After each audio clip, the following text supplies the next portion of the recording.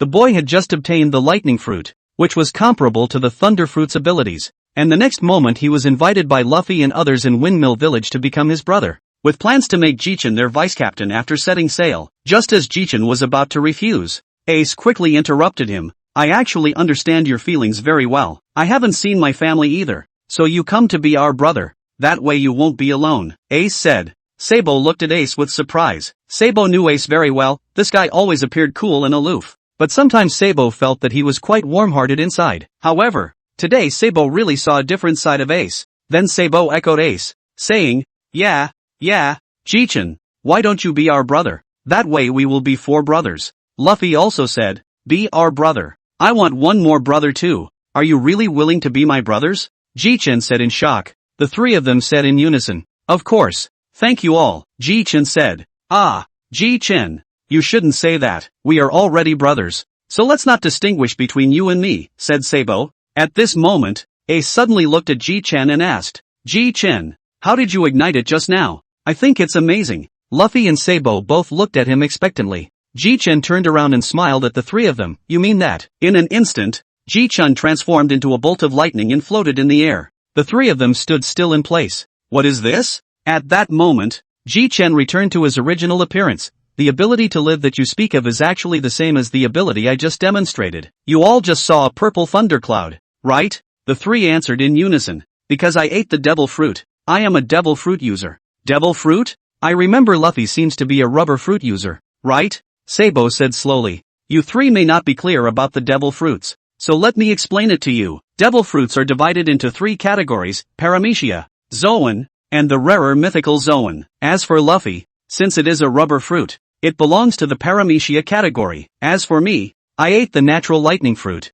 which allows my whole body to transform into lightning. The Zoan category can transform into various animals, and a strong recovery ability and powerful physique are characteristics of this type of fruit. The 3 of them sat in a row like little children, listening to the teacher's lecture. Then Jichen continued. However, those who eat the devil fruit, whether they are of the Logia type or the Paramecia type, fear seawater and cannot swim. Moreover, a person can only eat one type of devil fruit in their lifetime. If they eat a second one, their body will explode. However, it is still uncertain whether it will actually explode, because so far no one has been foolish enough to eat a second fruit. If you find a devil fruit and think it suits you, just take a bite. Only a fool would eat them all. At that moment, Luffy foolishly said, I remember I was really hungry at the time, so I ate it all. Ah ha ha ha ha. Jichen was speechless. Alright, that's it for the popular science on devil fruits. By the way, if you want to become pirates, you need to be careful of the natural type navy, because if you haven't learned Haki,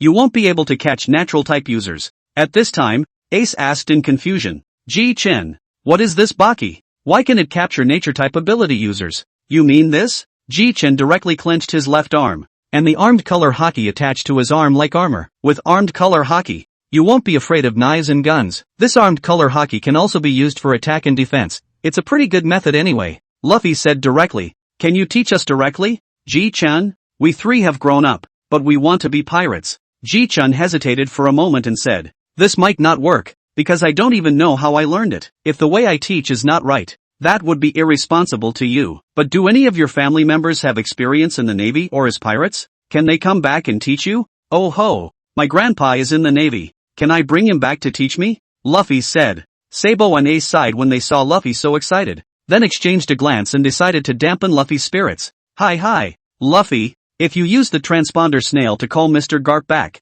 aren't you afraid of getting beaten up? Getting beaten up is secondary. Be careful, he might make you a marine. And at the very least, watch out for his iron fist of love. After that, Luffy's excited face froze and was directly fixed in place. Jichen noticed that the atmosphere among the 3 was off and asked, what's the situation with that Luffy? Luffy's grandfather is a Navy admiral, always making the 3 of us join the Navy, and if we don't, he beats us. One time when we came back, he almost beat us to the point where we couldn't take care of ourselves. Sabo said, what a vice admiral. That's quite a powerful existence. Jichen pondered for a moment and suggested to the 3. I say you don't need to be so depressed. Since it's a vice admiral, he should have the ability of armament Haki. You can first call this vice admiral back and say over the phone that you've changed your mind and want to join the Navy. Then smoothly bring your grandfather back, so you can learn armament Haki. This method is really feasible. Jichen then said apologetically, I'm really sorry, Ace, Sabo, Luffy, I'm not very familiar with this armament Haki,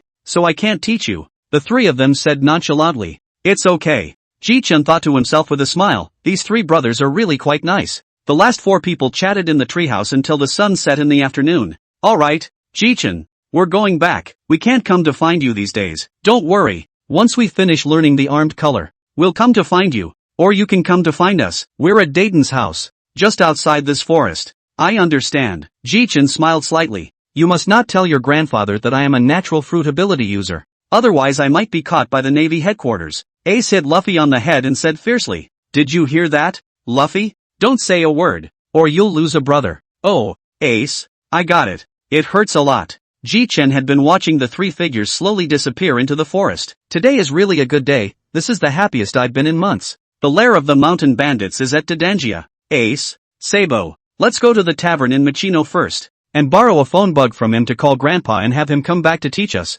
Luffy said. Alright, then the two of us will go with you, but when we call, we must make it clear that we both want to join the Navy. Otherwise when that old man comes back, we might get beaten up. Especially you, Luffy. Soon, the three crossed the Kolbo Mountain and arrived at the Machino Tavern in the town. At this time, Machino was wiping cups, and there was no one in the shop. Three little children walked in, and just as Machino looked up, he saw Luffy, Sabo, and Ace. Luffy, Sabo, Ace, is that you? How did you come here? Is there something going on? Machino looked at the three of them happily. The three of them exchanged glances, and Sabo and Ace directly pushed Luffy out. You two guys. Machino, we need to borrow the phone bug to call my grandpa. I remember Mr. Cap left a phone bug before he left. Wait a moment. I'll go get it for you. Then Machino took out a phone bug from under the counter. Here, the phone bug, and here's your juice. Ace directly approached and fiddled with the phone bug, but he didn't know how to make a call, causing his face to turn red.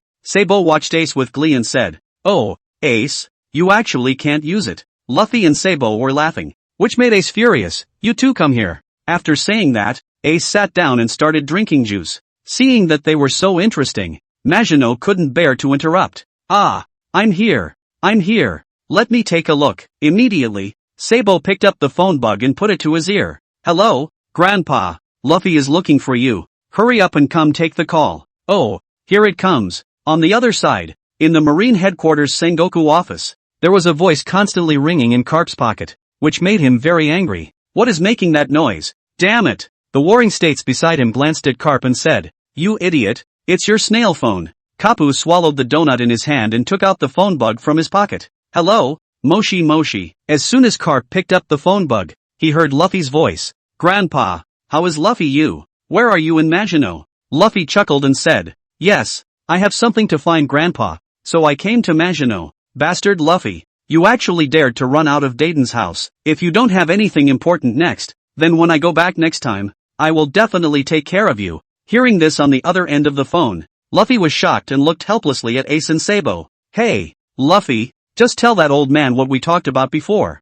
Luffy instantly reacted and continued. That Grandpa, Ace, Sabo, and I want to become Navy, not pirates anymore. Can you come back to help us train? On the other end of the phone, Garp was stunned for a moment, then quickly asked Rodfei, What did you say? Ace and Sabo were listening to what Garp was saying, secretly complaining, Does this old man not understand human language? Ace snatched the phone and said directly, Old man, it's Ace. Luffy just said it's the three of us. Luffy, Sabo, and I want to join the Navy. If you don't come back to help us train within 10 days, when we grow up, we'll just become pirates. Ace finished speaking in one breath. For a moment, it seemed that space was silent. Don't worry, Ace, Grandpa will be back to help you train right away. Just wait for Grandpa. The call was then hung up by Garp. Ace turned his head and saw two pairs of eyes looking at him with admiration. Alright, don't look at me like that. I just blurted it out at the time. That old man will be back soon. Machino then said, Hey, Ace, Luffy, Sabo, you guys never thought about becoming Navy, right? Machino's beautiful eyes were fixed tightly on the three of them. What? Ace was exposed. Luffy shouted. Ace punched Luffy on the head and said, Idiot, how can you admit that? Ace looked at Machino and said slowly, We just want the old man to come back and train us. Don't you dare tell the old man that. You guys are trying to get stronger, aren't you? For future sea voyages? Of course, so all the more reason you can't tell the old man. I know, don't worry, the three little children. Come what you want to eat today. Tell me, it's not easy to come to the village. Wow, great, thanks Majino. On the other side of the end of the call Garp cannot hide the excitement. Directly slap on the table of the war country said, "Hey, war country, quickly, prepare me warships.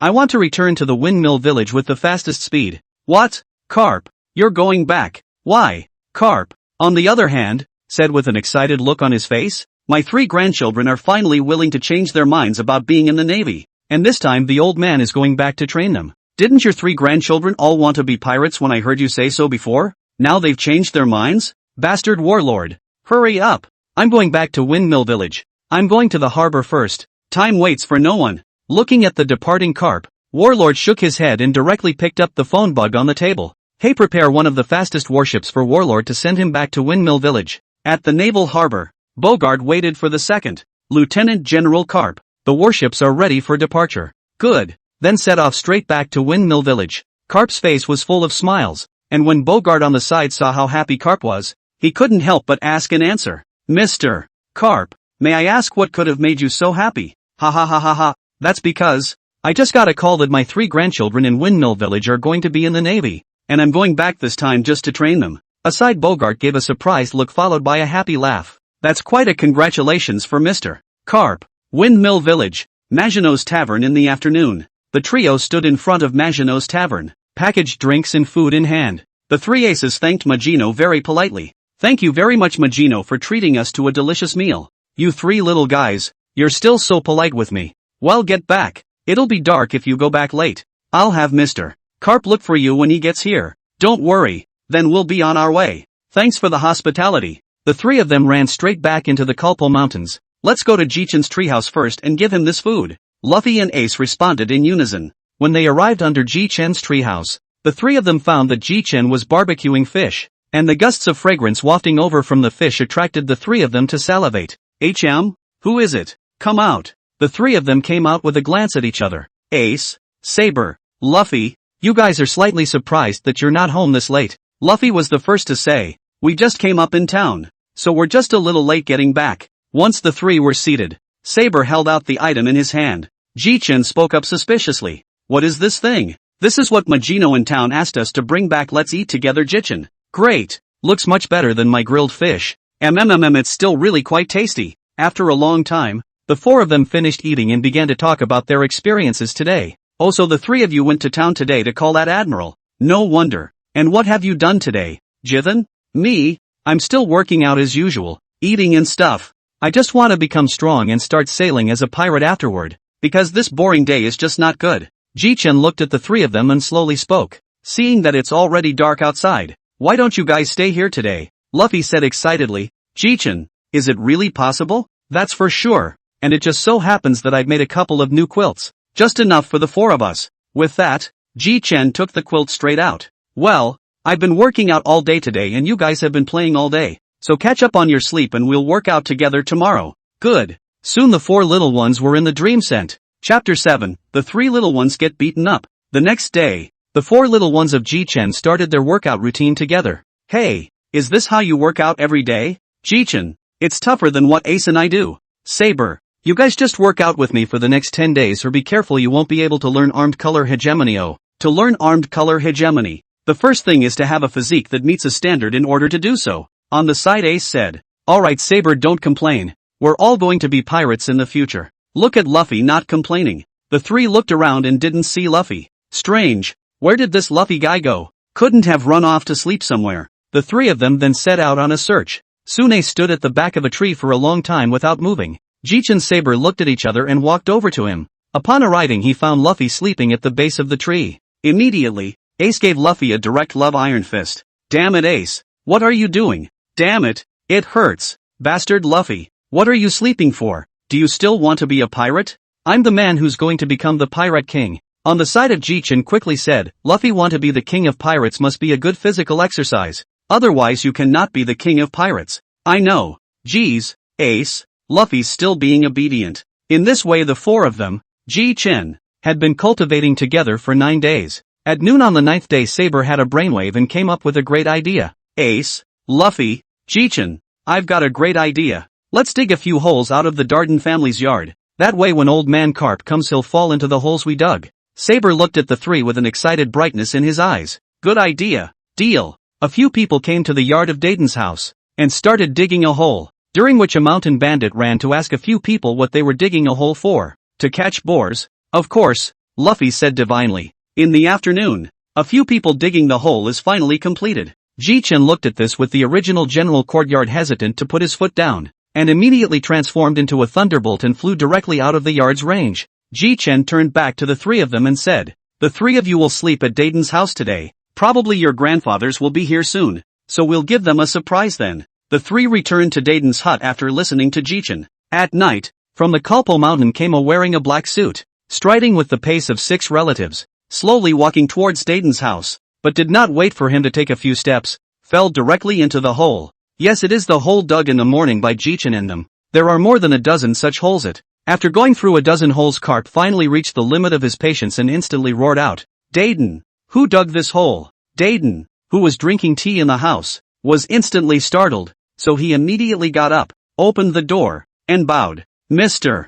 Carp, this one was just dug by Ace this morning. Said he was getting it to catch a boar." And with a backhanded slap to Dayton, Carp walked into the house. Ace and the others, who were sleeping, had no idea of the danger. Originally Carp had come to see his grandchildren with a full smile on his face, but now Carp had only one thought in his head: beat them up. Knock, knock, knock. Carp gave a punch to one of the three just as he arrived at their beds. The three were woken up straight away by the pain. "Asshole, who dared to punch me?" shouted Ace, but the next second the sound came to an abrupt end. Old man, you're here so early?" Off to the side, Saber and Luffy also woke up from the beating and looked at Cap with a confused look on their faces. Carp yelled, "Stand still, all of you, bastard boys. Originally I came here with a sense of relief, but I didn't expect you to dare to ambush me. Are you ready to be educated by your grandfather's love?" Just then Ace shouted, "Old man, we dug the pit to catch the boar. You can't accuse us wrongly." I don't know if Carp was having an IQ explosion tonight or what,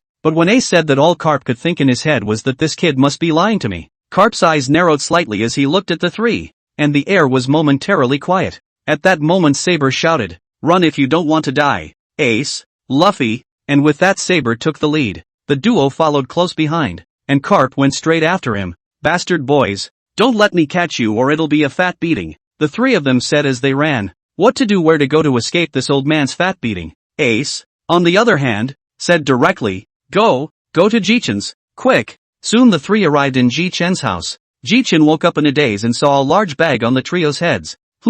What are you guys doing here? And how did you get your asses kicked?" Saber was the first to speak up. "Hey, don't mention it. Old man Carp is back. As a result he stepped on all the traps we dug in the morning. No, he's now in the forest catching us. Let's just sleep here today." It dawned on Jichen. "That's fine. You guys can sleep here today. Don't worry, it's safe." And on the other side Carp looked at the endless forest. Where are the asshole boys? Running pretty fast, but fast won't help. At that moment, Carp directly used seeing color, which directly covered the entire forest. Jichen had just laid down and sat up instantly. "Ace, Saber, Luffy, come on, get up. You've been spotted. Your grandfather has found you." As soon as the words were out of his mouth, Carp found his way straight here. Carp then outed the three directly, and after beating them up the anger was finally gone. Jichen, on the other hand, was laughing on the side. "Ha ha ha ha ha, the three of you are too miserable. It's a good thing he's not my grandfather." At this moment Jichen felt lucky to be an orphan. The three aces looked at Jichen indignantly. Who are you?" "I was just paying attention to Ace and him. I can't believe I didn't notice you, little guy." Jichen's laughter came to an abrupt end. Then he stepped forward and politely greeted, "Kapu old. Sir, how are you? I'm Ace's friend. You can call me Jichen." "Hello, Jichen. How come you're living in this forest all by yourself?" Jichen didn't expect Carp to ask such a question, and then answered cheerfully, "Mr. Carp, I'm an orphan. Where can I live if I don't live here?" Carp nodded thoughtfully. "So that's how it is. Then be my grandson." Carp spoke out of turn, leaving Jichen frozen in place for a moment. Jichen thought to himself, "What? He's going to accept me as his grandson? Isn't this going to be an untimely death? No, I have to refuse." After a long interval Carp delayed to get a response. Immediately said to Jichen, "I said Jichen boy. You answer or not ah." Jichen didn't look Carp in the eye in the slightest and shouted, "The stinky old man still wants to be my grandfather. You're dreaming. Then you'll get a taste of the old man's iron fist of love." Jichen was shocked, then shouted in panic, wait, I promise, but I'll just call you old man like Ace. Garp nodded in satisfaction, not caring in the slightest about what Jichen had said about calling him an old man. Well, I'm going to head back to Darden's, so you four remember to come to training tomorrow. Jichen looked at the three people's faces that were swollen to a pig's head from being punched, and forced a smile as he carried them directly back to the treehouse. Well, go to sleep first. Tomorrow is a new day. Chapter 8, The Beginning of Training. Early the next morning, Jichen vaguely heard someone shouting under the tree. Jichen walked out impatiently and immediately shouted, "Which one is the one who is shouting and screaming here?" Living impatiently. Jichen's face is very unattractive. Sleep is not good, of course. Jichen will not be polite. Jichen then heard a sound that instantly sobered him up. "Hey kid, your name is Jichen, right? You want to get your ass kicked?" Jichen, in hearing this Garp Lieutenant General to my voice, not only instantly awake, also brought a wave of fawning smile to look at the Garp. Ding dash. The system says the host is still spineless. Yuck. Jichen cursed in his heart. What do you know? I call this knowing the time. I don't want to get punched. Kid, you've changed your attitude quite quickly, but a beating is inevitable. Garp left a large, freshly bulging bag directly on Jichen's head. Damn stinky old man. The fist is still really hard. Still cannot use the power of the fruit. Can only be hard to take it? Otherwise look at the original. When Luffy is a crybaby, it is because the old man cap always beat Luffy. Jichen secretly thought in his heart. When Jitsu sensed that Garp was about to head inside, Jitsu said sharply, "That old man. Just let me call them." Ahahaha. You can't wake them up. It's better for the old man to come and wake them up with an iron fist each. In the end, Jichen didn't argue with Mr. Garp, and then Jichen sat down on the trunk of a tree and heard the screams of the three people in the house. Ha ha ha ha ha. All up, grandsons. Training starts today. All in good spirits. Come gather in the clearing under the tree in a moment and change your clothes. The three of them looked at each other with all the bitterness they could muster. The three of them then got dressed and just went out the door when they saw Jichen leisurely lying on a tree trunk. Jichen sensed that someone was coming and hastily raised his head. Then he saw three people looking at him with large bags on their heads. Yo, Luffy, Ace, Saber, you guys got your asses kicked by the old man too. Also? The three gazes looked at Jichen's head in unison, and the four of them revealed bitter smiles. Alright, let's go. Old man Garp is waiting for us, said Jichen and jumped down first. Garp looked at the four people in front of him and couldn't help but nod in relief. Not bad. They are all good seedlings. Have the potential to be a marine. Well, today, first of all, train your physique. First of all, you have to be ready to be sanded off by me. The training is very hard. You don't want to give up halfway. Or Grandpa's fist is not vegetarian. Yes. Very well. Next, 10 laps around this Culpo mountain. After which I'll set up the rest of your training program. 10 laps. It's not too much. And certainly not too little. Jichen said and ran. The three men looked at each other and ran after each other. Well, it should take them a long time to get back. Let's see if there are any large animals. I'll do the whole roast. Garp directly activated his seeing colors and instantly locked on to a big, strong, appetizing-looking grizzly bear. Garp directly used shave among the Navy's 6 styles and instantly came to the big grizzly bear, armed color-covered, and directly punched this big grizzly bear to understand. Soon after, the four of Jichen finished their 10 laps and returned to Garp's side again. The group saw that Garp was resting on the pillow of a dead threw grizzly bear in a deep sleep. The four shouted, "Old man, grandfather, wake up, dash. What's up? It's you four, are you done running?" Ace didn't have the heart to say, "What are we doing back here if we haven't finished running?" "Old man." Garp laughed. "So you guys haven't eaten yet, I guess. I was going to roast this bear and I accidentally fell asleep." "Old man, you can't even cook and you're going to roast this big bear. What were you thinking?" Ace looked at Garp with contempt. "What? Ace isn't allowed to question Grandpa. A simple roast is something your grandpa and I can do." "What the hell? It's a good thing you didn't do it or you'd be blinding the bear for nothing."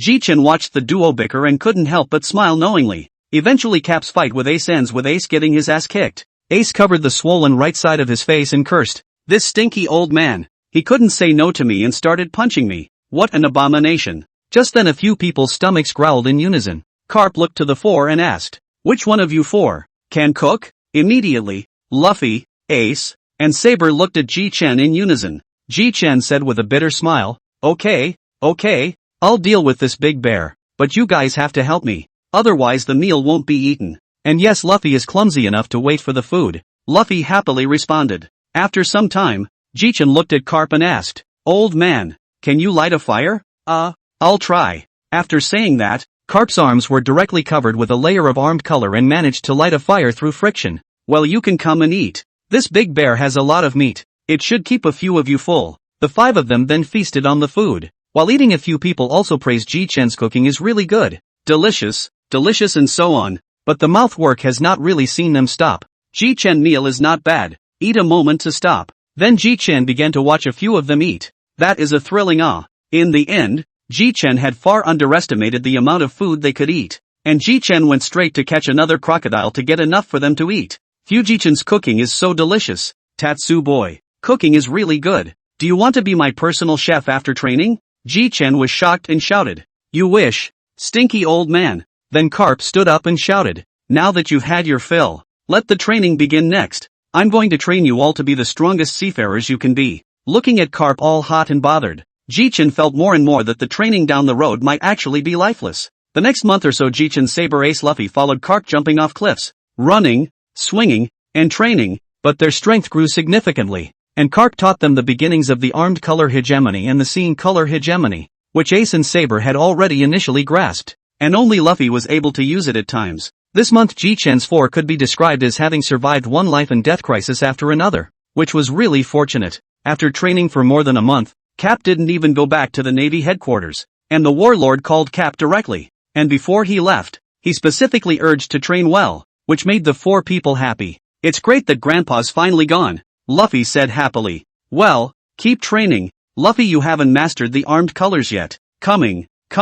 Chapter 9. 2 years later. Ding dash. Congratulations to the host for completing the mission and training for 2 years at Mount Kolbo. The system rewards the Thor pirate ship. As soon as the words fell, Jichen, who was training, instantly became excited. This is the pirate ship rewarded by the system. It feels pretty good. However, this pirate ship will have to wait until I sail. It's a bit bad to take it now. By the way, go prepare some food to bring back. Well, that said, it's been 2 years since I came to this world of pirates. For 2 years, the 4 of them had been good brothers who slept and ate together every day. And of course after 2 years all 4 of them had grown quite a bit taller. And each of them was well balanced, almost the same height. Jichen finished his training and brought food to their secret base. Just as he arrived, Jichen saw that Saber and Ace were kicking Luffy around like a ball. Hey you two guys, stop bullying Luffy and watch out for me to bully you too. Damn Ace. Saber, it's better to be Jitsu, Luffy said and ran to Jitsu's side. Wow, Jichen, you brought back a lot of meat. These are raw, gotta Mr. Fire. Hey you two, stop standing around heckling and get over here and help. Ace and Saber yelled out directly. Here it comes. Soon, with the tacit cooperation of the 4 of them, all these meats were cooked. Well, it's ready to eat. After a while, Luffy patted his bulging stomach and muttered, so full. Big brother Jichen's grilled meat is the best. Jichen smiled, then looked at Saber and Ace and asked, I'm going to take a trip out to sea this afternoon. Are you guys going to continue training or are you going to join me? Without waiting for Ace and Saber to reply, Luffy directly jumped up and shouted, I'm going along too. No, Line, you stay here. Luffy, you're not strong enough. Wait for us to come back. And I'm going to that island this time, but it's very dangerous. Luffy dropped his head and whispered, alright then, you guys be safe. Oh. Ace and Saber looked at each other and laughed. Of course we're going. It's the first time we've ever sailed. Let's eat first, and I'll go over there and study the sea route. After saying that, Jichen walked straight to the side. System, can you detect the location of the burnt fruit? That's right, Jichen is trying to go find the burnt fruit. In the original story, Ace found the earth-burnt fruit on an unnamed island in the East China Sea. And now Jichen merely wants Ace to eat this devil fruit early. Ding dash. Burning fruit can be detected and is close by. Jichen instantly became excited. Then carefully asked, then may I ask if the system can show me the way? Ding dash. The host doesn't have to be careful. This system is just a sign-in system, but it's also a system that can assist the host. That means you can take me. Then, Jichen looked at the route in his mind, and then was reassured. Hey Ace, Saber, it's time to go. Luffy, look after the house, we'll come back and tell you about it. Oh. On the way, Ace asked, do you have a boat, quartermaster? Jichen quickly said, this boat, there is, to the shore we'll know. Jichen, on the other hand, hurriedly communicated with the system to have the pirate ship he had just obtained parked by the system on the shore of Windmill Village. The 3 of them arrived at Windmill Village, and a mechanical tone came from Jichen's mind just as he stepped in. Ding dash. Congratulations to the host for arriving at Windmill Village for the first time. Please ask if you want to sign in. Yes. Congratulations to the host for obtaining the famous sword blaze. and the goodwill of the villagers of Windmill Village. The famous sword has been put into the system backpack. The host can take it out by himself.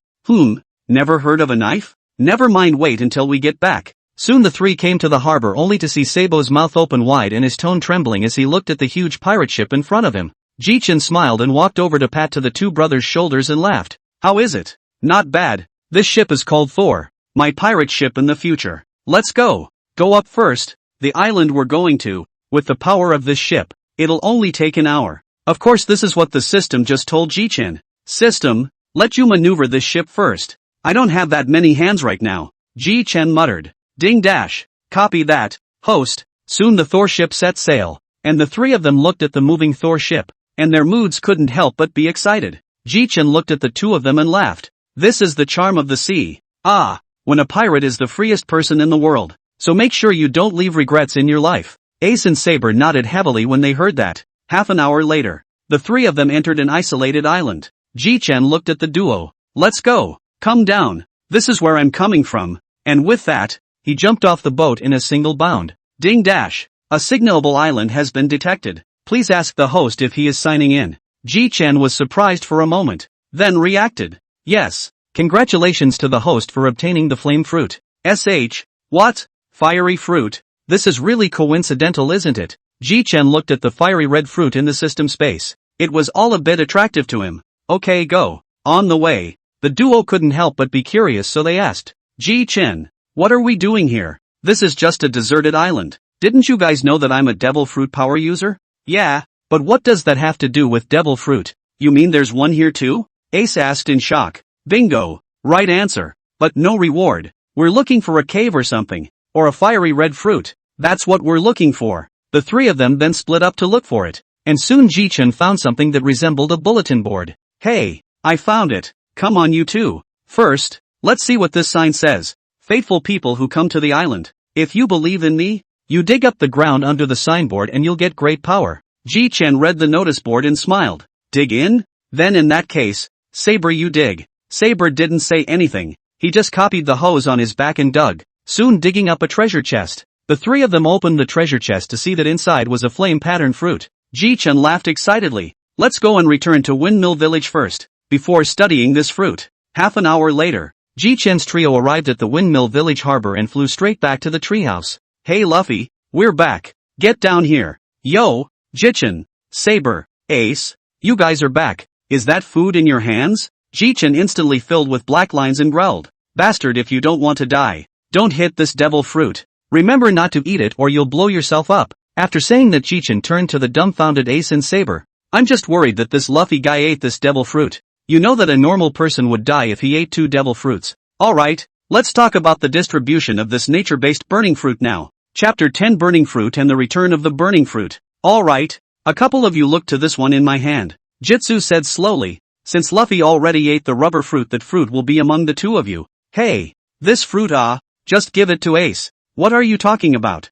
Saber, it's only right that this one goes to you. You're my brother. How can a big brother grab something from his brother? Asshole Ace, I'm your big brother. Don't you dare try to ride my ass. The two of them then wrestled together. And Jichen couldn't help but stroke his forehead as he watched the two of them fight more and more fiercely. Jichen shouted. Hey, hey, hey, hey, you two assholes. At first you were humbling yourselves. Now you two are starting to fight. Besides, I didn't say that I only have this one fruit of the natural system. Saber and Ace looked at Jichen with incredibly wide eyes and said, Jichen, you have 2 nature-based devil fruits? Jichen laughed in a very stinky way. Of course, asshole boys. I haven't even finished my words and you guys started to humble yourselves and ended up fighting. Ha ha ha. Let's do it this way. You two call out a big brother to here. I'll take out the other fruit. You have to know. My other one also belongs to the fire attribute fruit. Oh, you two, if you eat it you should be able to use a combination technique. Ooh. Think about that picture. How handsome. The duo couldn't help but have tears of envy running down their faces at the thought of that image. Don't say it. We're calling Dash. Let's do something different then. Let's make a bond so we're really 4 brothers. After finishing his speech, Jichen directly leapt into the treehouse and got a bottle of Mountain Bandit wine from the system space, which was secretly shunted into the system space before when Dayton was not paying attention. 4 people to find a flat place. Sit on the ground. Jichen to the 3 people pour full of wine. While pouring, while saying, you 3 know. As long as the drink of worship wine, we are brothers. In the future, if anyone in the big sea accident, we will rush over. Luffy, ha, brother, I have a brother. Saber, I'm Sango then. Jichen, I'm the second brother. Then, Ace, originally I was going to be the second brother, but Jichen grabbed me first, so it looks like I'll have to be the big brother. Geez, Ace don't care that you're the big brother because you're the oldest. Jitsu laughed. What? I'm older than you, Jichen. Why do I have to be the oldest? Jichen looked at Saber and said slowly, just knock me down if you can. Saber grunted coldly, and said no more. Okay, next you guys see which fruit you like. After Jichen finished speaking, the burning fruit was taken out of Jichen's system space and placed in front of Ace and Saber. This slightly redder one is a burning fruit. I don't know what will happen after eating it, but it should be of the natural system. As for this lighter one, it's a natural system burning fruit. You two choose for yourselves. After Jichen's introduction, the duo instantly tangled up. In the end it was Ace who made the first choice. Ace still chose the burning fruit that he had before, while Saber chose the burning fruit that he got from signing up for Jichen. Jichen smiled faintly. You guys can eat it. If you think it's too hard to eat, just take a bite and swallow it. Ace opened his big mouth directly and bit off 2/3 of the pulp. Ace soon had a hard look on his face. Jichen duly reminded. Hey Ace, swallow it. If you spit it out, the power of this fruit won't be on you. Gulp dash. Phew, finally it's swallowed. How is this fruit like eating? It's so hard to eat. Saber watched from the sidelines as Ace had such a hard time before swallowing the devil fruit. Saber's hand that was gripping the burning fruit couldn't help but tremble a little. Hey Saber, why is your hand shaking? It can't be that you're scared. Jichen laughed. Who said that? Saber swallowed the burning fruit in one straight bite. There's no flavor at all. This Ace guy is exaggerating. Okay, you two stop being poor and feel the power you just gained carefully. 1 minute later, Ace and Saber directly clenched their fists with one hand. Flames in their hands covered their fists towards Jichen. When Jichen looked back, he saw 2 fire fists coming towards him.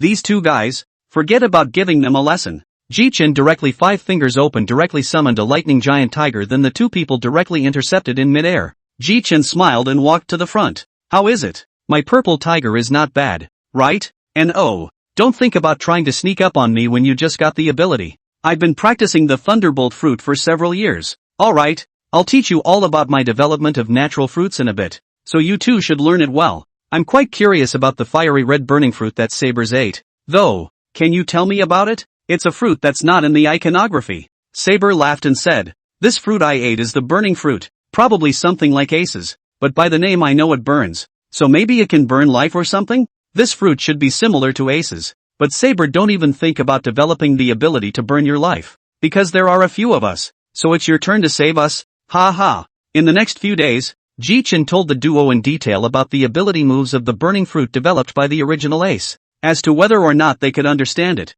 it was up to them. Normally, the 4 brothers also train Luffy's fruit abilities, which are the 2 natural systems of Saber or Ace as targets for training Luffy's accuracy. Hey Saber, don't you move. I'm going to fight. Rubber dash. Just as Luffy was about to fight, Sabo, who was 50 meters away, directly shouted, Stop!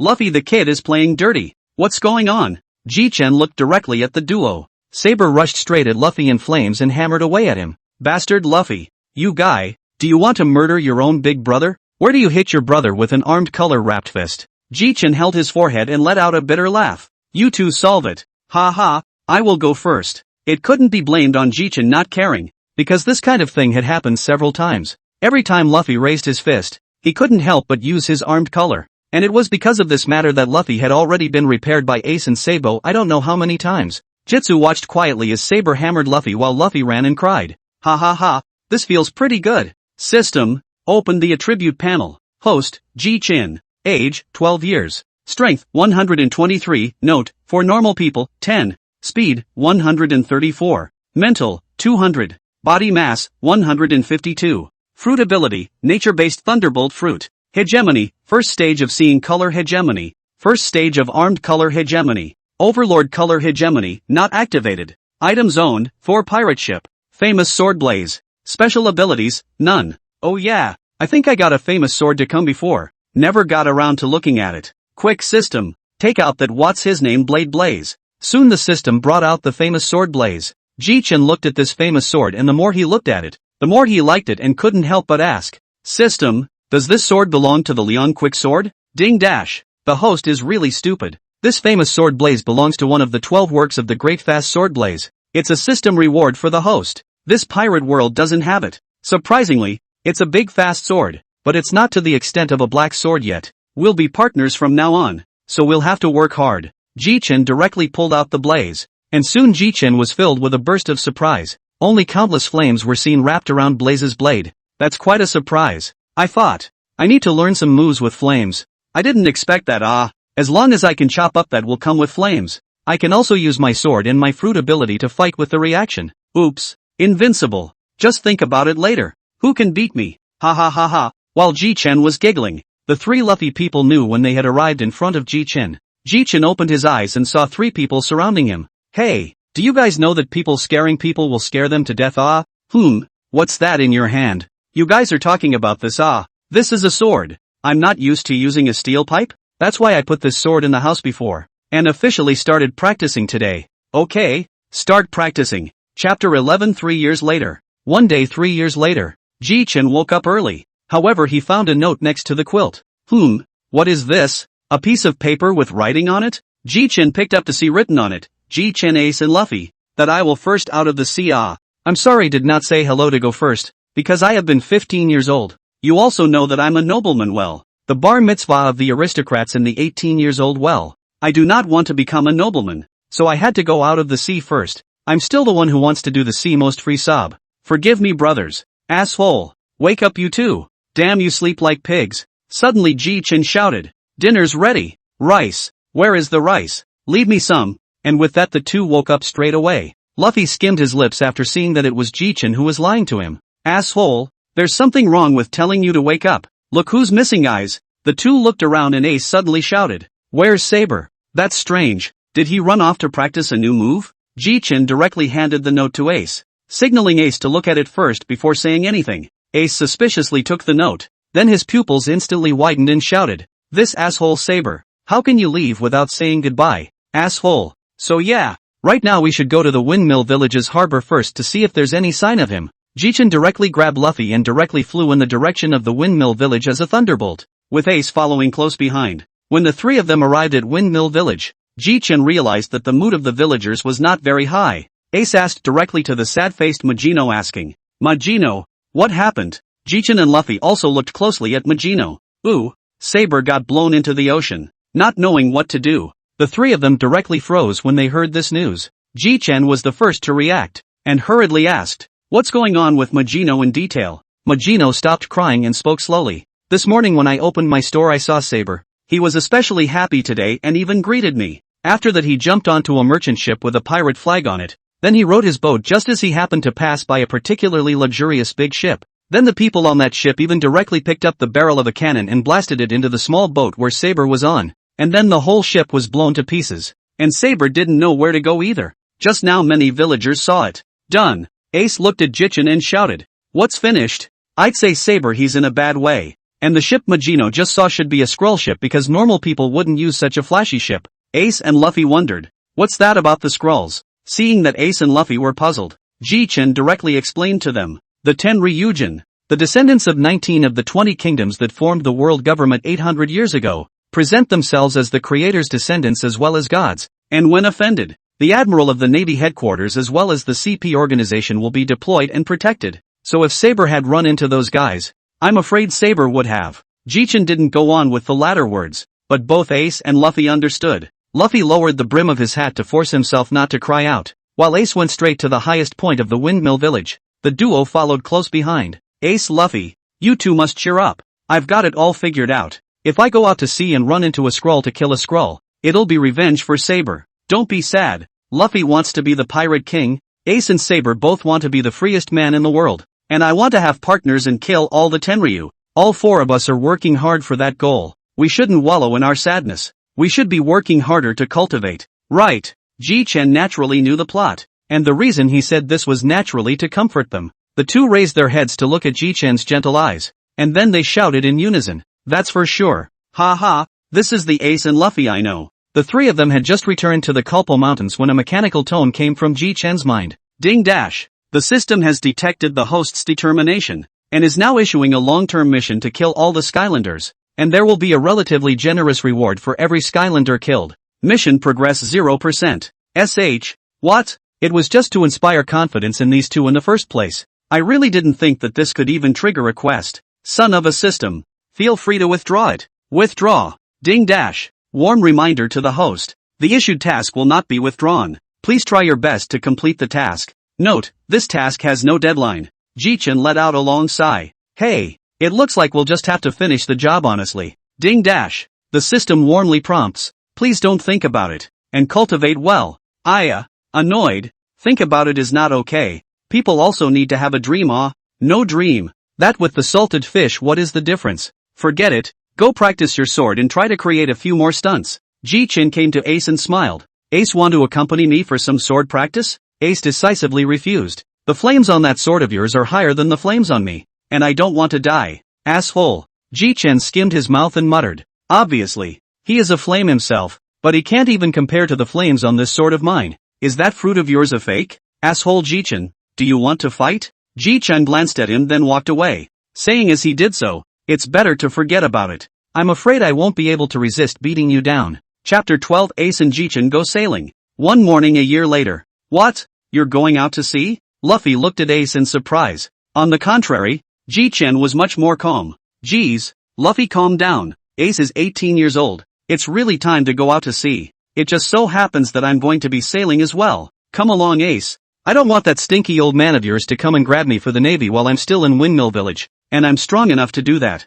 Humph. Jichen. I'm not going to let you be my captain. Just die. I'll start my own pirate group. Ahem. Don't get me wrong. I've always known you to be a self-reliant person, so I was just going to give you a lift on my pirate ship for a while until I got to the next town and then I'd put you down. Not to mention, what can you do with that little sailing ship of yours? Well, then, fine. Just take your boat to the next town. And I've had quite a bit of pirate funds with Sabo over the years. Enough to buy a big ship. Luffy looked at the duo uneasily from the side. Jichen noticed Luffy's state and wondered. What's wrong? Luffy, don't look like you're doing very well. Jichen. Ace, you're all going out to sea. So what am I going to do? Ace laughed aside. Luffy, you've grown up. You're not the crybaby you used to be. And your two big brothers are going to sail. So when you're 17 you can sail too. It's too early for that. Yeah, Luffy, don't worry. Old man Garp hasn't been here for a long time. He must be on some mission right now, won't have time to come and get you. Luffy's nervousness subsided a bit after Jichen finished with Ace. Ace looked at Jichen and said, Hey Jichen, we're all leaving. Go visit Dayton. After all, we've given this guy a lot of trouble over the years. Good. Let's go. The three of them slowly advanced towards the mountain bandit's lair. Hey Dayton. Jichen and I are going out to sea. No one will bother you from now on. Oh yeah, it was me, Ace, who stole a bottle of Mountain Thief wine from you before. Don't worry, when I have time to come back in the future, I'll definitely bring back a few bottles of good wine for you. And inside the house, Dayton turned his back. Boss, Jichen and Ace have already left. Aren't you going to see them off? The mountain bandit Magra on the side said to Dayton. Humph, these two assholes are finally gone. Finally gone. But I still hope they're safe and sound. The other side. Well, Ace, come on up. The Thor is fully charged and ready to go. Oh, here we go. Ace jumped onto the Thor with one long jump. Jichen looked at the villagers of the Windmill Village below. Even Jichen did not expect that there would be so many villagers to send us off. Village chief, hey, Jichen kid, Ace kid, you two take care of yourselves. Even though it is said that you became pirates, you will always be our Windmill Village people. Majino, Jichen Ace, come back and visit often. The crowd was also talking to Jichen Ace about something or other. The two just smirked at their commands from the boat. Okay, off to Sheltertown. The Thor slowly inched forward. Ace, the next town should be selling boats, but do you really want to get off the boat? If you don't, it's okay for me, the Thunder God Pirates, to give you a vice captain. Ace froze at Jichen's words. Bah, shameless. I've said I'm going to start my own pirate group, and you want to drag me into your pirate ship. Cut. I'm not going to. Don't want it. Don't want it. Anyway, my bounty will definitely be higher than yours in the future is all. Ace laughed at that. You're thinking beautifully. My bounty will definitely be higher than yours in the future. Mine's higher than yours. The two of them were thus arguing about whose bounty was high and whose was low along the way, not realizing that the Thor pirate ship had already sailed into the harbor of the town of Shields. Jichen watched as Ace went straight down into flames. Thanks Jichen. Let's leave it at that. I'm going to buy a boat. Then I'll return. Jichen was dumbfounded. This guy, there's such a rush. Ding dash. Congratulations to the host for arriving in the town of Shields for the first time, rewarded with a chance to sign in. Please sign in? That was pretty quick. Signing in and out. Ding dash. Congratulations to the host for obtaining the sword hero cultivation. 10 million berries. Reward issued. As soon as the system's words fell, Jichen felt a qualitative leap in his own level of sword Dao. I really want to try it. Swordsman's cultivation. Ha ha. By the way, this is the town of Shields. I wonder if Sauron is here in the original. If he is, I must pull him into my Thor pirates. Shortly afterward, Jichen entered the middle of the marketplace in the town of Shelts with a fiery red blade at his waist. Jichen came to a stall and asked with a smile, "Big sister, do you know this person? Roranoa Solon?" As soon as the words fell, the face of this person whom Jichen had called Big Sister instantly became ugly. It seems impossible to ask. Then Jichen directly asked from stall to stall, but a dozen stalls in a row asked Jichen did not get what he wanted. I just ask a Sauron. These people to it, one by one how the face so fear That's because the person you're asking about, Sauron, is a magical beast An old voice came into Jichen's ears. Old man, you know about Sauron's condition. Can you tell me about it? What old man? Just call me old man. You want to know about this Sauron guy. Can I ask why? Jichen spoke after a brief moment of contemplation.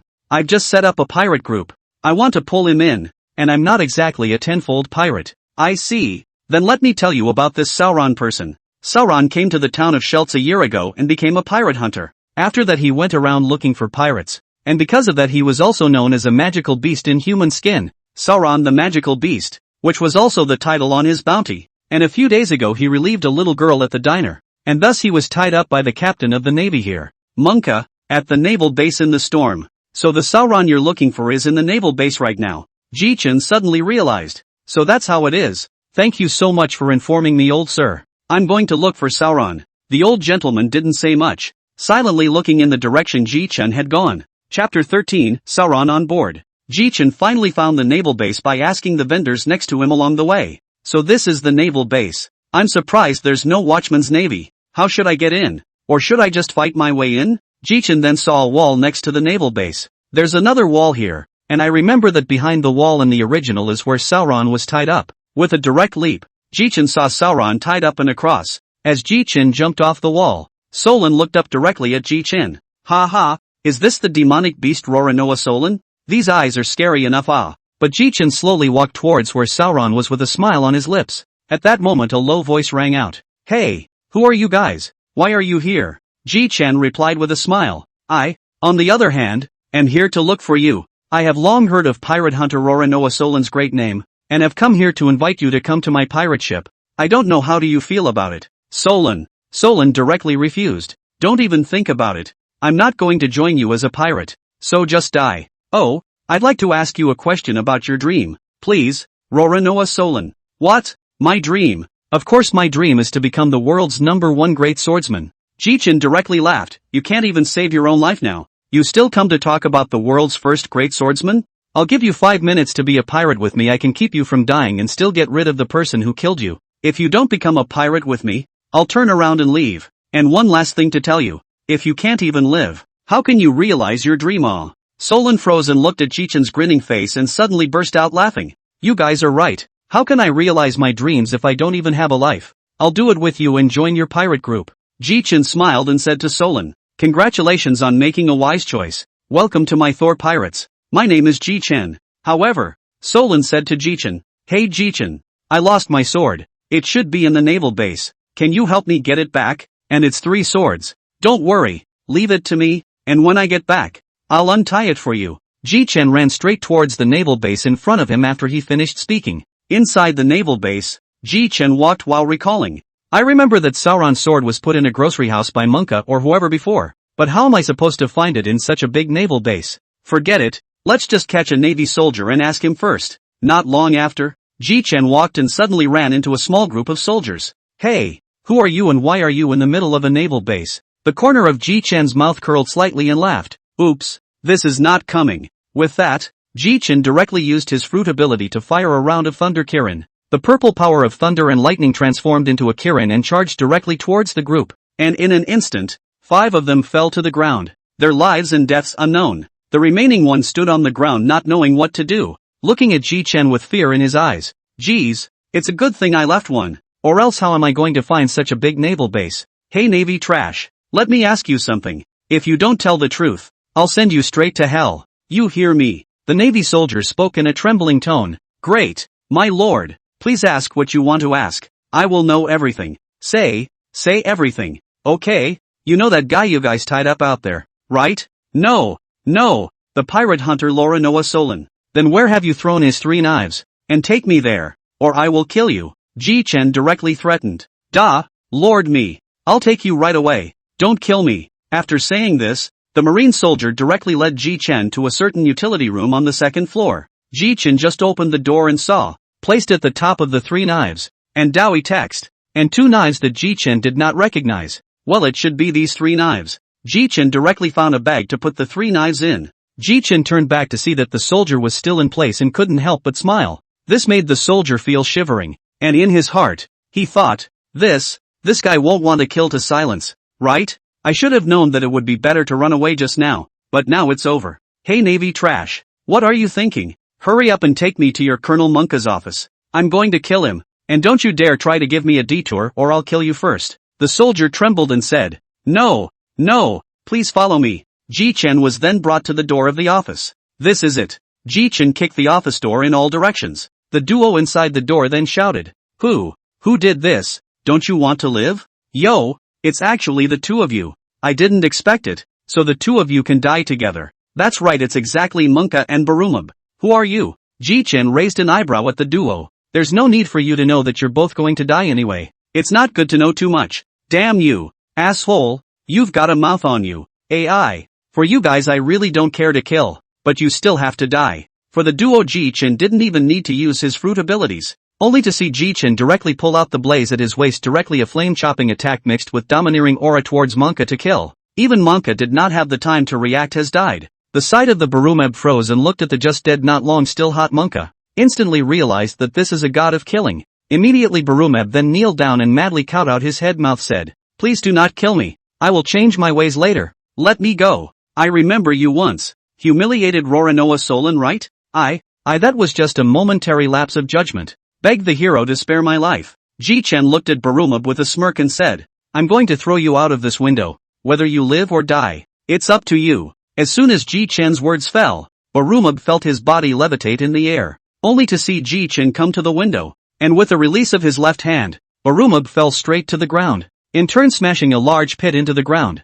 Jichen brought Sauron's 3 swords and jumped directly from the window, arriving in front of Sauron in a few instantaneous movements. Well, untie it for you. Oh yeah, the colonel of this naval base, Munka, has been killed by me. As for this Munka's son who just fell, he should have humiliated you. I just threw him down from the 2nd floor. Whether he lives or dies depends on his luck. My crew is not something he can humiliate. Jichen patted Sauron's shoulder and laughed. Let's go. Let's replenish some supplies then set off to the next island. Then Jichen and his duo came directly to the bazaar. But what surprised Jichen was that all these vendors ran away at once. Jichen directly shouted, Whoever is running, I'll directly open up a killing spree. Instantly all the vendors all stopped in their tracks to look at Jichen and Sauron in horror.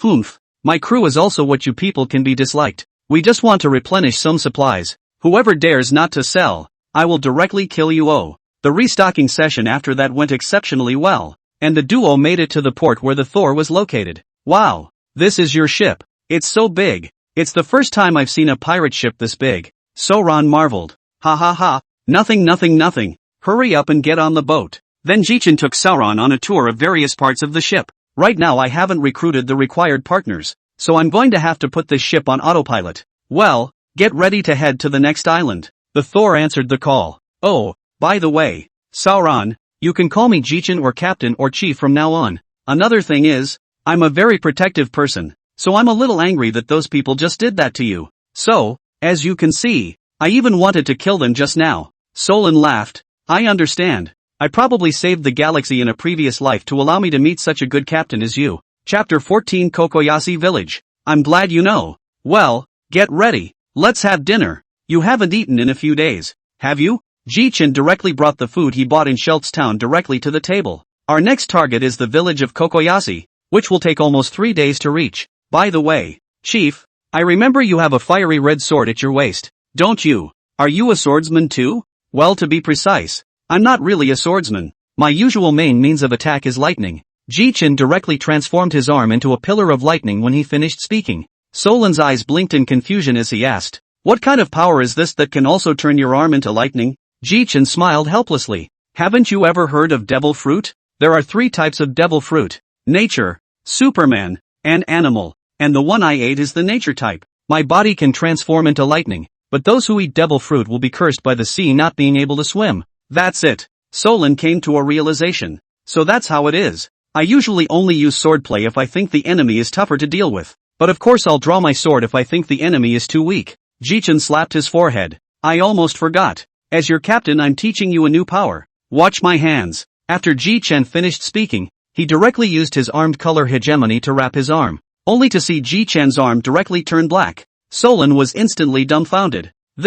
What kind of ability is this? You say this this is called armed color hegemony. If you know this kind of ability, you can hit the natural ability person. You can also wrap the armed color hegemony on your sword so that in the battle your sword will not have any damage. How about it? Want to learn? I'll teach you Why does that sound weird? But, Chief, I want to learn, Sauron said with excitement bursting into his eyes. Okay, then you come out with me and I'll teach you the use of armed color. For the next 3 days in a row Sauron was immersed in the study of armed color hegemony. Soon the duo was also finally arriving at the harbor of Kokoyashi village. Alas, Chief, look, how is it that there are fishmen watching the door of this Kokoyashi village? Jichen secretly said. Did this evil dragon pirates occupy Kokoyashi village so early? Seeing that they look strange and don't look like good people, let's disguise ourselves and go into the village and ask the villagers there. The duo then entered the cabin to redress for a good time and ended up disguised as 2 merchants. Jichen drove the Thor directly to the side of the Kokoyashi village for the safety of the Thor and put the Thor into the system space. It made Solan look that way, but Solan didn't ask much. Jichen flew Solan to a dead end on the shore of the Kokoyashi village, and then came in front of the 2 fishmen. The fishman saw the duo and revealed a fierce look arrogantly. "Hey, what are you 2 here for? You 2 big fishman brothers. We are merchants who have heard for a long time that the oranges in this village are particularly good, so we have come to collect a little bit back. 300,000 bell crossing fee for the 2 of you to get in." Jichen then directly shelled out 300,000 berries and also managed to enter the village. On the side, Solan coldly asked, "Chief, what are we going to do now?" "Well, there aren't any taverns here either. So let's go to the villagers first and ask the village headman where his home is. After all, the headman is the one who knows the most in this village." The duo then knocked on the homes of the villagers, and soon after the first family Jichen they knocked on drew the door open. Jichen smiled with a kind face and said, "Hello guys, we are merchants from other villages. Can I ask if you know where the village headman's house is here?" Probably because Jichen had a kind face, the villager quickly told the 2 of them, Let's go to the village chief here first to find out what's going on." Alright. The 2 made 7 turns along the main road before arriving in front of the village chief's house. Jichen directly knocked on the door of the village chief's house,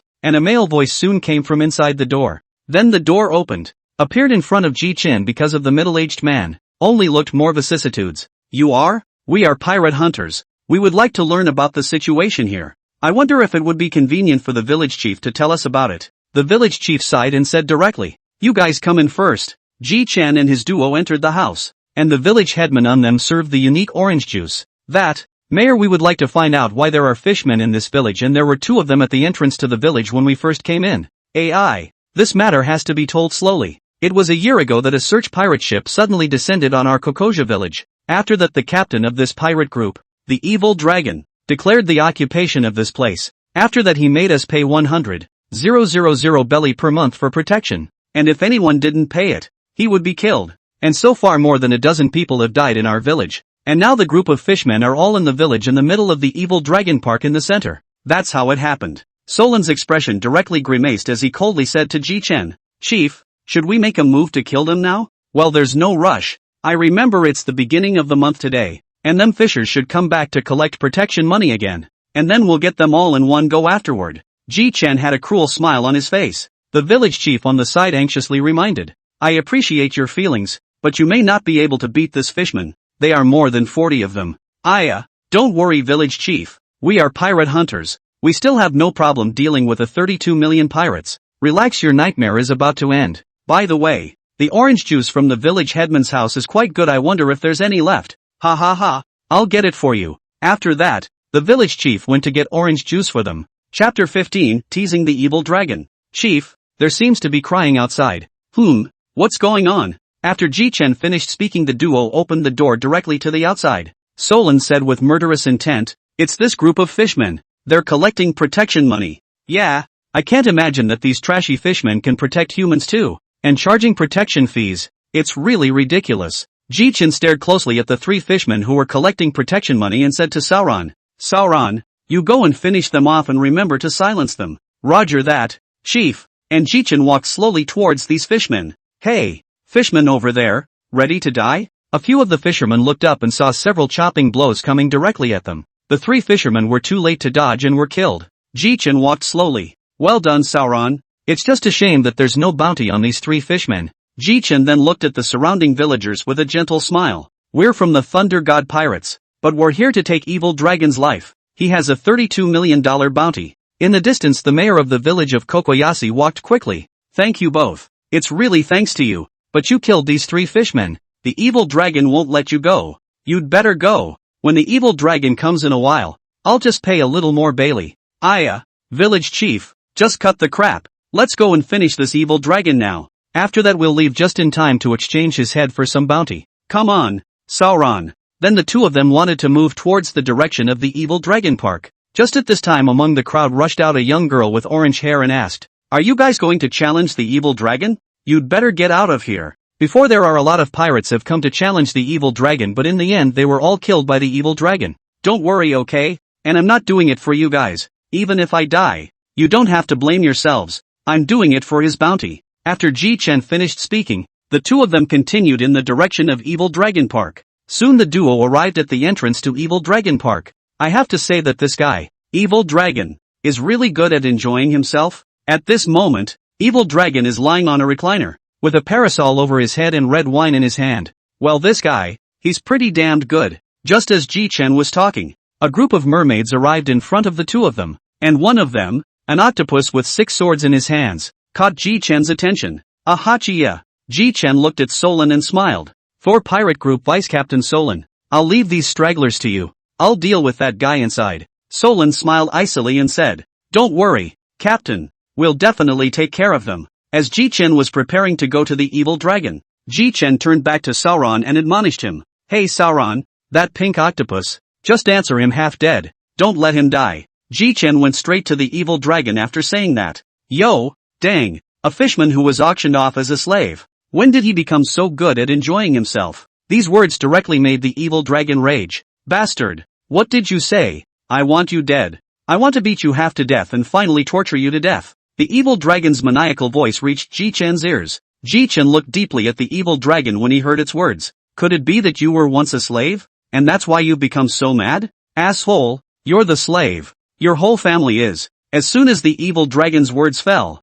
it directly rushed towards Jichen and launched an attack. Looking at this funny picture of the evil dragon, Jichen did not tightly want to tease the evil dragon, only to see Jichen directly transform into lightning without panic in the face of the evil dragon's attack. That made the evil dragon's attack miss straight away. Damn, what kind of power is that? Yo Dash, you're supposed to be a little shark. A little shark that's angry, and it's not right to be angry. Bastard, I'm a sawtooth shark, not a small shark. You give me death to come. Hey, I've eaten a devil fruit, not to mention a nature-based one. Why are you such a little shark? The little shark directly opened his large mouth and charged towards Jichen.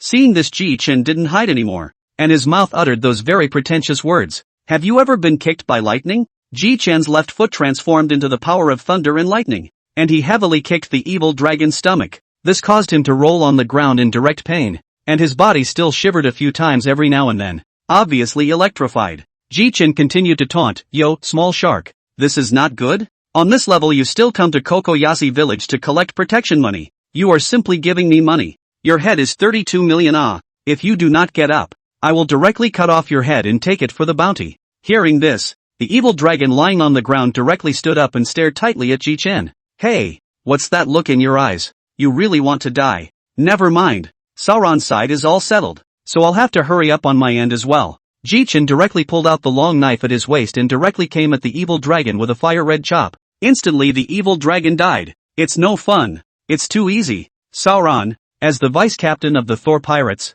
let you cut off the head of that evil dragon. And when the time comes to exchange it for the bounty, I'll just go and see how this Hachi is doing. After saying this, Jichen directly walked forward in large strides, coming in front of the octopus Xiao Hachi. Looking at the Xiao Hachi who was dying at this time, Jichen opened his mouth. Do you know why I asked Sauron to keep you alive?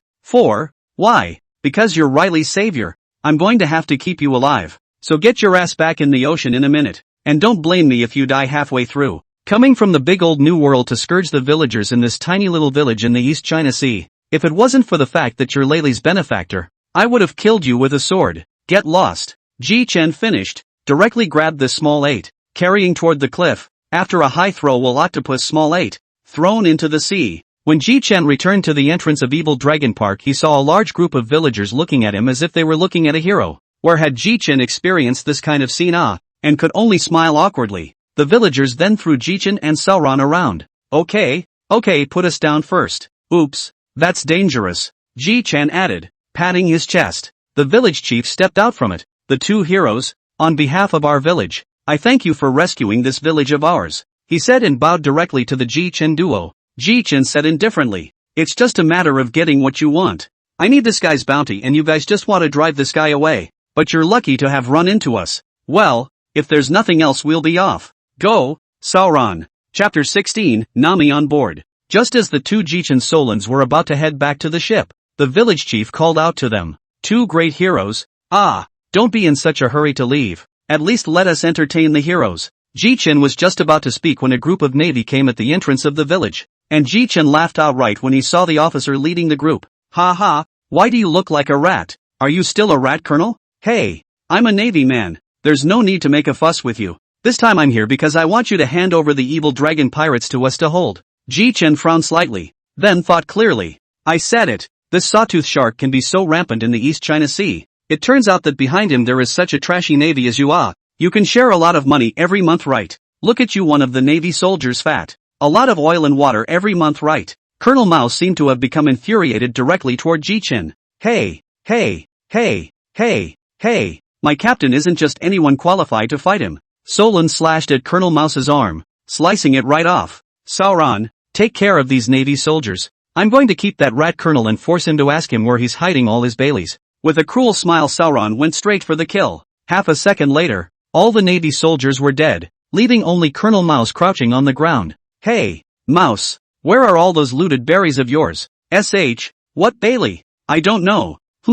It's funny how you like money so much when you're dead. Since you like money so much, you can die. Besides, I'm not really short of money. After Jichen finished speaking, thunder appeared in his hands, directly electrocuting the rat into slag. After resolving the rats and their line, Jichen then turned his head and smiled faintly. Everyone, now you can rest easy. The person behind the scenes has been solved, so you can live well from now on. Jichen turned his head to Solon and said, Solon, they should be coming in a warship. Go and see if they have any berries on board, or gold, and if they do, pack it all back. Jichen, on the other hand, was smiling and chatting along with these villagers. Just then, a young girl with orange hair in the crowd came in front of Jichen. Jichen looked at this young girl with a feeling of familiarity. You're not doing anything? The young girl looked at Jichen and nodded. Captain Jichen. Hello, my name is Nami. I grew up with the ambition to draw the charts of all the worlds, and I also know some seafaring techniques. I wonder if I can join you. Just as Jichen was about to reply, Sauron returned with a packed bag. Chief, here's a bunch of berries and gold. Should we move it to our own ship?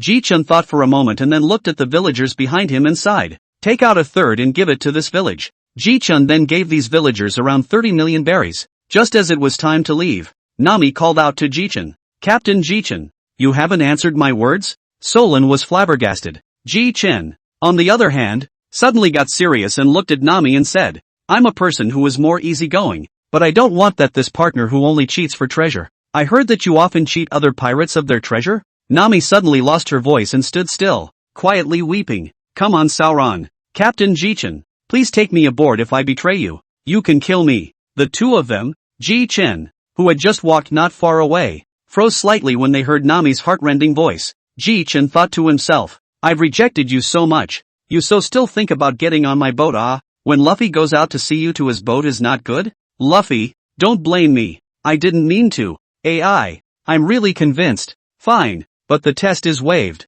From today, you're a navigator of my Thunder God pirates. Why don't you go ahead and pack up and get ready to go? Soon. A quarter of an hour later. That didn't come to Jichen with a bag on his back. I'll give you 10 minutes to say goodbye to your village. Nami hugged everyone then quickly caught up with Jichen. Jitsu looked at Nami and froze outright. I thought to myself, how does it look like this girl's chest has gotten bigger? Or is it full of purses stuffed in its chest? Well, get ready to set sail for the next town of Logan. Just as Jichen was talking to Sauron about something, Nami suddenly took off her top. It caught the duo off guard. Hey, Nami, what are you doing? Just then a number of purses fell from Nami's body, and the villagers in the village started looking for their own purses straight away when they saw this scene. It's over.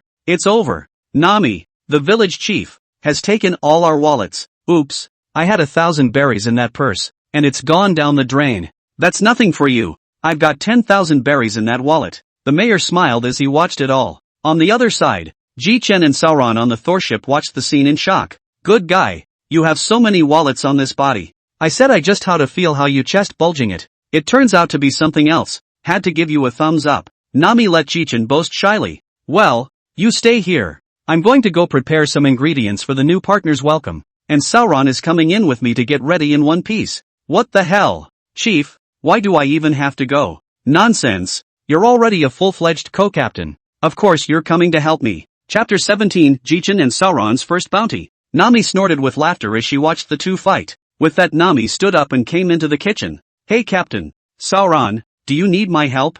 Jichen froze looking at Nami's sweet smile and subconsciously said, forget it, how can a girl cook? Jichen's comment made Nami defiant, then grumbled and rolled up her sleeves. Who said I don't know how to cook? Today my old lady will show you how good my cooking is. Jichen said hesitantly. Wouldn't this be too good after all? You're new to the ship. It's okay Captain. Nami said and went off to work alone. Jichen smiled helplessly. After a while, Jichen looked at the food in front of him and couldn't help but wipe his eyes, looking at Nami with disbelief and saying, did you make all of these? What Jichen and Sauron did was just a simple even-boned meat, while what Nami did was a beautifully styled delicacy. On the side, Solon spoke up at the right time. Chief, don't let him fool you. Maybe it's just the shape that can look good. The taste might be awful. Boo! Solon flew straight backward. Bastard woman, how dare you be so violent? Solon covered his face and grimaced comically. Who told you to badmouth me? Didn't want to show my violent side. But, ha. Sauron, you deserved it. Okay, come over here and eat. Jichen rounded off the conversation. The three men raised their glasses and clinked them together. Alright then, let's welcome Nami into the fold. Now we'll finally have our own navigator as well. The three of them, Jichen, started eating straight away. The first thing Jichen did was go straight to Nami's cooking. Not bad ugh. Nami's cooking is still really good. The people on our ship are just versatile. Navigators can cook. I'll be bothering our Nami to cook lately. I'll see if there's a suitable chef in a couple of days and I'll find one on board. Nami nodded with a slight smile on her side. And then it was time to glare at Sauron with a fierce look again. After eating, the three of them went to the conference room of the Thor to open the first meeting of the Thor pirates. Ahem. The first meeting of the Thor pirates begins. And today this meeting comes to discuss two issues. First question. To whom do we give the financial power of the Thor pirates? Ha, everyone can answer enthusiastically. Sauron said outright that he wasn't interested. And the rest of Sauron's eyes caught a glimpse of Nami's eyes that turned to money, and instantly felt like snickering. At that moment, Solon said, why don't you take charge? Chief, I don't approve of leaving it to this woman. Nami gasped. What do you mean, asshole Sauron? Alright, you two be quiet for a while. I actually think Nami is suitable too. The second question, Sauron, your knife. Your two nameless knives should not be changed. Even I not often use the knife, know that your knife is now not matched to you. So to the rogue town first change to. I'm here first to give you 1 million belly first use. Jichen slapped his head. Oh, right. Jichen waved his hand. Instantly a small mountain of moved berries and gold appeared in front of the three. Well, here's pretty much tens of millions of berries all over the place. Chief, how did you just do that? Jichen looked puzzled. You're talking about how these things come out of thin air, right? I wrapped it in my lightning before and incorporated it directly into my body. So I use things and just change them out. But I don't know if the other natural systems will work. Our Nami, on the other hand, keeps her attention on top of Bailey. Jichen was dumbfounded. Nami, then why don't you go ahead and move these treasures to the treasure room while Sauron and I head out? When Jichen finished speaking, he pulled Sauron to the deck with a ray god speed. Chief, why did you have to come out so fast? Do you want to be captured by Nami for hard labor? Sauron then reacted. It's better to have your own captain. Well, you haven't mastered the dominant color yet, so you can go to the gym and go practice first. Just as Jichen's words fell, a seagull flew in the sky with a newspaper on its chest. Oh, goonish seagulls. When the newspaper delivery seagull landed on Jichen's railing, Jichen was just about to take it, while the seagull's two wings rubbed together. What? And want money? Okay, I'll give you 100 bell. Soon Jichen got the newspaper, from which two bounties fell straight out, which read, Legen Jichen bounty amount, 67 million belly, life or death. Wraith Roranoa Solon bounty, 34 million belly, life or death. Damn the Navy for such a small bounty, and why did they give me such a title Thunderflame? Iu Rayan. Your whole family are Rayan assholes. On the side, Sauron said, could it be that you, Captain, are a thunder fruit ability and that sword of yours? That's why it's called Thunderflame. Jichen listened to Solon's words and thought carefully. That's true, but I won't recognize that title. I'm the captain of the Thor pirates. But come to think of it, Sauron, you've actually gotten smart. Nice, ha ha ha. Sauron's face went straight to silence. Alright, go practice. It's going to take us almost 2 weeks to get to Rogue Town this time. Chapter 18, Sauron's good luck. Ding dash. Reward the host with a superpower record pointer. In his sleep, Jichen slowly opened his eyes, then saw the record pointer in front of him. Dash. Is this the record pointer? Could it be a system reward? Jichen directly shouted at the system. Hey, system, was it you who rewarded the record pointer while I wasn't looking? Ding dash. In light of the fact that the host has recruited a navigator, we hereby reward the host with a super record pointer. What's a super record pointer? Ding dash. Please explore on your own. Host, Jichen had just exited the system when Sauron's voice sounded outside. Hey chief, we've reached the harbor in Rogue Town. Chief, are you awake yet? Jichen opened the door and walked out. Already awake. So let's land first. Jichen slapped his head and turned to hand Nami the recording pointer in his hand. This is a record pointer? Oops, our beautiful navigator still knows this. Yes, this is the record pointer. Well, Nami, there's Bailey in the treasure vault, so you can take the money and just buy whatever you want. And if Sauron and I are going to go ahead and buy the knives. The road duo walked side by side. I say, Chief, are you switching to second stabbing? Jichen listened with a bewildered look on his face. Weren't you the one who wanted to change the knife? I was just playing up the captain's kindness to send you here, and you seem to be a wayward man.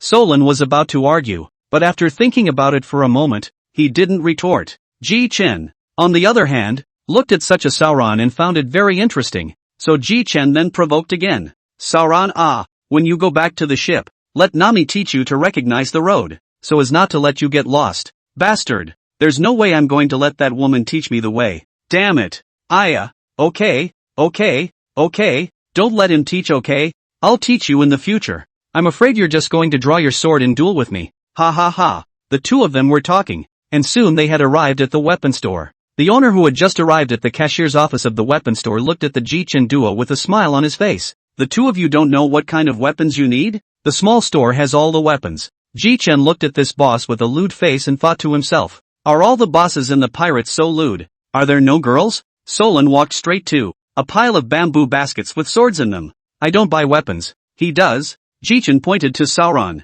but the sharp-eyed boss saw at a glance that the famous sword at Jichen's waist was extraordinary. This guest, I wonder if you can show me the famous sword at your waist. I have never seen this sword before. Jichen glanced at the boss. Of course you haven't seen this knife. This is one of the 12 works of the Great Fast Knife. Only it was passed down to me by my master. The world doesn't know. As Jichen chatted with the lewd boss, Solon picked up a sword. Yes, it was none other than the third generation Onaikan. Sauron took the knife and came to the shopkeeper. Hey boss, I'll take this knife. The owner was just about to pick it up to see which sword it was, when he saw that it was the third generation Onakor. The store owner said incredulously, how did you choose this sword? And, how did I put this sword in so carelessly? On the side, Jichen interrupted and said, boss, you said so much. How do you feel that you were so afraid that the swordsman will buy this sword? Hey, this sword is called the third generation Ghost Cheer. It's a demon sword. Every owner has lost their life because of the uncontrollable nature of the demon sword. So young man, you might as well pick a new sword.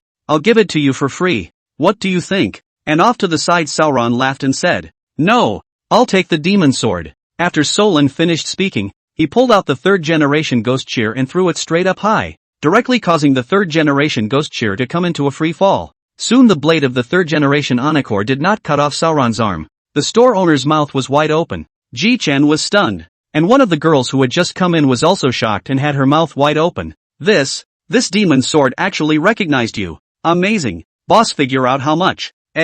Money is not necessary. A good sword can find a good master that is the best. It so happens that I will also transfer my family's heirloom of generations to this little brother together. You guys wait. The shopkeeper turned around after that and went back to the back room to rummage around. And it was at this time that Jichen looked at the lady next to him and said flatly, "This lady, you're also here to buy a knife?" Hi guys. I'm Dashji from the naval base and I'm here to see if there are any good knives. Oh, then you are too late. This third generation Onakor has already been taken by us. If you want to grab it, I have no choice but to, well, kill you. Jichen then drew blaze and stood ready to fire. The shopkeeper had just returned when he realized that Jichen had already drawn his knife to look at this girl across the street. Don't get me wrong. I'm not going to rob it. Don't worry. And I can't beat you too. In that case, forget it. I wasn't impressed with the navy in the first place. The three then turned their heads to the knife in the boss's hand. This blade is my heirloom called the Snowwalk, which now belongs to this little green-haired brother, including this third-generation ghost cheer.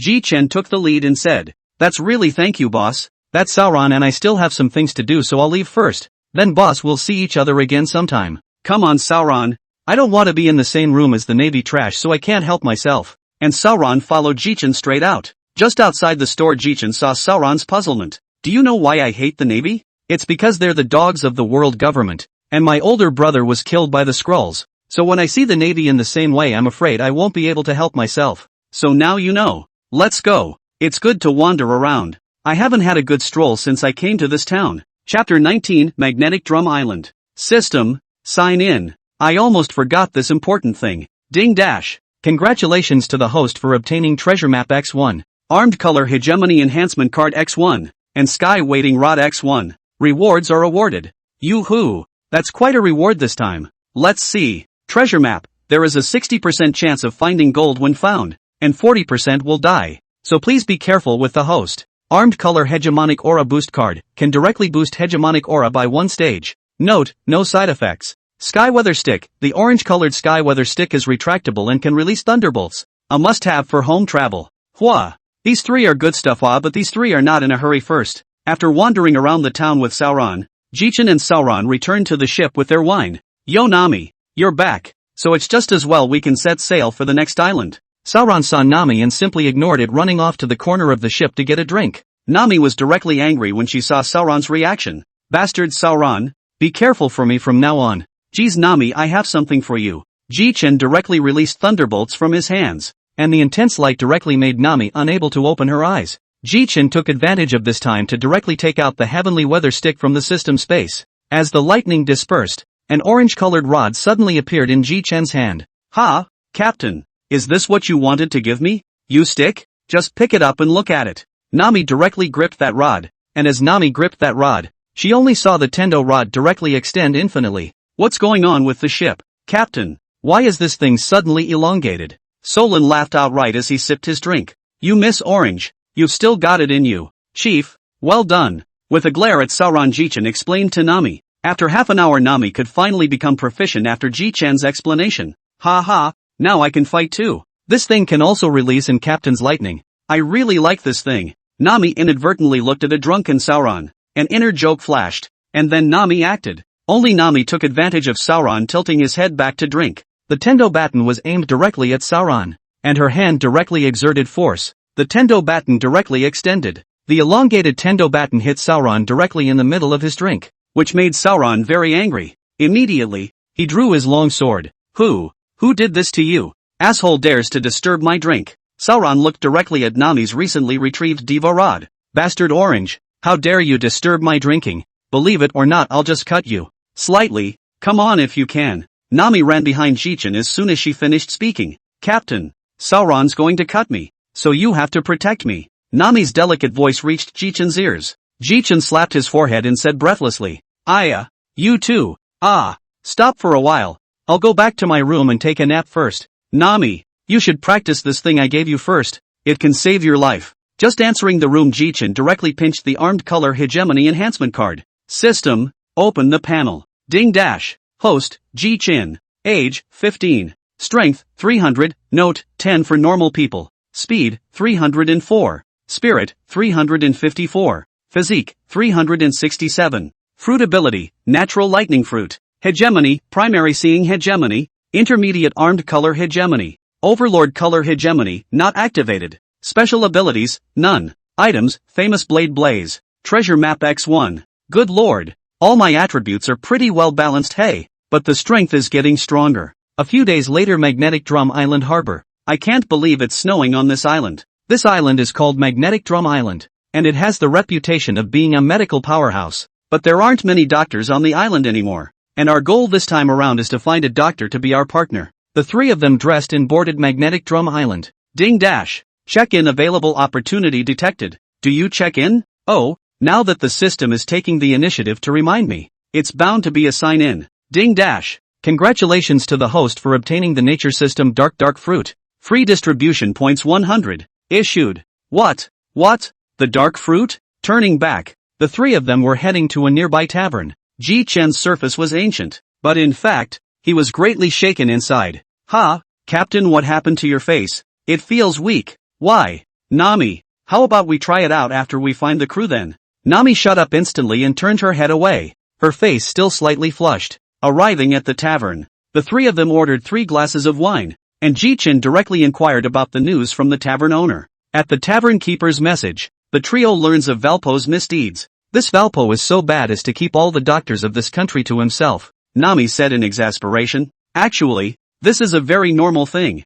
Any high-powered king doesn't want to die. But this Valpo is also a devil fruit ability, the Superman system swallowing fruit ability. So if we're going to go up against him, we have to be careful. Just watch out for his mouth. Well, the news is in. So let's go to the castle on top of the hill first. There's a very interesting little guy there. Soon the three were out. Hey, Captain, why are we going to that castle? Nami, I'm looking for a partner. Otherwise I wouldn't have even landed on this island with me. A small reindeer is sitting on the steps pounding medicine at the entrance to Kureha's castle. Nami was pleasantly surprised. Wow, there's actually a fawn pounding medicine. He's so cute. Joba, who was carefully pounding the medicine, suddenly blushed and slowly raised his head to look at the 3 Namis. You? Who are you and what are you doing here? The 3 were shocked that a deer could talk. Hey, no, Chief, did you see that a deer could talk? Calm down. The deer probably just ate some kind of devil fruit. Jichen went up and looked at the reindeer, which looked at him. Suddenly Jichen spoke.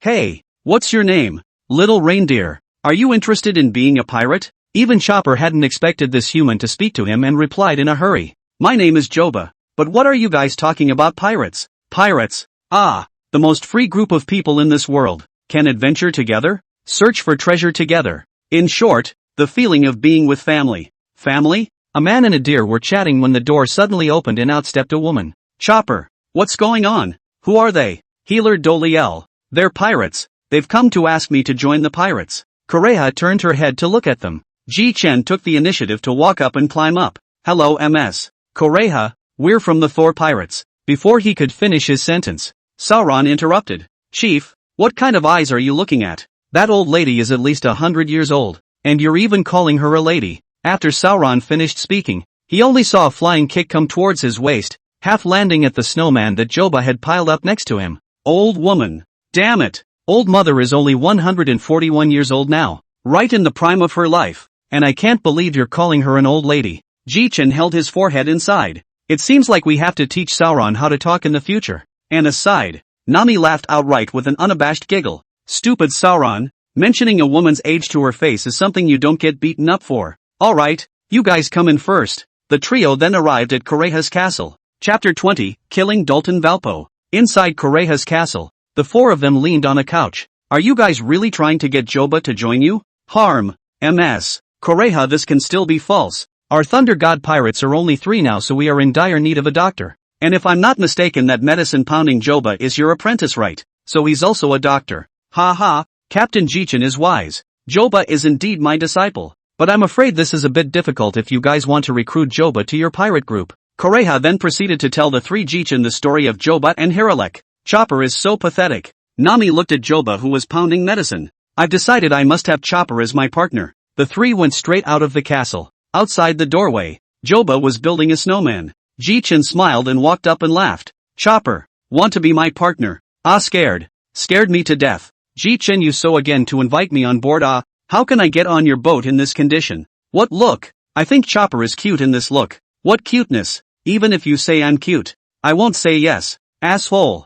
Jichen was really funny looking at this squirming and arrogant look on Joba's face. I'm a blue nose, and I can talk, and I can walk upright, and I'm sometimes thought to be a civet cat, and with all my faults, how do I deserve to join you? Hey, Chopper, you guys, you really don't have any clear perception of yourself. Nami answered. What our captain said is really right. You can speak human life, so that when you come to our ship you can translate what the other animals say for us, and you can heal. The ship's doctor is none other than you. There are so many advantages on your body that you are even taken as disadvantages. Jichen threw Nami an appreciative look, then said to Joba, yeah, so many kinda reindeer that I was surprised to come across. So Joba, you're destined to be my partner. The three of us are now going to slaughter Dalton Valpo, who is the scourge of this country. Together, Joba. Yeah, let's go together. Our captain is a very strong he'll have no problem protecting us at all. Alright, let's go. Jichen finished by grabbing Chopper and throwing him straight over his shoulder. The front is Valpo's castle.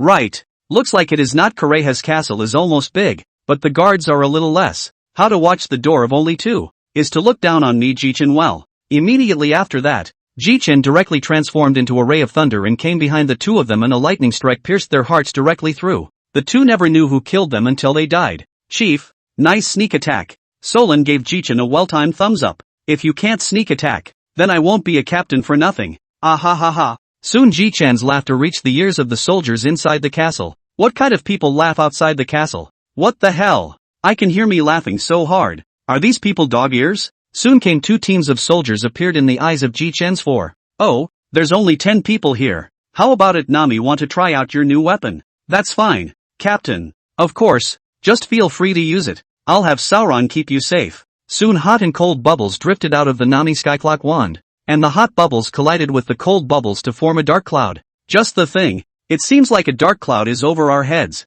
Hey, a few soldier brothers, you guys can take it. Nami fired an electric bubble directly at the dark cloud above her. Instantly the dark cloud above the soldiers unleashed a 1,000,000-volt shock of lightning that thundered the soldiers outside. Hey, Nami, this move is not bad, but with my lightning is still a little short, but enough to save your life. Solon secretly said, this woman. It's better to argue less with this woman in the future. Wow. Nami, you're amazing. Gee, no, Chopper. It's still our captain who's better. Don't relax. Someone's coming out. It should be Valpo. Soon an extremely unpleasant voice came from the doorway. Damn it. Who the hell is it? Who dares to sow their wild oats in the old man's castle?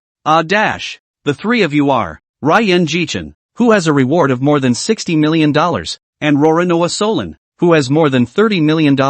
Who's that pretty girl next to you? Want to follow me, Valpo? I'll give you the best life. What do you think? Hey Nami. That fat ass is talking to you again. Who wants to live with a fat pig like you? You see how far you are from me transferring money, you know? Do you deserve it? Valpo turned red with anger. Seeing Valpo Jichen at this moment, he directly spoke. Hey, fat pig, don't you dare try to make a move against the mariners on my ship.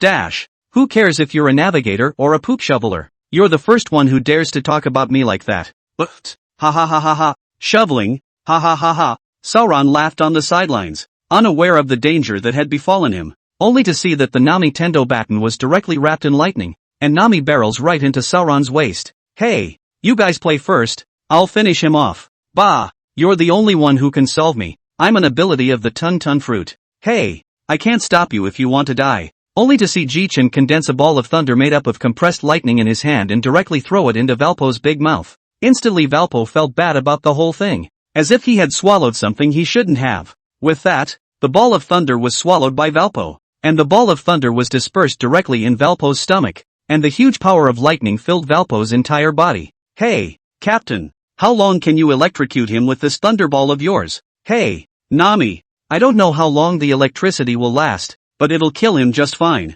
5 minutes later, with a clunking sound, Valpo fell straight to the ground completely lifeless, and announced that the battle was easily finished. No way. This is dead. Looks like this move I developed is really strong. Ha ha ha ha. Jichen turned back to the two men and a deer. Come on, let's go into the castle and see if there's any treasure or anything that's just right to take back with us. When Nami heard the word treasure, her eyes turned straight into the look of money and she ran straight in. Hey, Nami, don't go too deep. Be careful of getting caught. Sauron, how are you doing? I see you just got electrocuted. Harm. Chief, small matter, just her little thunderbolt is no match for yours. Chief, what are you two doing? Chopper and I have found the treasure. Come on you guys, incoming. Jichen and Sauron then arrived in the treasure vault as well. These will be almost 40 million berries. And here are 2 more boxes. I just don't know what they are. Never mind, just put it away for now. Only to see Jichen's purple lightning slowly spread into the treasures. Directly wrapped up all these treasures. Then Jichen directly received the system space. The captain's ability is really working. Come on, it's time to go back. Chapter 21 The Fruit of All Phantom Beasts Eat Angel Form. A few people defeated Valpo and then returned to Koreha's castle. You guys are doing a pretty good job, Koreha said with a smile. Noticing that Joba seemed to want to say something, Koreha took the lead and asked, Joba, do you have something to say? Duo, Healer Doliel. I want to sail with them, have adventures with them, and be their companion. And I want to make a cure-all. Koreha sighed as she looked at Joba's serious face. Being a pirate can be dangerous. Are you really ready for it? Healeress Doliel. I'm mentally prepared. Now that you are ready, it wouldn't be a good master for me to stop. But remember, Chopper, this will always be your home. And I, Koreha, will always be your family. And, Jichen-chan, take care of Chopper. Don't worry, Chopper is my Jichen's companion. I won't let him get hurt. Healer Doolittle. Chopper, why don't you go ahead and pack up your things so we can go down the mountain in a little while. Joba put away his sadness and turned back inside the castle and packed his bags. Sometime later Joba came out with 2 duffel bags. With that, he directly bit down on a blue wave ball, and his form directly changed. Hey, you 3 assholes don't come up here yet. It's not going to be easy to go down the mountain when it gets dark later. Coming. Joba turned to look towards the upstairs of the castle where a lady was drinking wine. Healer Lady Doliel. I'm really very grateful to you for these past few years and for taking such good care of me. So take care of yourself while I'm gone. After Chopper finished speaking, he directly drove Jichen and the others, treading the air down the mountain. Well finally made it back to the Thor before dark. Thanks a lot to Joba. On the side, Chopper suddenly turned squirming again when he saw the gazes cast by the trio. Hey, Captain. I remember you have Valpo's treasure, don't you? So worthy of being the chief financial officer of our Thunder God Pirates. So responsible. Well, let's go to the conference room and see what all the fuss is about. The 4 of them then headed to the meeting room. Jichen directly released the thunderbolt then took out all the things he had just scavenged, of course including the 2 boxes. Let's see what's in these 2 boxes first, but from my experience, it might be devil fruit too. Chief, you think devil fruit is a cabbage. You can get it whenever you want. But Solon was dumbfounded just as he finished, and the 4 of them had just opened the treasure chest, and the first thing they saw was a devil's fruit. But what kind of devil fruit is this, Captain? By the looks of it, I don't think it's natural. Let's see. Jichen's consciousness directly entered the system space and inquired. System, what lineage is this devil fruit? Ding dash. Since the host took the initiative to ask, then this system will answer you. This devil fruit is animal system rhino fruit. Jichen was filled with disappointment. Jichen looked at the 3 people's expression of expectation and slowly opened his mouth and said, this devil fruit is the animal department rhinoceros fruit. If you eat him, you can turn into rhinoceroses. How about it? Nami, want to try it? Jichen had a look of anticipation in his eyes. Sauron was full of smiles that he simply couldn't hide. And Joba was as curious as he could be. Nami's head was full of black lines. Nami directly gave each person a slap. But Jichen was fine. He was a natural system. But the other 2 were miserable. Directly bulging 2 big bags. Bastard Sauron, teaching Joba bad, and teaching the captain bad. Damn woman, one day I'll make you pay. Geez, well, just open the other chest and see. Maybe it's a phantom beast species or maybe a nature system. Jichen directly opened the treasure chest, only to see that inside the treasure chest there was a pure white devil fruit lying quietly, but there was also a team of wings behind the fruit. This is, what fruit? That looks strong. And this fruit is pure white with wings? Nami asked, shaking Jichen's arm directly. Captain, what is this fruit? Tell me. Oops, don't shake it. You don't even know how big you are. Let me take a closer look. Jichen secretly said. System, check the information of this devil fruit. Soon enough Jichen's mind was filled with all the information about this devil fruit. Jichen suddenly realized. So it's this devil fruit.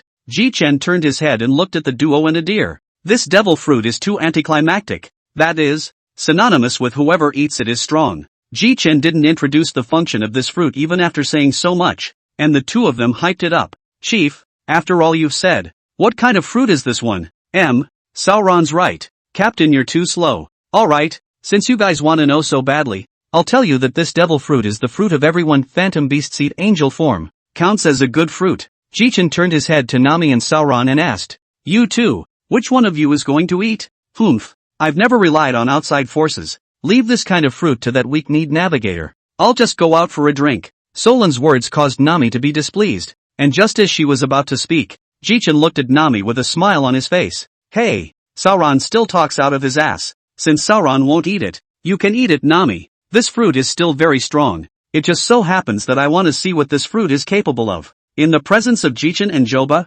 Nami directly ate this devil fruit. "There's hard enough to eat, but now it feels like my body, especially my back, feels warm and full of strength." A pair of wings suddenly sprouted from Nami's back, which caught a few people a bit off guard. "What the hell? Nami, you actually have a pair of wings growing out of your back. Awesome. Naomi is awesome. What wings? What to do? Captain, you give me something to do. Otherwise, what to do in the future? Hold on a second. Nami, try and see if you can retrieve it yourself." Nami then tried it out, not realizing that it would be put away straight away. Really put it away? So true. "My great captain. What's your power? It doesn't just let you grow a pair of wings, does it?" Nami blushed and said sharply, "Of course not. This ability of mine is very counterintuitive, so be careful that when the time comes, I'll defeat the captain as well. With this fruit of mine, I can grow a total of 6 pairs of wings, and with each pair, I gain an ability. And the power of these wings of mine is hypnosis. Just think of the person's name in your mind and that person will be hypnotized by me for 5 minutes straight away.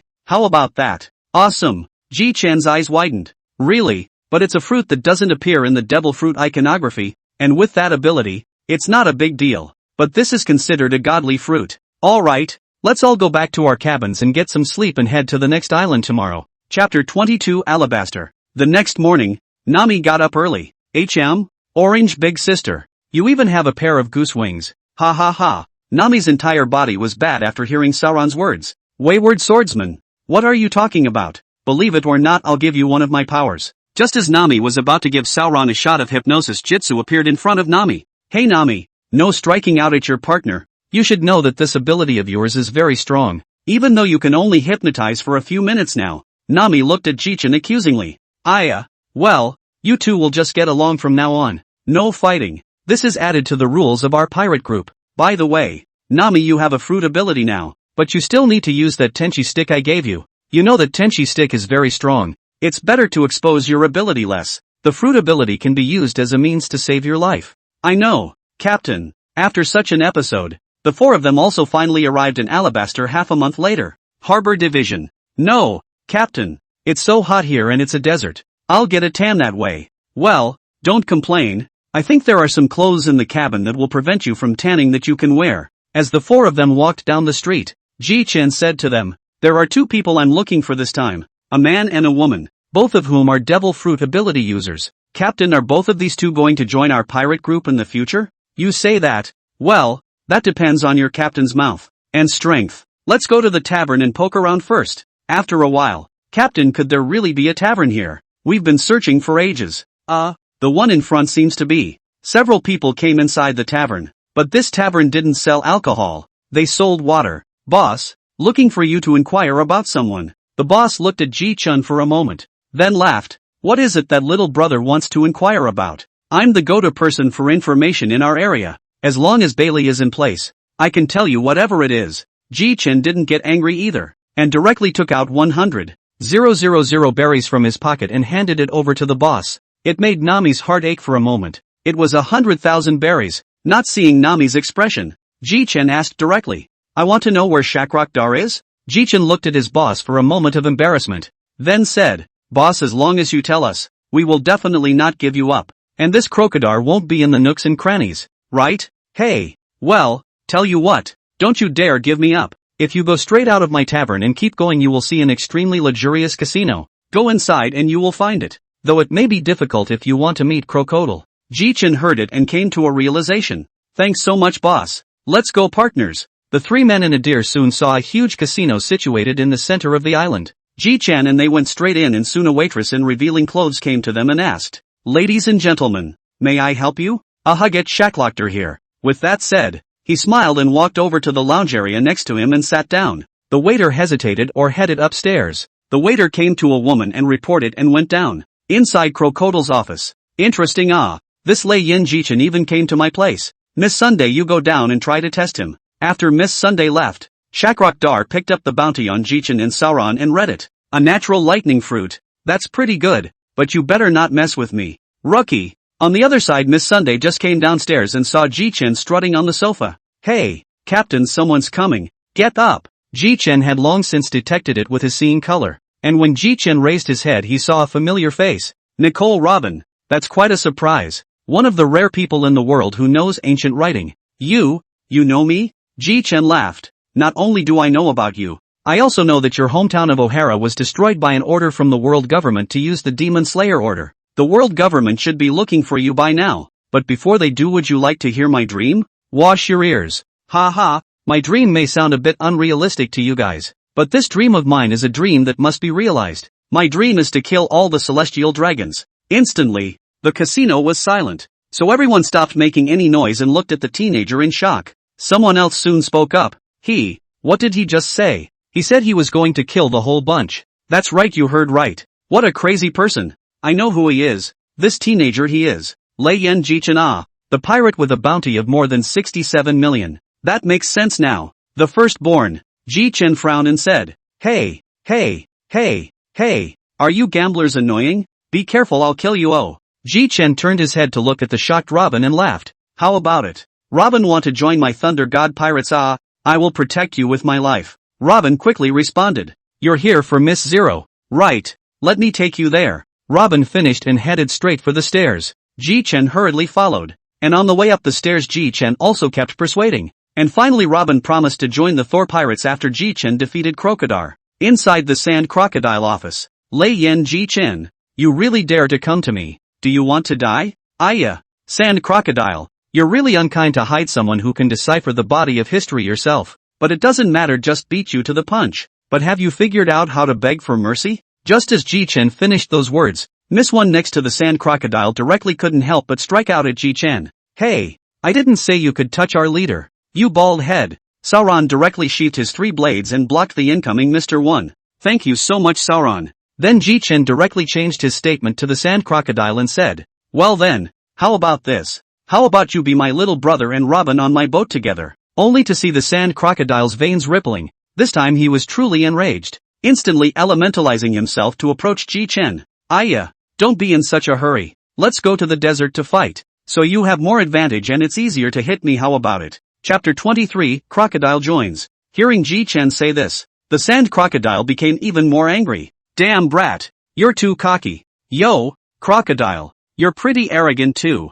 Jichen turned back to Solon and said, I'll leave you to it here. I'm going to go fight this crocodile asshole. Jichen finished speaking and directly transformed into a flash of thunder and light, directly rushed out of the Sand Crocodile's office and into the middle of the desert. Jichen turned his head to look at the crocodile that had followed him with a slight smile. Crocodile, ready to get your ass kicked? Bastard brat. You really don't take me seriously. So die. Desert treasure knife. Only to see the Sand Crocodile release a sand blade directly in Jichen's direction. Directly towards him. I can't believe you sneak right in. Armed color hardening. Jichen ruthlessly hammered on the Sand Crocodile's released sand blade, which was directly destroyed by Jichen's armed color.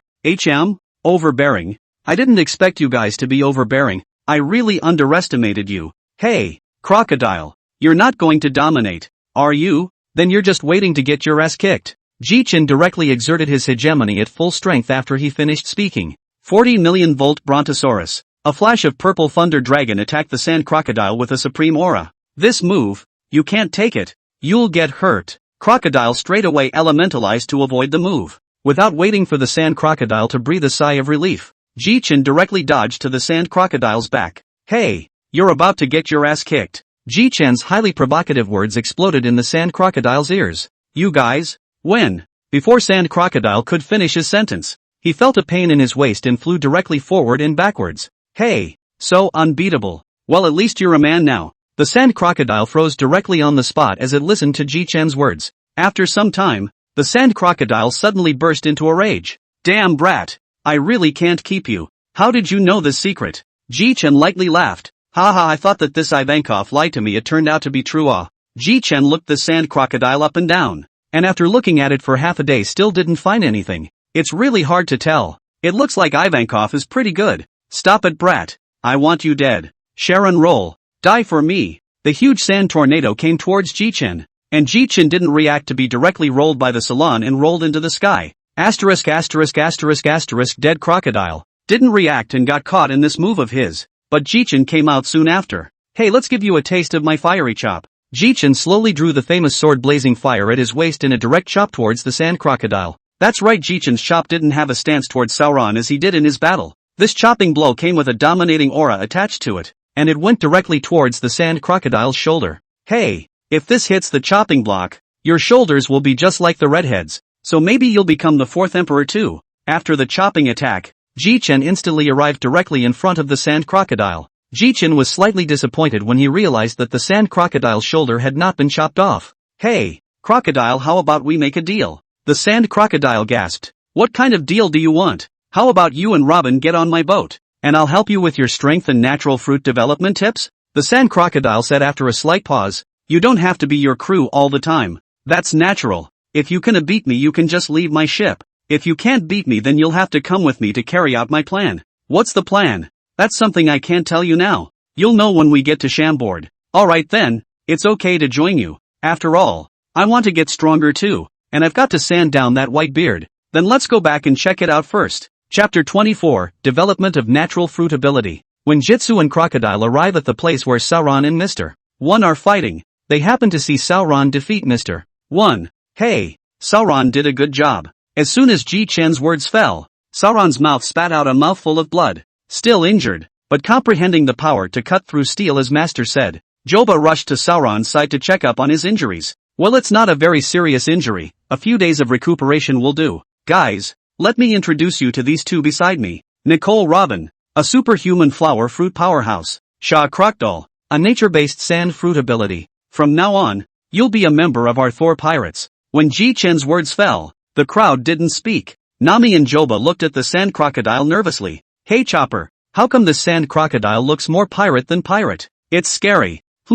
Naturally, the sand crocodile heard Chopper in Nami's words, but didn't do anything about it. Jichen hurriedly came out and said, Nami Chopa, don't worry, this man who looks more pirate than pirate has already been subdued by your captain, so you don't have to be so nervous. The two were also relieved to hear this. Jichen, on the other hand, looked at sand crocodiles with a thievish grin and asked, Hey, crocodile, since you're planning to sail with us, shouldn't you stay in this country with that studio of yours with the Bailey's gold and whatnot?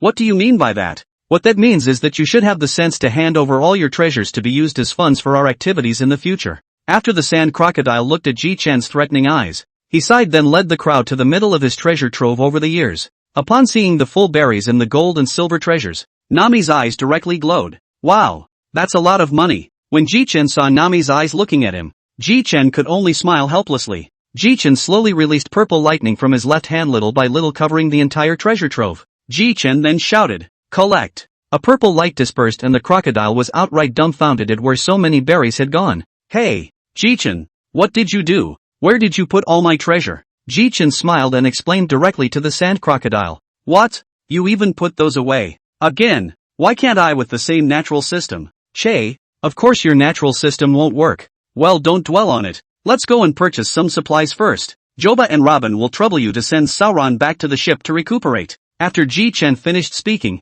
he directly wrapped his arms around Nami's waist and then turned into a thunderbolt and flew off into the distance. The crocodile, following closely behind the duo. The three of them came to the bazaar. Jichen turned to look at the confused Nami and smiled. Nami, just watch what you buy. I can take in as much as I can. It might take a long time to sail next. Remember to buy more than you need.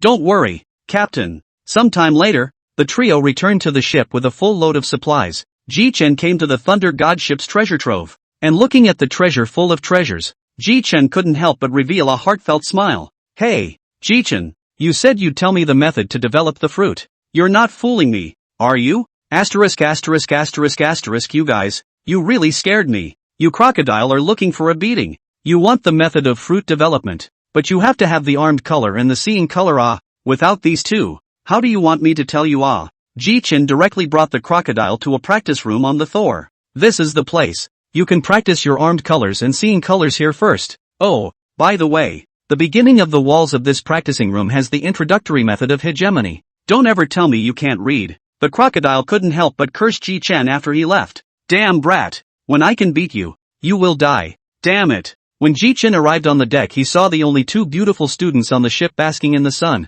With that, Jichen used lightning to prop Nami up next to Jichen. Hey, I say MS. Mariner, how long is it going to take us to get to the next town? Or are you not even looking and just basking in the sun? Nami struggled a bit in Jichen's arms and gave up when she couldn't break free. Then straight away he said, Captain, the next town won't be here for a month. I've got it all dialed in. Just keep sailing forward. After Nami's explanation, Jichen also finally understood. So that's it. And your fruits are very powerful. Don't you know how to cultivate them for a while? And Nami heard Jichen's words, then said weakly, Hey, Captain, this fruit cultivation does not listen to me.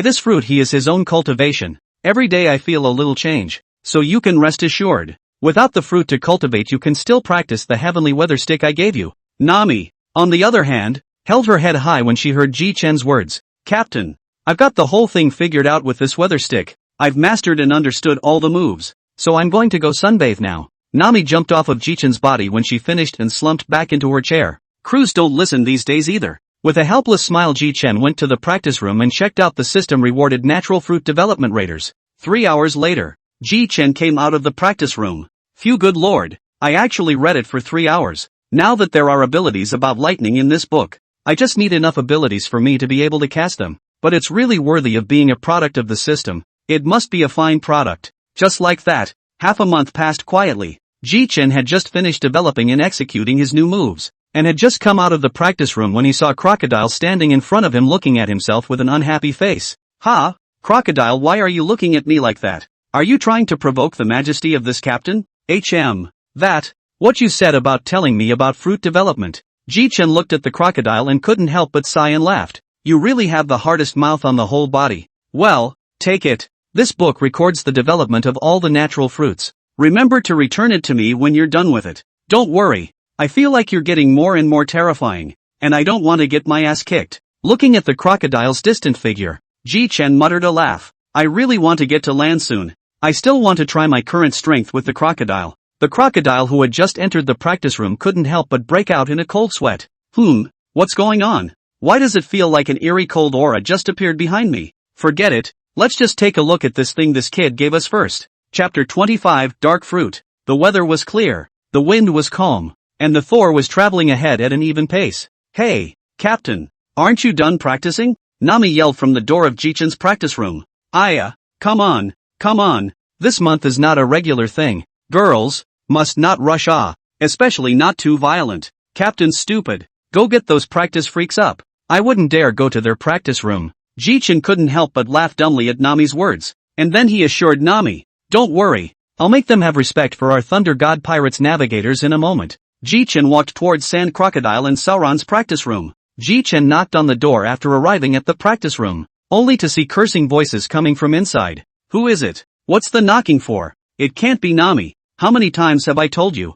I need to practice. If I'm eating, I'll naturally go out when I'm hungry. Standing outside the door, Jichen's face darkened and instantly became gloomy. Jichen directly shouted towards the doorway of the duo. Hey, you two, get your asses out here. The two were instantly startled and quickly headed for the deck.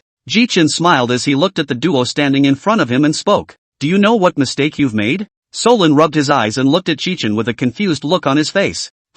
Chief, what's wrong? I just woke up and I don't know what happened. At this time, Robin directly explained to him. Sauron then realized the cause of the matter. After listening to it, Sauron's face instantly blackened, turning his head to fiercely glare at Nami. Jichen noticed Sauron's eyes directly. How dare you glare at our mariner? You want to get your ass kicked. And Sauron's was a direct cry of injustice. Chief, I'm not the type to make a partner. It's this mariner, she's framing me. And Jitsu looked at Nami with a puzzled look on his face. Robin, on the other hand, stepped in to confirm that Sauron was the one who was wrongly accused. Okay, you first out of the line. Wronged you, give you a good knife some other day. Next up is the crocodile. Tell me about you. I hear you have a cocky attitude. You're the one who hasn't taken a beating. Sand Crocodile forehead directly out of the cold sweat. The heart directly began to curse. Damn, all forgot that this Nami actually will sue. Really did not expect.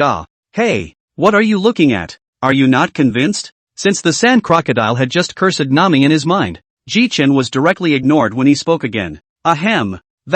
It's not like I'm used to making my men do it before. The scene was silent for a while. Forget it, just pay attention in the future and remember to be nice to your shipmates. Also, one more rule added to the ship's rules. No bullying of mariners. Had to listen to mariners. Except in battle. The ship then resumed the same energetic exasperation as before. Jichen returned to the captain's room and then communicated with the system, taking out the dark fruit from the system space that he had gotten from signing in the first place. I've heard it's the most vicious nature-based devil fruit, but it looks pretty wicked. I just don't know if I can eat this dark fruit. After all, I've already eaten one. System, I wonder if I can eat another devil fruit. Ding dash, please don't be insatiable. Your Thunderbolt fruit is a fruit with the highest ceiling and the most perverse ability in this realm rewarded by this system. All the fruits you get from signing in can't compare to the Thunderbolt fruit that the host possesses, so please be honest and develop the fruit. After all that, you still can't eat it. What a shame. Jichen finished speaking and walked directly towards the deck where the crowd was,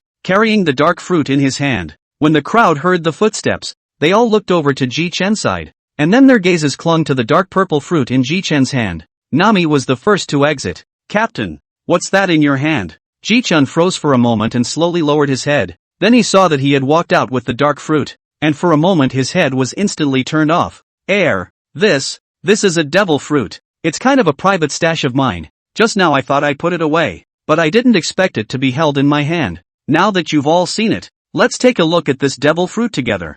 Jichen directly placed the dark fruit on the deck table, without the slightest fear that the crew would eat it. Just kidding, the ones sitting here are all devil fruit power users. Robin was the first to speak up. This devil fruit, haven't seen it before, but from the looks of it then it should be a nature-based one. It's really unknown what the exact ability is. Jichen looked around and saw the crowd shaking their heads to indicate that they all didn't know. Jichen directly began his explanation. This devil fruit is indeed of the natural system, but there is something different about this natural system fruit. It is not elementalizable, and its full name is nature's dark fruit. The moment Jichen heard the name Sand Crocodile and Robin were instantly shocked on the spot. Surprisingly, it's this fruit. Hey Robin, what's so different about this fruit? Nami asked, puzzled. Well, this fruit is known to the world as the most vicious devil fruit because it absorbs all devil fruit abilities, and those who have their abilities absorbed by him will not be able to use their abilities for a short period of time. But there is a side effect. The damage they receive will be applied to themselves exponentially.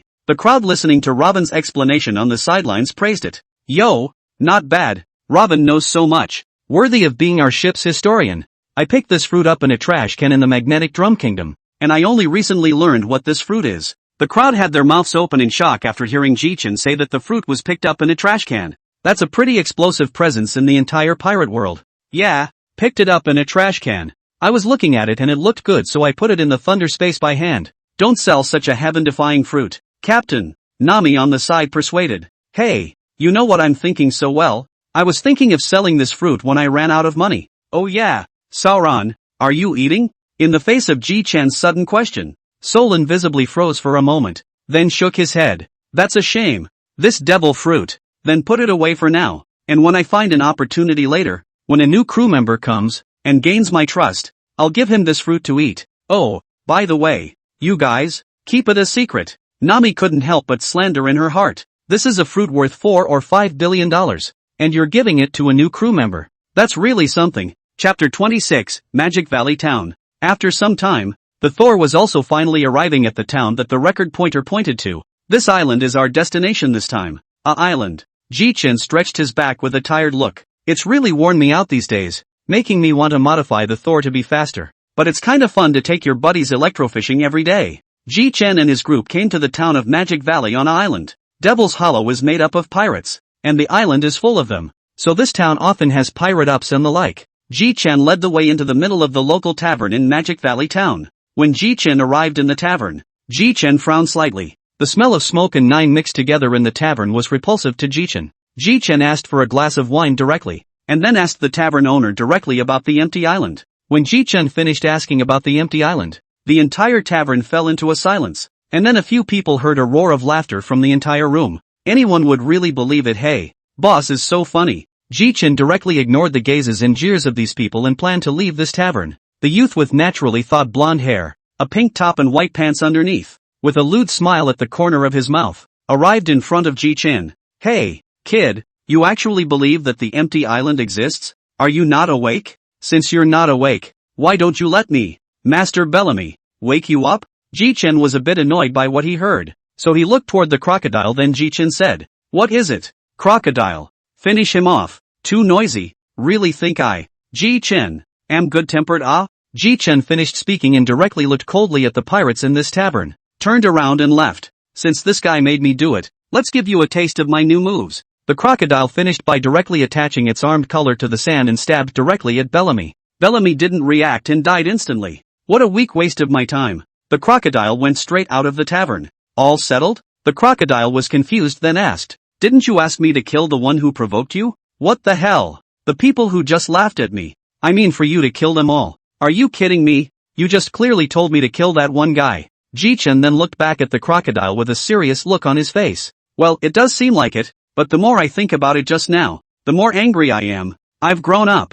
I've never had someone mock me on my back. So crocodile, you and Sauron go again, and kill all the people who just mocked me. Jichen had never been a soft-hearted person, and had a grudge to report on the spot. Geez, Chopper, you two beauties. It looks like we'll have to wait a few more days if we want to go to the empty island. So let's go back to the ship. After Jichen finished speaking, he went straight back to the ship, pulling Nami and Robin by the hand. Sometime later, Crocodile returned to the ship with Sauron in a murderous rage. Back, there's good wine in the table wound. Come and drink with me. Solon sat down as soon as he saw that there was actually wine, picked up the keg, and just tilted his head back and drank. The crocodile on the side drank in kind. When the two of them were drunk, Jichen asked to the crocodile, your new move is pretty good. The crocodile directly smiled arrogantly at Jichen's compliment. That's for you to say, but it might not be too easy to defeat you. I can feel a very strong force inside you. Jichen smiled and didn't say anything. Solon gripped the knife in his hand tightly. In his heart the dark word fumed. Let's train for another hour later. I can't let the night boat overtake me. When everyone returned to their rooms to rest, Jichen directly came to the edge of the Magic Valley town and sat down cross-legged in his mind. System, sign in. Ding dash. Congratulations to the host for coming to the town of Mu ***********. The system rewards one Seeing Color Enhancement card and one Overlord Color Hegemony Awakening card. The rewards have been issued. At this point, Jichen was stumped for more than a minute before reacting. System, did you just say rewarding the Overlord Color Hegemony Awakening card? Ding dash. Hosts remember to seek medical attention from Chopper if they are deaf. Jichen directly opened the system space, and at that moment, a purple and gold colored card was quietly lying in Jichen's backpack. There's no doubt that the purple one is the Seeing Color Boost card while the gold one must be the Overlord Color Buster Awakening card. More or less, there's a bit of luck involved. To be able to sign out of this, Jichen didn't talk much. He directly picked up the two cards and directly pinched them. Jichen could obviously feel the increase in strength and the awakening of some kind of power. Ho! So this is the dominant color?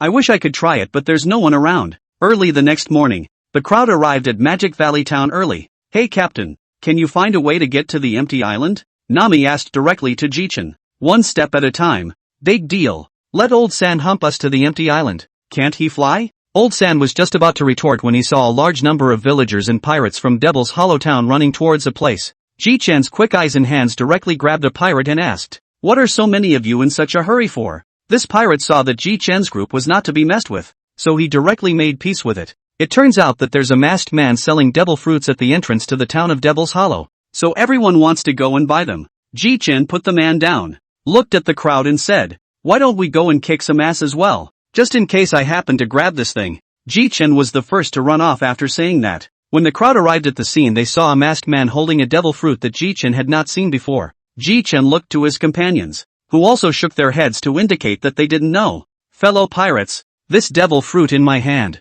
I don't know what ability it has, but no devil fruit is weak. Since everyone wants it, naturally whoever bids the highest gets the right to dispose of this fruit. Jichen stared closely at the fruit and asked the system directly in his mind. System, can you detect what this devil fruit is capable of? Ding dash. No abilities detected. What? That's just an ordinary fruit, Jichen said in his heart. No wonder I haven't seen it. Jichen looked at Crocodile and they directly said, let's go, a few of you. We'd better go and inquire about what we can do to get to the empty island. Hey, Captain, you don't see what this devil fruit is capable of anymore? Jichen looked at Nami and lowered his voice. That's not a devil fruit at all. Let's get out of here. We're going to have this guy's ass in a while. Chapter 27, The Rushing Current. The result after that was not what Jichen expected. The man was beaten to death directly by the crowd after they realized it was a fake devil fruit. Jichen looked around at his companions and spoke. You guys say that the record pointer is now pointing upwards. So that proves that the empty island really exists. Is it possible to fly up there?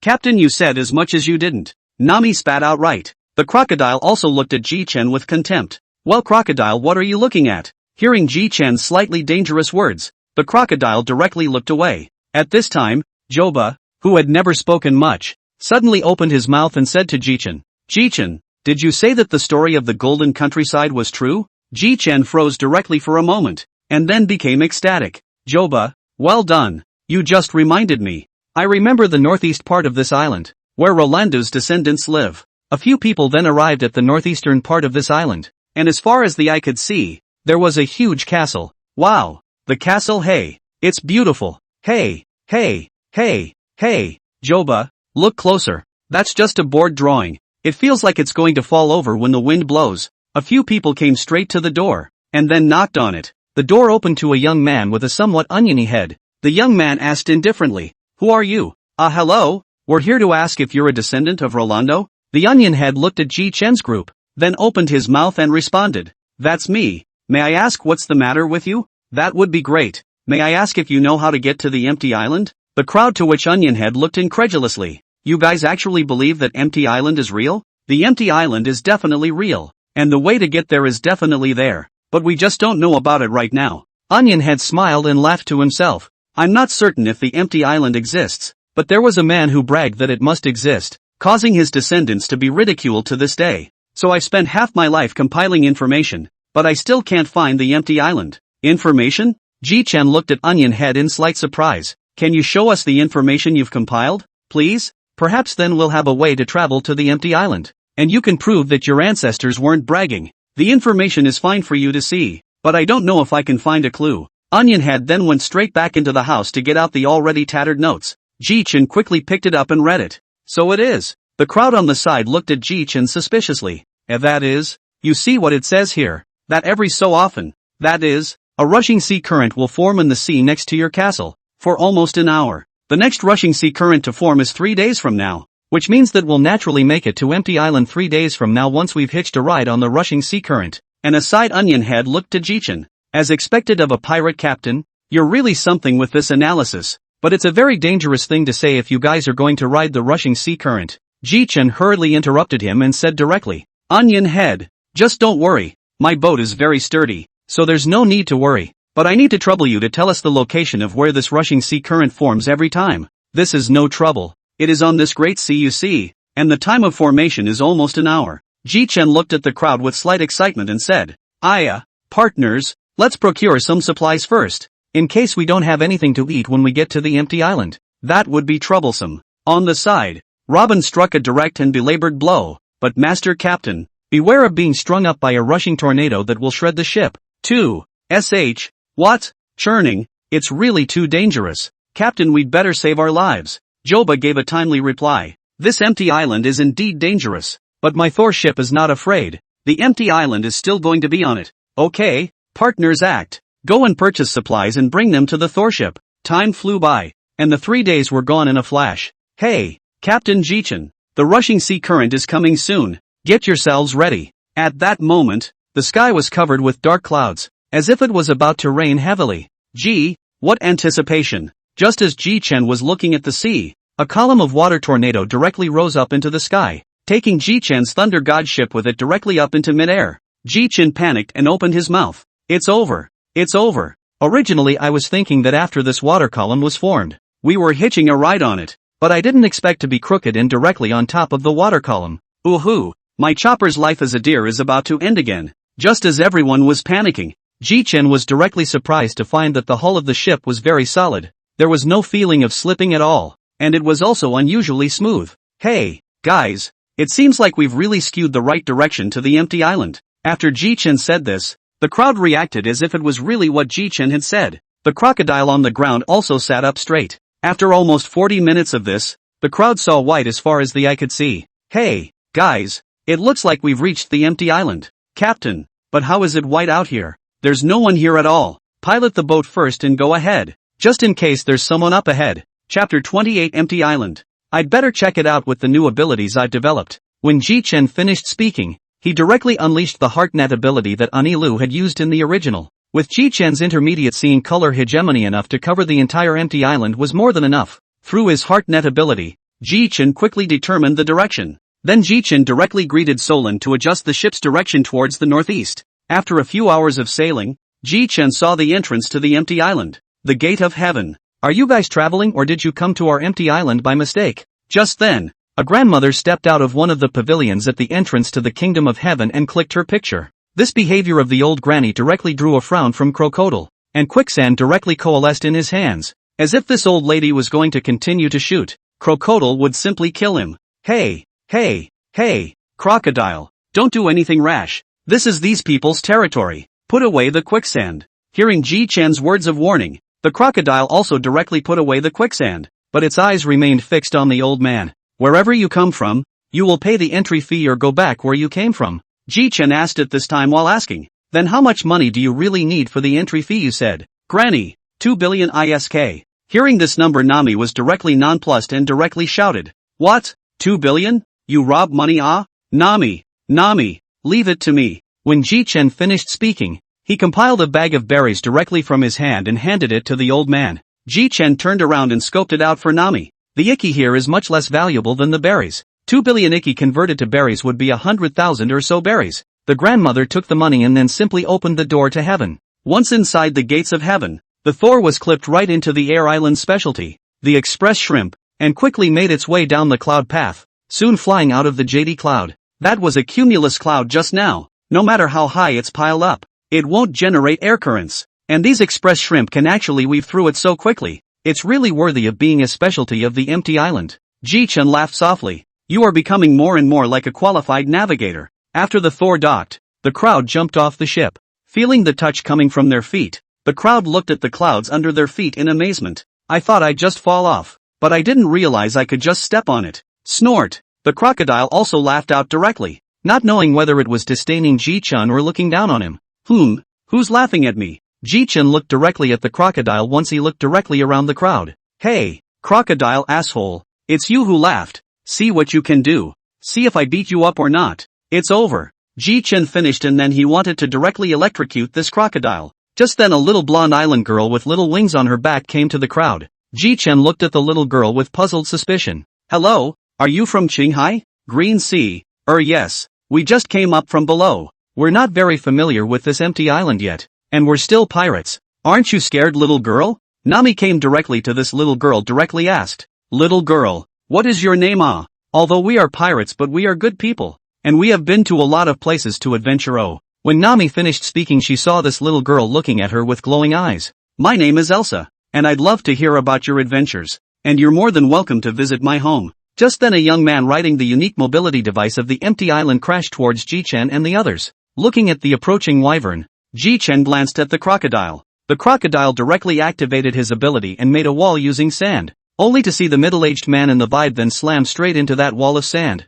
Ouch! It hurts a bit. It's still really unskilled. I need to practice more. Jichen and the others couldn't help but look at Aisha, who looked at the middle-aged man. Aisha hurriedly introduced the middle-aged man to everyone. It turned out that this middle-aged man was Aisha's father. In order to look for Aisha, so he rode the vibe to look for people everywhere. Meeting each other is destiny. And Aisha also likes you guys very much, so we will entertain you at my house today ba? The middle-aged man said and then directly led the crowd to Aisha's home. When he arrived at Aisha's home, Jichen was attracted to the wide variety of shells in the middle-aged man's home. Various burning shells, discharge shells, air shells. After the middle-aged man taught Jichen and the others how to use the shell, Jichen took an air cannon shot directly at the crocodile's face. Hey, asshole brat, what are you doing? Jichen smiled and opened his mouth. Hey, crocodile, play with you, but also anxious eyes. You can also come towards me ah. Anyway, you and I are natural department. Of course, everyone can be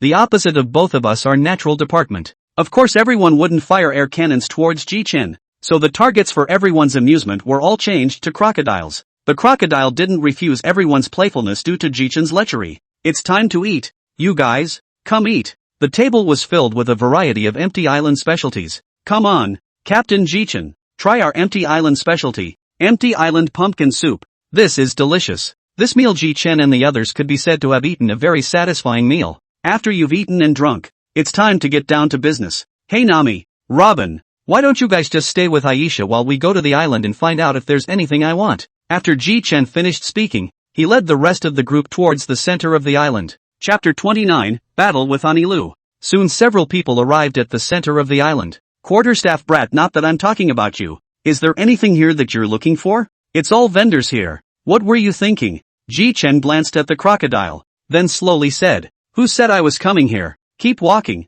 We haven't even reached our destination yet. What are you yelling about? After Jichen finished speaking, he brought the two of them directly to the outskirts of the island of the gods. So this is the island of the gods, but it looks like a forest. Jichen's heartnet could spread throughout the entire island. And immediately, Jichen felt it directly. Oh, there's 5 of them in here, but one seems to have about the same ability as me. The crocodile looked at Jichen suspiciously, as if he was looking at a retard. Hey, I know that ability of yours is called heartnet, right? It's an ability similar to seeing eye. But did you just say that there's one in this forest with an ability similar to yours? Are you kidding me? Your fruit is a nature system. There can't be any duplicates of fruit abilities. In the face of a bunch of nonsense from the crocodile, Jichen said directly back, coming. Sauron and Crocodile gazed directly ahead, only to see a man with a white bandana on his head, long earlobes, and a pair of deadfish eyes staring at him arrive in front of Jichen accompanied by a thunderbolt. What do you humans want in this god's territory? The 3 of them couldn't strain a smile even around Jichen when they heard such a middlebrow speech. Chief, the ability he just used seems to be the same as yours, but the color of the lightning seems to be different. You're right about that point. I was looking for the rattling thunder fruit before, but I never found it. I didn't think it would be on the empty island, but this will save me the trouble. Kill him and I'll get the rattling thunder fruit. Jichen looked at Sauron and Crocodile and asked, you two, who wants to go on? What Jichen didn't expect was for the two to take a step backward in such unison. Well, then I haven't hit anyone in a while, so I'll just come and move my muscles today. Hey, you assholes, what did you just say again? Did you not put this god in your eyes? Or do you want to die? Jichen skimmed a glance then slowly said, I see what you can do. So please go to hell. Without waiting for Anilu to react, Jichen directly slashed at Anilu with a thunder blade. Unsurprisingly, Aniru directly elementalized to dodge the attack. Jichen's strike directly made Anilu look dumbfounded. You know this kind of god's power too? Jichen was slightly impatient. Shut up you.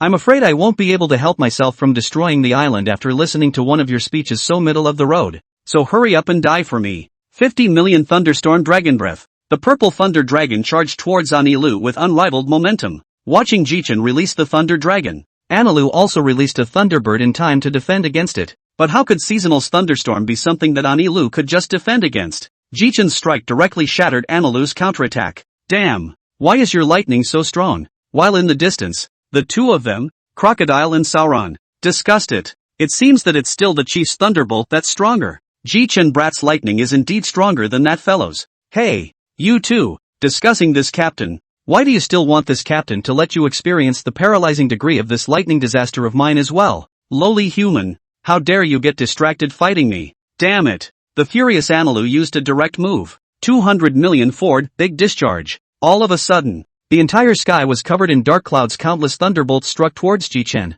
All those thunderbolts that struck towards Jichen were instantly cancelled out. Looking at the thunderbolts that were cancelled out, Anilu roared. Raijin form, thunder phase. All of a sudden, Aniru's hands kept releasing thunder and lightning, gradually converging into a huge raikage giant with a trident in his hand. Crocodile and Solon directly shouted, Hey, chief, hurry up. You use this move too. Jichen stared intently at this huge thunder god giant. Asshole, I don't know that move. Damn this Anilu. I should have known to break him. After Jichen finished speaking, he quickly flashed in Sauron's direction. I don't know this move. I can only use sword art. I'll study this move later. You two back off. He's mine today. None of you are allowed to intervene. Only the two of them answered and then quickly retreated backward. Jichen directly drew the blazing fire at his waist. Just as he pulled out the blazing fire at his waist, an idea flashed through Jichen's mind. This blade of mine is blazing fire, and I make every chop like his namesake. And thunder reacts with fire but with the elements. With that, Jichen looked across the room at the giant Anilu with a smile on his face. Bastard! To think that you're more than dead or alive by now. You die. The gigantic Anilu brandished his trident and poked it towards Jichen. Jichen, on the other hand, was retreating, while madly waving his blazing fire, each battle cry having a matchless high temperature. A battle cry exploded on the giant's body surface. Soon Aniru's giant mode ended quietly, and the battle record that had just fallen on the giant presented itself to Aniru. Hey, hey, hey, hey, you self-proclaimed god. You're dying. You'll die if I give you a few strokes. Honestly, resign yourself to your fate. Let's let you try the sword technique I just came up with. In Anilu's shocked eyes, Jichen chopped directly towards Anilu. This strike directly made heaven and earth change color. And in the severity of Aniru's shock, the chop that carried the domineering aura directly cut Aniru into two halves. Huffing and puffing. This strike is surprisingly such a waste of stamina. Hey, you two get over here and see if he's broken.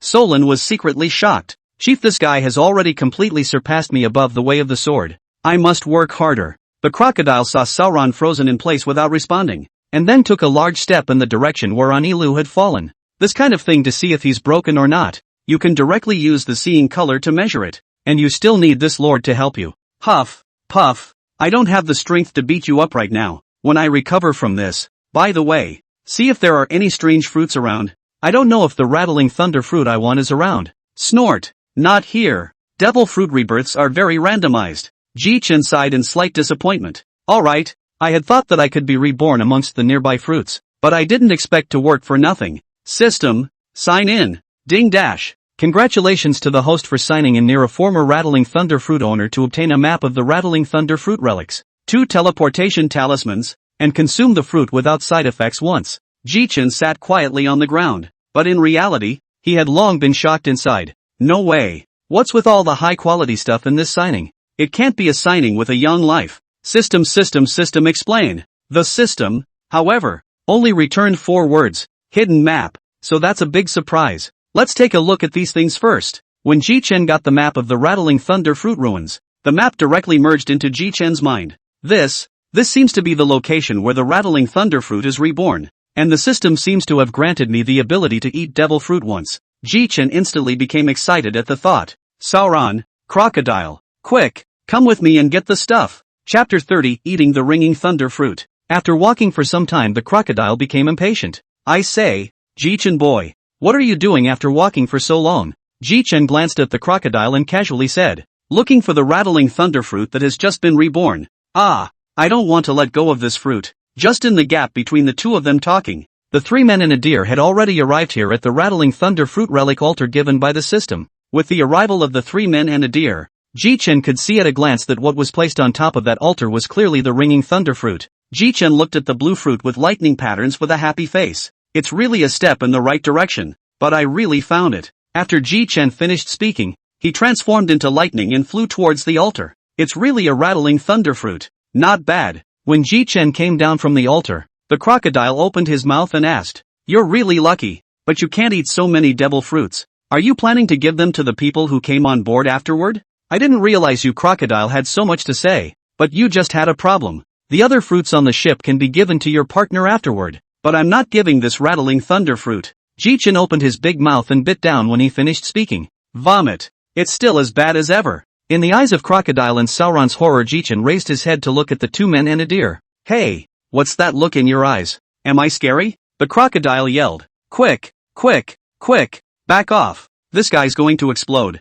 After saying that, the crocodile directly elementalized and retreated hundreds of meters. 10 minutes later, the crocodile hiding behind the tree gradually looked at Jichen in the distance, muttering, Jichen brat, it didn't even explode. What's going on? Hey, how long are you two going to hide? Come here both of you. With Jichen's roar, the 2 men and a deer hurried over. It's not that I'm saying you guys are at least a powerful party, but you're actually afraid that I'll explode. How spineless. The crocodile directly reddened after Jichen finished this sentence and looked at Jichen. What spinelessness? Weren't you the one who went crazy in the first place? Who in their right mind would eat 2 devil fruits? The crocodile finished and sat down to smoke a cigar. Jichen looked at Solon again. Yet Solon also had a curious look on his face. Jichen smiled awkwardly and explained. Before I had a guess myself. My own this thunder fruit is I obtained by chance in the East China Sea. After the voyage to know the existence of the rattling thunder fruit. And just also killed the possession of the rattling thunder fruit. And coincidentally found.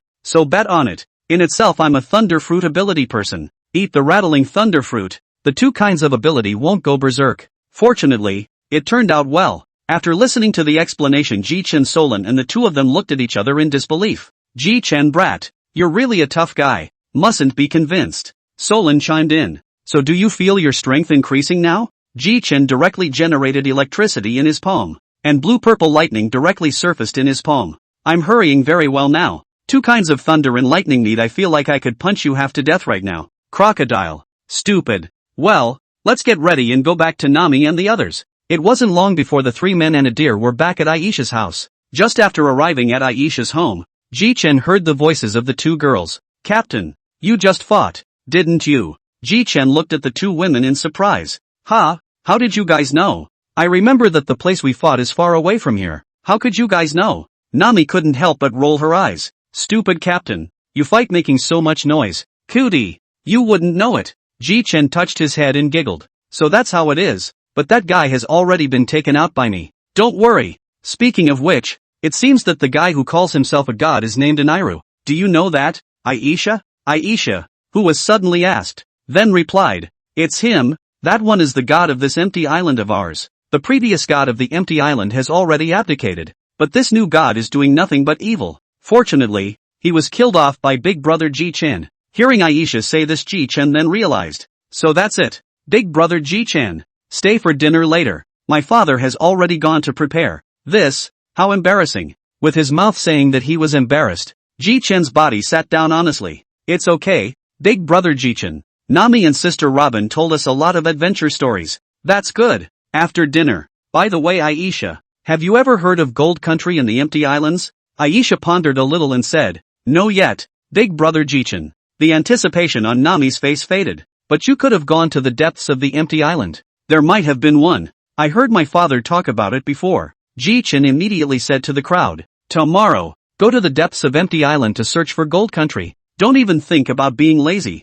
Jichen returned to the Thor after saying this. Chapter 31, Finding the Gold Country. The next day, on Empty Island, a group of 6 people walked towards the depths of Empty Island. It's almost there through this forest. If there's no Gold Country, then we'll go back. Nami spat from the sidelines. That's too hasty, Captain. That's Gold Country, yeah, for a few $100 million of gold. We could have searched a little longer too. Jichen smiled and didn't say anything. Jichen had of course read that in the original story in the end Luffy and the others found the Golden Country. So Jichen didn't have the slightest worry. Soon, a light flashed by, and Jichen and the others arrived at a place that was entangled in vines. Here, what's all this stuff here? At that moment, Joba called out in surprise. Ship, Captain. It seems like Gold Country is underneath this vine. Jichen smiled slightly at Joba's words, and came directly towards the vines on the ground with a chopping blow. Soon the smoke cleared, revealing the gleaming gold inside. Jichen immediately announced, everyone will first clean up the vines on the ground, and I'll just collect them directly afterward. Nami was the first to rush out, selling the vines on the ground and clearing them. Crocodile couldn't help but open his mouth to scold Nami for that stupid look. Stupid woman. However, Nami just glared at the crocodile and started slashing at the vines again with my knife. The crocodile looked at the partners with questionable intelligence and opened his mouth to shout. Hey, you assholes, stop for a second. The crowd stopped what they were doing to look at the crocodile. The crocodile didn't say anything and directly pressed his hand down on the ground. And soon a large amount of sand emerged from the crocodile's hand, spreading onto the vines. Soon so the vines let the crocodile suck out the moisture and turned into flying ash. The second crocodile looked at the crowd with a smug look on his face. Geez, great guy. This is gold all over the place. This should be worth 300 or 400 million belly. With a slap of his hand, all of the gold was then taken into the space by Jichen. However, the only thing that wasn't taken away by Jichen was the golden bell at the very top. And Jichen walked up to the golden bell, punching the golden bell punch after punch. Soon the ringing of the golden bell reached the town of Magic Valley, a island, below the empty island. Mushroom Town. Inside the tavern, all the pirates are gathered, listening to the bell above. The crowd froze slightly. So empty islands really do exist. Ridiculous. We were laughing at Lord Jichen before. The scene shifts to the Onion Head home. Onion Head listened to the sound of the bell above the empty island, and shouted with tears in the corner of his eyes, the empty island is real. It turns out, our ancestors really didn't lie. Thank you, Jichen little brother. Gold Country. Jichen jumped down after finishing ringing the golden bell, and out of the corner of his eye he saw a not so small cave right in the wall. Jichen immediately greeted the crowd and came to the front of the cave. Come on, let's go in first. just in case there's a bunch more gold in here. The crowd then followed Jichen to the cave. I say, this should be the historical text. It's really the first time I've seen it in such a big chunk. Jichen immediately called out to Robin, who was looking closely at the red stone tablet the moment she saw the body of history. Solon, help Robin along and topographize all the words on this, in case you need it later. Solon reluctantly agreed. It took 2 hours of wasted time to topographize all of them. Robin smiled weakly and said, the captain waited a long time. He was a little slow because Sauron was so stupid. Solon looked over at Robin with a black face. Then since it's all been topographed, let's go back. On the road, Jichen suddenly thought out of the blue and said, you guys said, if you can still encounter devil fruit on the road, it's good. No need to be too advanced. An animal system is good. Nami spat directly and mercilessly. Captain, you think devil fruiter stuff is a cabbage. You just say you have it. Harm. I just thought of the shambles auction to spend some money on, but what I just had was just a thought. It's not that coincidental at all. Soon the group returned to Elsa's house. Just as she arrived home, Elsa greeted her with direct anticipation of looking like Jichen and his entourage. Jichen was a bit embarrassed by the look, and instantly replied, this time it's really thanks to Aisha. Jichen then released lightning from his right hand, directly pulling out a gold slab from his hand and handing it to Aisha. Aisha looked at Jichen quizzically, as if to ask why she was giving me a slate. This gold slate is a thank you gift for Elsa. With one hand, Jichen slapped the slate into Aisha's hand, then dashed back to the Thor. Nami shouted with her head full of black lines. Stupid captain. How old is Aisha? How can she slap a slate on his hand? Jichen, on the other hand, was unconcerned about counting the loot covering this time. After Jichen's inventory, according to the conversion ratio of the pirate world, this time Jichen and his team had gained a full 500 million belly of gold, which made Jichen happy for a while. In this way Jichen stayed on the empty island for a few more days. During these days, the matter of Jichen and their defeat of Ainalu did not go unnoticed, and the residents of the empty island came to Aisha's house every day to thank Jichen for his doubts. Finally, early in the morning 5 days later Jichen hightailed the news that he was leaving to Aisha's father, and Aisha's father took out the inflatable octopus, and simply had the octopus take them back over the ocean. Gee, it's better to be on the ocean. Those people on the empty islands are too warm. Sauron almost cut someone off. Yossi, next destination, the capital of the Seven Waters, and this time I'm aiming for a chef. Chapter 32, Encountering Green Pheasant. Time passed quietly. The Thor had been at sea for half a month. Hey captain, the capital of Seven Waters has arrived. Aren't you going to get off the ship? Jichen had just come out of the captain's room when he heard Nami shouting, got it, then get ready to disembark. Mates, the six jumped right off the ship to the harbor. Jichen said with some sighs, Aya, the capital of Seven Waters is a famous shipbuilding mecca, but my Thunder God ship is perfect enough, or else I'd have to build another ship here. On the side, Nami struck out at the right time. Don't even think about it captain, we don't have enough money to build a ship. Let's go. It's good to go to the shipyard first, in case we need to build a ship in the future. The six then headed straight for the iceberg studio. Just as they reached the door, they saw a man in a suit with short dark blue hair walking towards them in style. Hello several of you, I'm the president of Iceberg Studios. My name is Iceberg. May I ask if you want to build a boat? Hello Mr. Iceberg, we are from the Thunder God Pirates. My name is Jichen. I didn't come here to build a ship. I came to get to know President Iceberg. And I'm also looking for a shipwright who can repair ships to be my partner. Jichen said everything he wanted to say directly in one breath. So your excellency is the recently infamous Thor Pirates. What a long time I've heard. However, our shipwrights here are men who have been here all their lives, and I'm sure I won't let them venture out to sea again. But there's one boy who's a little more jumpy, and would fit the bill for you. Jichen hurriedly pursued the question. Iceberg smiled. However, he hates pirates more than anything else, so you might have some difficulty getting him to join you if you want him to. Mr. Iceberg then brought out Frankie's picture. Nami asked in surprise, is this how he usually dresses? That's natural. He's been like that since he was a kid, but with a more heroic personality. Iceberg left directly afterward after telling Jichen the range of Frankie's activities as well. Well, let's just wander around individually for a few days. Right. Sauron, follow me. Solon looked at Jichen with a puzzled expression. What are you looking at? You don't know about your own waywardness, so lest you get lost on your own, it would be better for me to take you on a nice stroll through this capital of Seven Waters. Solon looked at Jichen with an exasperated look on his face, then turned around and marched into the town. Hey, wait for me Sauron, we're together. Chief, don't follow me. Make it seem like I'm just a roadie.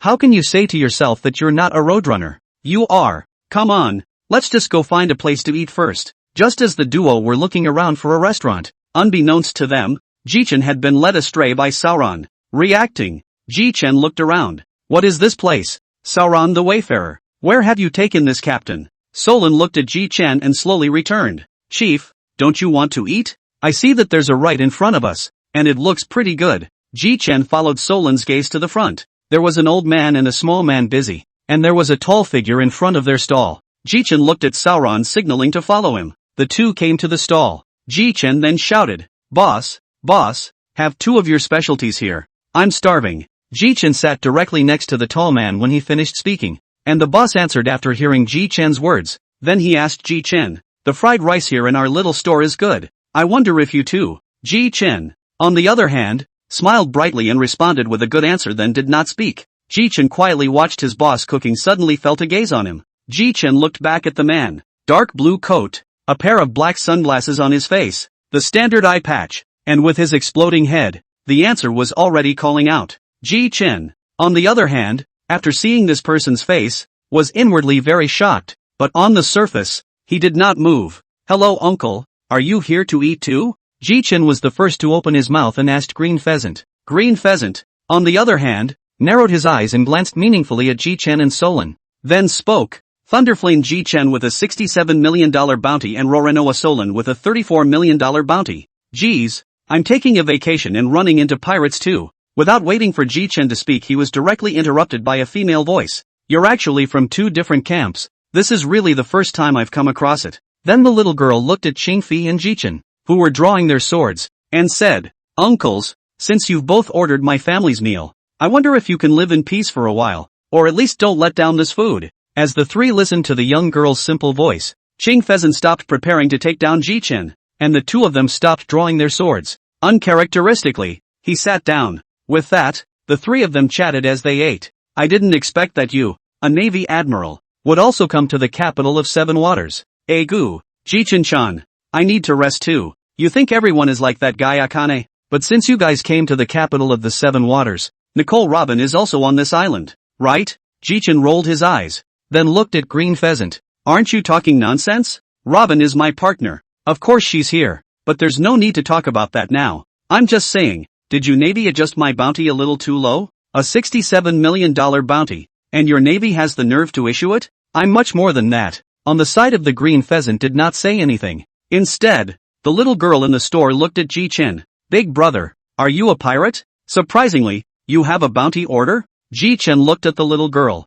and between them, that little girl kept changing the cooking utensils in her hands, which made Jichen, who saw this scene, intent. Little girl, you're a devil fruit power user? The little girl froze for a moment, then replied, my name is Zicheng. I'm a cook with a cooking fruit ability, and my body can turn into any cooking utensil that I want. Jichen's eyes became brighter and brighter after listening to Zicheng's words, and he secretly said in his heart, this girl is completely the chef I gave my Thunder God pirates as standard. And Green Pheasant looked at Jichen and said leisurely, you guys wouldn't be trying to recruit her, would you? I'm telling you, don't even think about it. Jichen glared at Green Pheasant, then asked the little girl with glowing eyes, Zicheng, I don't know if you're willing to become the chef of my Thunder God pirates. Don't worry about it. If you say yes, I'll give your grandpa tens of millions of dollars to straighten out your old age. And don't you chefs always want to find all blye? You can follow my Thunder God pirates to find it. Jichen finished his sentence in one breath and looked at Zicheng.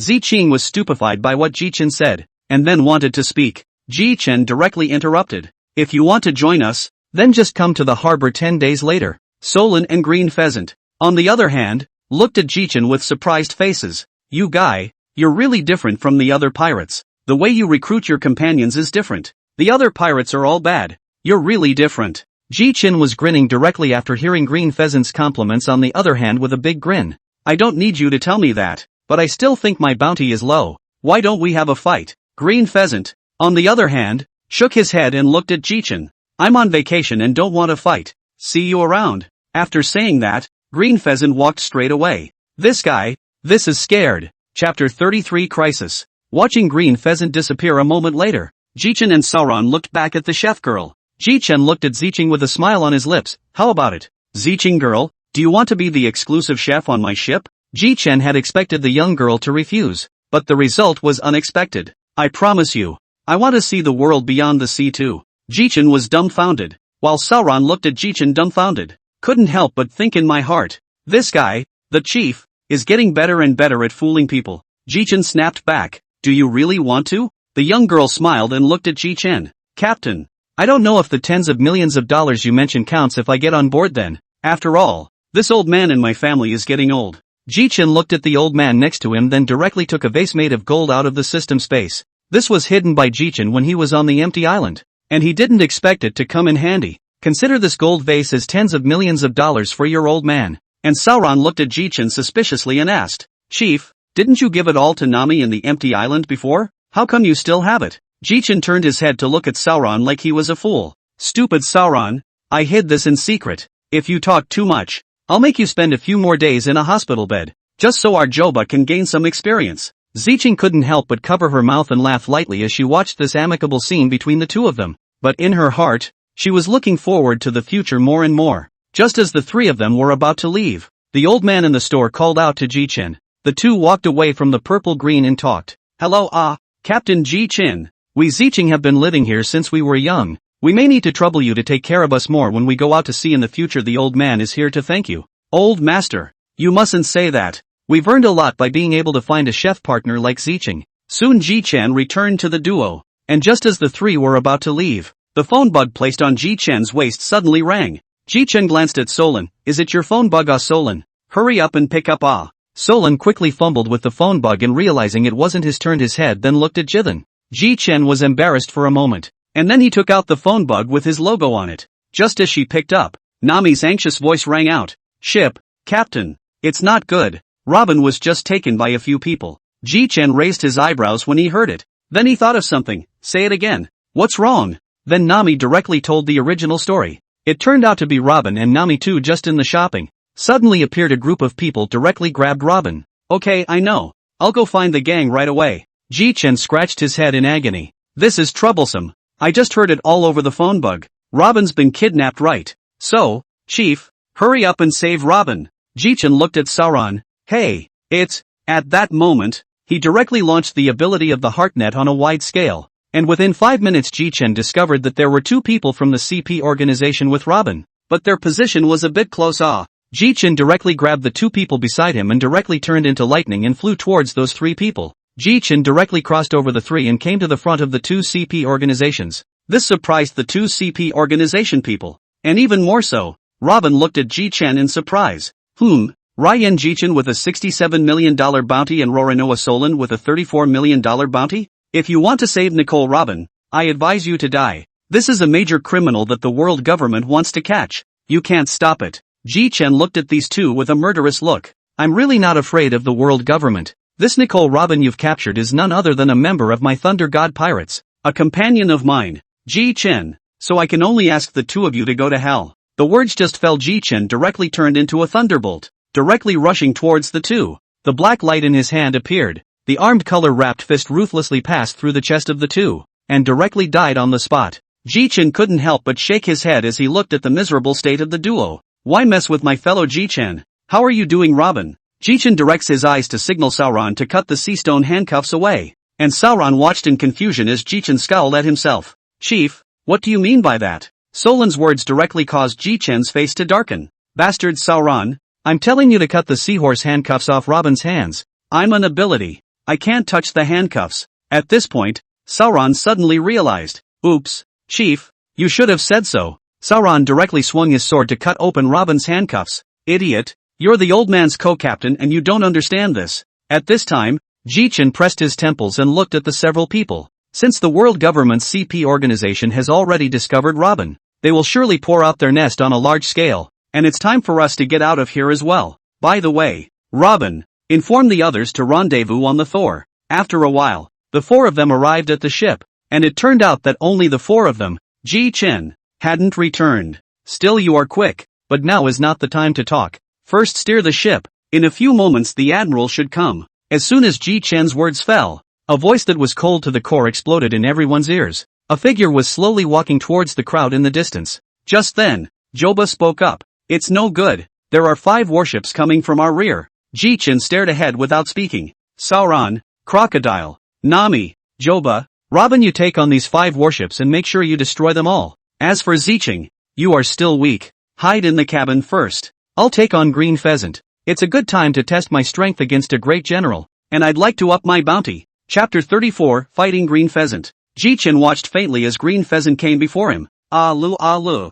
Jichen kid, were you or so able to cause trouble? It caused Martial Warlord to ask me specifically to come and get you. Jichen laughed. It seems like I didn't start the trouble. Right. It was your master, the world government, who started the trouble alone. Right. Otherwise I wouldn't have killed those 2 CPs. Green Pheasant's face darkened for a moment after hearing Jichen's words. Little brother Jichen is really speaking nonchalantly. Without further ado, you'll be taken down first, and the navy on those 6 ships will have to die after that. Jichen preempted it when he finished. Thunderball. 7 thunderballs compressed 100 times were thrown in the direction of Green Pheasant. Hey, Admiral, watch out. Green Pheasant looked at the purple-blue thunderball flying towards him in front of him and said in his heart, you can't take this move. With that, Green Pheasant directly dodged this one thunderball with a flash of elementalization. Boom dash. Soon 7 deep holes appeared where Green Pheasant had stood before. Green Pheasant wiped his cold sweat vigilantly and looked at Jichen. Harm. Green Pheasant, why are you looking at me like that? It's not like I'm a monster. It's just a recently developed ability. Just as Green Pheasant was looking at Jichen, Jichen directly unleashed his Overlord color hegemony, which caused Green Pheasant to directly stagger. Jichen seized the opportunity to arm color hegemonic aura, winding a flash, then smashed Green Pheasant flying out tens of meters away. Bastard boy. How unexpected. It seems that you must be taken back today, or else you will surely become as tricky a character as Whitebeard in the future. Pheasant looked at Jichen with a smirk at the corner of his mouth as he looked at him and gasped. Do you really think that I can't hold you? After finishing those words, Green Pheasant directly elementalized and appeared behind Jichen. The cold air surged and froze Jichen in an instant. As the crowd from afar looked at the frozen Jichen, their hearts were enraged and they killed the navy even more quickly. They didn't rush over because they trusted Jichen. Phew, it's still really cold. The strength of the great general is really terrifying. It's lucky that I had a hegemony, or else I'd have played it out by now. Mouthing off about how scary it is. You're the scariest one, aren't you? This is the great voyage, and you're so strong. It seems that the reward amount is really low for you. Jichen looked at Green Pheasant with a light smile. It's okay, Admiral. After I waste one of your arms and then take out all of your navy comrades, it's not too late to raise the bounty for me. Phew. Green Pheasant exhaled a mouthful of cold air and looked at Jichen with a murderous aura. Green Pheasant picked up a branch straight away, and it was soon covered in the cold air that Celebration exhaled, transforming it into an ice blade. Ready to die? Jichen directly pulled out Blaze and sneered at Green Pheasant. Know what this flaming sword in my hand is? This blade can completely restrain your ability to carry extremely hot flames with every chop. Green Pheasant looked at Jichen indifferently. This I naturally know, or else our navy wouldn't have taken your title as Thunderflame Jichen. So, Admiral Green Pheasant, then please leave your right arm behind. Jichen directly swung dozens of slashes towards the front, without any skill to speak of. It was just the word reckless. However, these dozens of chopping blows were all neutralized by Green Pheasant. Geez, since it's all been neutralized, how about you check out this move? 3 billion thunderstorms, falling thunder. Suddenly the sky was filled with dark clouds, and countless blue and purple lightning bolts struck towards Green Pheasant at all costs. It lasted about a minute or so before the smoke cleared and Green Pheasant was seen standing in place with his arm covered. What kind of power is that? Lightning can still have this kind of power? Could it be that your powers have awakened? Jichen quietly listened to Ching Pheasant's words and grinned. What if it awakens? It didn't even electrocute Admiral Ching Pheasant's arm. But my ability? I haven't really awakened yet. I haven't comprehended that level yet. Just then a pair of people came towards Jichen's direction, and the one leading the way was none other than Spandam, who had the reputation of being a fool. Hurry up. That is just right up ahead. Let's grab her and get out of here. Luigi, you lead the team and grab her straight away. Jichen narrowed his eyes at the men. Just as Lucci was about to use his moonwalk to head to the battlefield where Robin was, Jichen directly manipulated the thunder and lightning towards Lucci to heavily chop down. Instantly Lucci and members, all were thunder outside the scorched. Spandam, dumbfounded as he watched Lucci and the others get struck by lightning, turned his head to Jichen. Hey, that stupid CP organization. Be honest with me. Don't try to hit on my Thor Pirates historian. I'll deal with you guys when I finish off Green Pheasant on my side. Jichen turned his head with a smile. Let's get on with it. Grand Admiral Green Pheasant. Chapter 35, Slipping Away. Alu. What a cocky little kid. And off to the side. Spandam roared directly toward Green Pheasant. Hey, Admiral Green Pheasant. Hurry up and take this kid down. He's taken care of some of my best men here. Jichen frowned at Spandam, who was on the sidelines. World government dog over there. Stop barking here or you'll be the next to die. Jichen finished speaking and directly elementalized towards Green Pheasant. Jichen directly armed color hegemonic aura wrapped around the top of his fist, and directly punched towards Green Pheasant's waist. That blow sent Green Pheasant straight out of the ring, plunged into the rubble. Green Pheasant slowly got up and sat straight down on his butt. You're still a bit strong for a newcomer, but are you sure you can handle two great generals? Jichen froze, looking at Green Pheasant's beaten face. Jichen boy, get one thing straight. We're a navy. There's more than one admiral. I haven't given Martial Warlord any news for so long. Do you think Martial Warlord won't send a second admiral? Hearing Green Pheasant say this, Jichen came to a realization. Yossi, then let's use this move to settle the fight. After saying that, Jichen directly converged towards the sky with one hand, and soon a sun-like ball of thunder converged in Jichen's hand. Green Pheasant, who was still in a daze, directly opened his mouth and shouted angrily the moment he saw this ball of thunder. Hey, hey, hey, Jichen boy, if you dare to throw it at this city, you're done for. Jichen was fearless in the face of Green Pheasant's threat,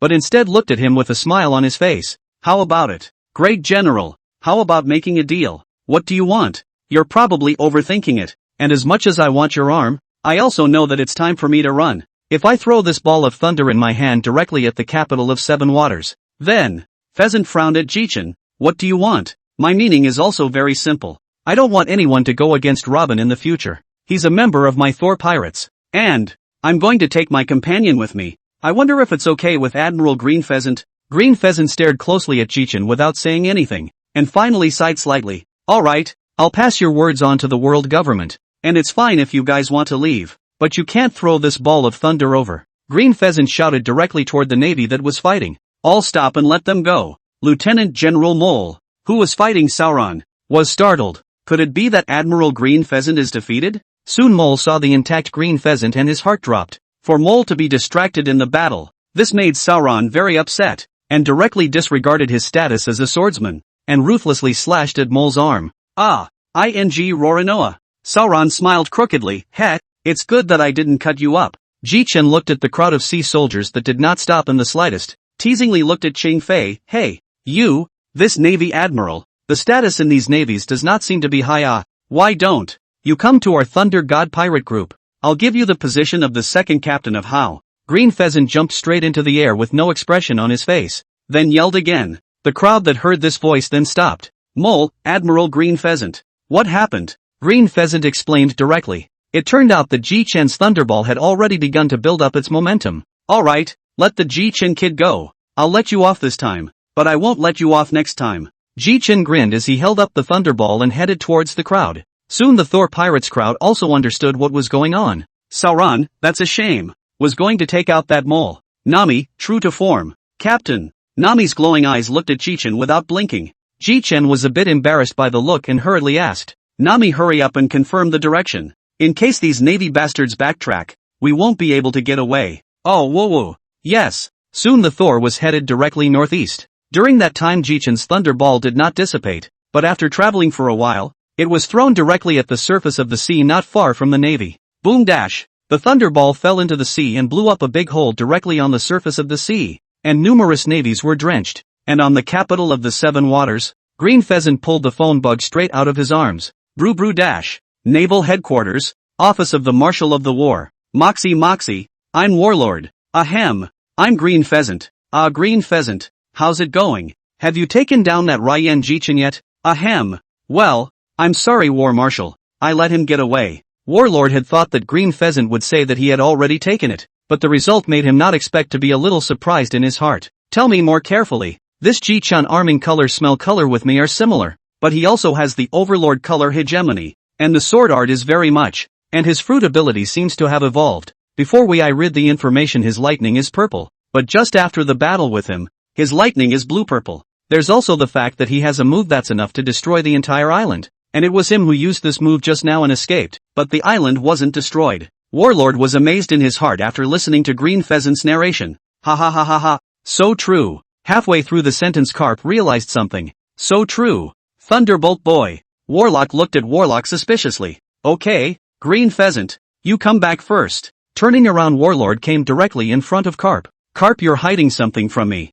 aren't you? Without waiting for Garp to speak, Warlord spoke again to himself. Lei Yen Jichen, who started out in the windmill village, hasn't been around for half a year and is already comparable to a Navy admiral. Moreover, he has notable proficiency in his armed colors, and seeing colors. And you, Garp, have been back to Windmill Village a lot before. Together with those remarks just now, this Lei Yen Jichen is your grandson, isn't he? Warlord's analysis directly made Garp listen. Pohahahaha, what a great analysis of the war country. Listening to Garp's laughter, the veins on Warlord's head shot up. Boom! Garp flew straight out of the Warlord's office and directly towards where the naval training grounds were. Bastard Garp, with a talent so good and such a top-notch one-fruit ability. Instead of letting him become a Navy man, he trained him to become a pirate. The Navy downstairs heard the sounds of Marshal Battle's office and saw it straight away. Chapter 36, The Furious Warlord. Navy Headquarters. Hey, I just got back and I have to report to the War Marshal. Knock,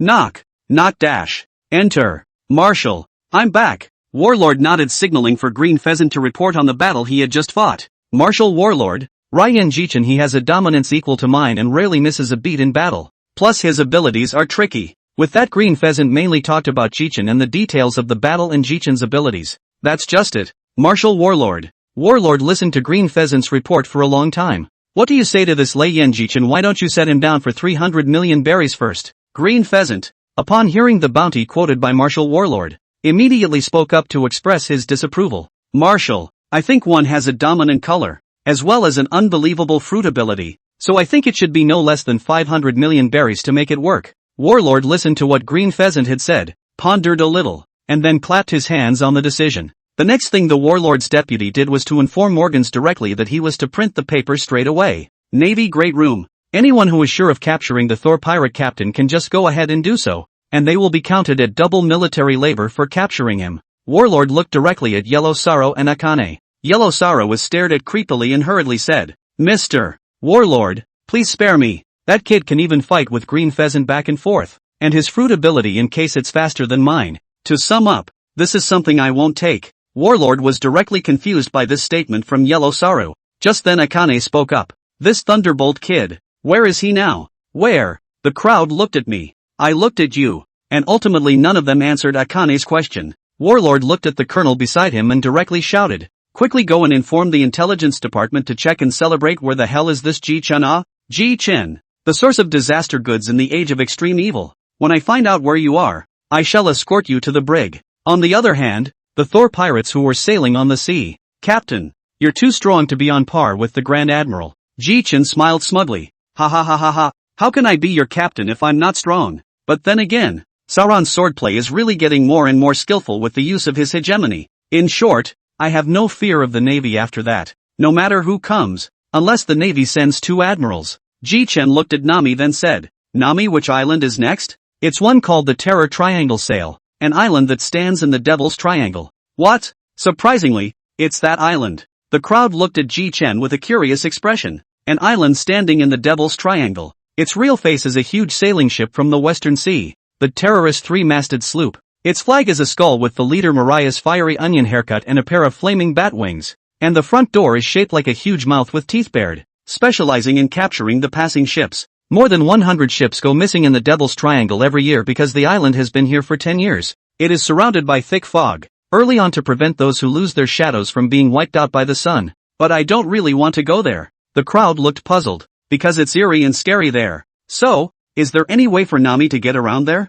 Nami looked helplessly at Jichen. I'm sorry, Captain. There's no way around it. This is the island that the record pointer points to. There's no way to change it. It can't be helped. Please, Nami. Just as Nami was about to speak, a snort came from the corner of the deck. Jichen looked over, and instantly Crocodile hurriedly got a chill down his spine, feeling like he was being watched by a wild beast. The crocodile looked up to see Jichen staring him dead in the face. I didn't just laugh. Jichen's eyes were still dead on him. Jichen, no, Captain. It's just a zombie made by Moria. When we get to the island, I'll take the lead. Crocodile looked cautiously over at Jichen and realized that Jichen was already preparing to go back to the captain's cabin. It was an instant relief to the crocodile. It's okay, I almost got my ass kicked. The next day Jichen was fishing in his boat when suddenly a newspaper delivery bird appeared in front of him. Hey, I can't believe it's a newspaper delivery bird, said Jichen and tried to take that newspaper directly on his chest. the newspaper delivery bird, knocking his hand right off, proceeded to call out, HM, 150 belly? That's pretty expensive. Still, Jichen took out the money directly out of thin air. Let's see this news. Thor Pirates Captain Jitsu and Green Pheasant are 50-50. The Raijin Pirates scared off the Navy. The captain of the Thor Pirates has amazing strength. After reading them, Jichen was dumbfounded. This Morgans really knows how to write. Could he still be there? Suddenly a couple of wanted notices fell out of the newspaper, and Jichen hurriedly called his partners to come to him. Ryan Jichen's bounty, 510 million belts, life or death. Rorinoa Solan's bounty, 200 million belly, life or death. Sandy Crocodile's bounty, 245 million belly, life or death. Angel Nami's bounty, 71 million belly, life or death. Archaeologist Nicole Robin bounty, 96 million pesos, life or death. Pet Tony Chopper bounty, 100 bell, life or death. Ziching's bounty, 1,000 belly, life or death. The crowd read the bounty order one after another, and the attitudes of the crowd were very different.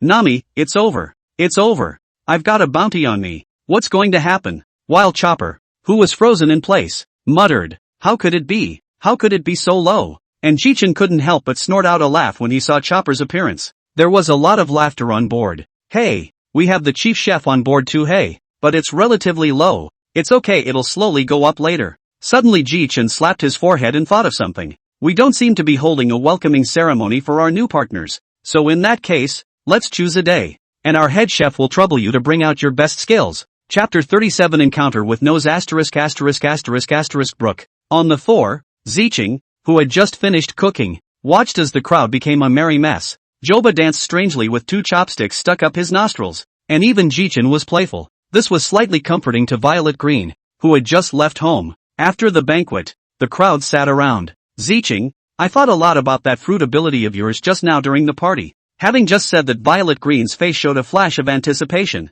That fruit ability of yours still depends on your own open development. But when your strength becomes stronger, perhaps you can think of this fruit and what can be developed. The ship has the cultivation method of hegemony, and a while you can let Nami take you there. Zicheng looked at Jichen suspiciously.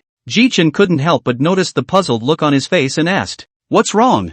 Zicheng, is there anything you don't understand? So, what's a bully? Oops, forgot to give you instructions? Jichen glanced at Sauron, who did keep staring at Jichen.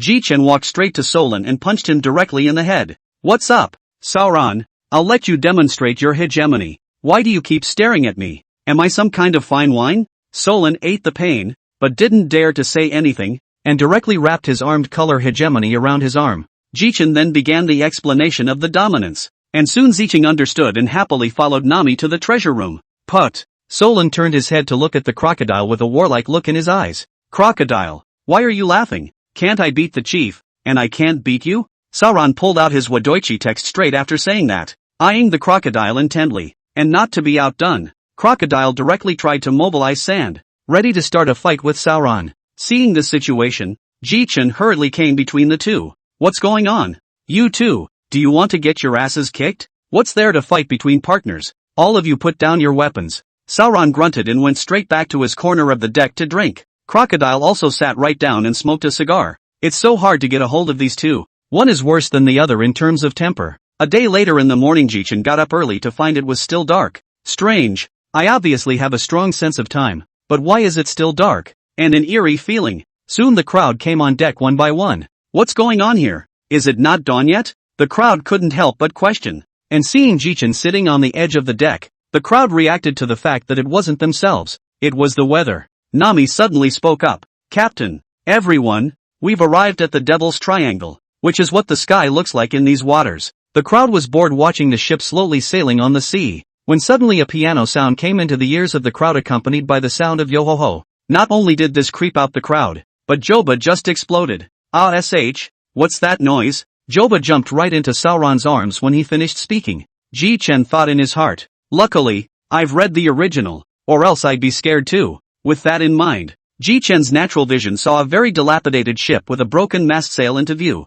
Jichen looked at the crowd and shouted, everyone, do you have any interest in taking a look at that ship? Robin expressed great interest straight away, and Nami, Chopper, and Zicheng, crying while begging Jitsu not to go. Hey, you three crybabies, there are no ghosts in this world, and even if there were, they'd be some kind of devil fruit ability, so don't worry about it. Then I'll choose who's going to search the ship here, Robin. Sauron and me. Hey, I wonder if there are any ghosts for me to cut. Jichen finished speaking and directly flew the two of them in one hand into the wrecked ship. Except that Robin was straddling it and Sauron was grabbing it straight away. Just landed. Solon directly complained. What Gov's not like this. To Robin and to me. Is completely different. Solon was complaining. Jichen directly laughed and scolded. Stupid Solon. How could I possibly hug you like I hugged Robin? What a joke. After this interaction between the two, the atmosphere between the three of them was also much more relaxed. The three then went straight to the captain's cabin.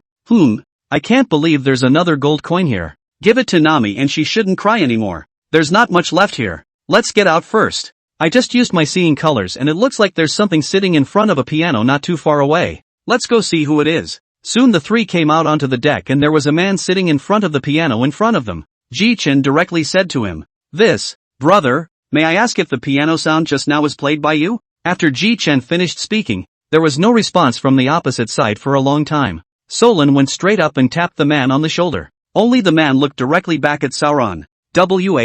What? Skeleton? Skeleton? This straight away made Solon go weak in the knees. The next scene directly caused Solon to break out in a cold sweat. The skeleton spoke up and said to Sauron, this gentleman, please, are you alright? Yo ho ho ho ho. Jichen said in his heart, surely what you really see is really much more shocking than what you see on the screen. Jichen, as the captain of the ship, directly stepped forward and smiled. Hello, I'm the captain of the ship across from you. May I ask who your honor is? The skeleton looked at Jichen and spoke. Hello Captain Jichen, my name is Brook. Known as No Song Brook. Just call me Brook. I'm a musician.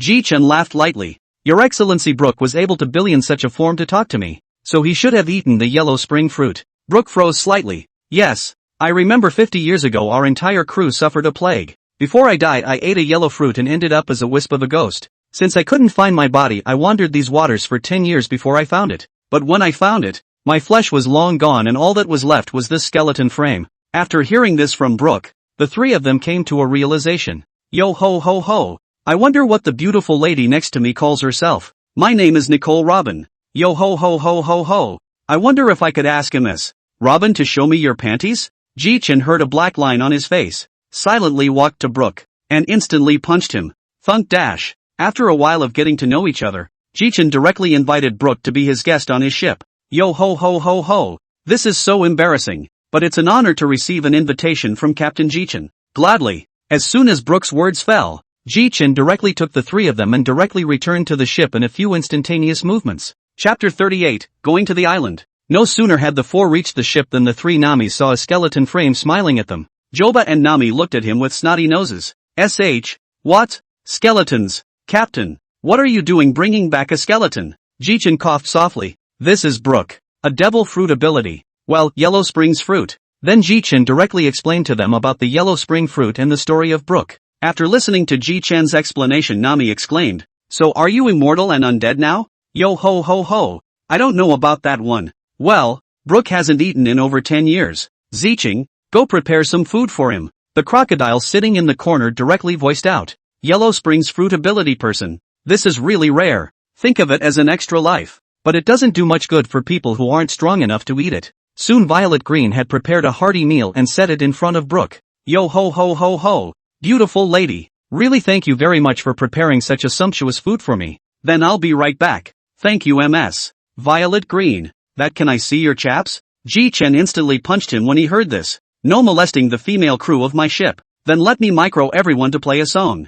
The music started and the crowd unconsciously sang along. Yo ho ho ho. Yo ho ho ho. Binks's fine wine. The song is over. Jichen's mind raced, and there was a bit of fire in his gaze when he looked at Brook again. I wonder if you would like to be a musician for my Thor Pirates. Brook, as my partner. Brook felt flattered to hear Jichen's words again. Yo ho ho ho ho. First of all thank you Captain Jichen for loving me, but I'll pass on joining you guys. Although Jichen knew the reason, he still asked directly, give me a reason? Yo ho ho ho ho. Because when I found my body earlier I realized that I no longer had a shadow. And I finally realized that it was stolen by Moria. So without a shadow I can't join you guys. Jichen smiled as he rubbed his chin. Actually, we were supposed to go to Moria's island. It wouldn't be a big deal if we beat up another Moria. So why don't you come with us? There's no problem at all dealing with that Moria. Nami will be arriving at Moria's island in a little while, won't she? Yeah, It's almost a couple 100 meters away. Yossi, that's good.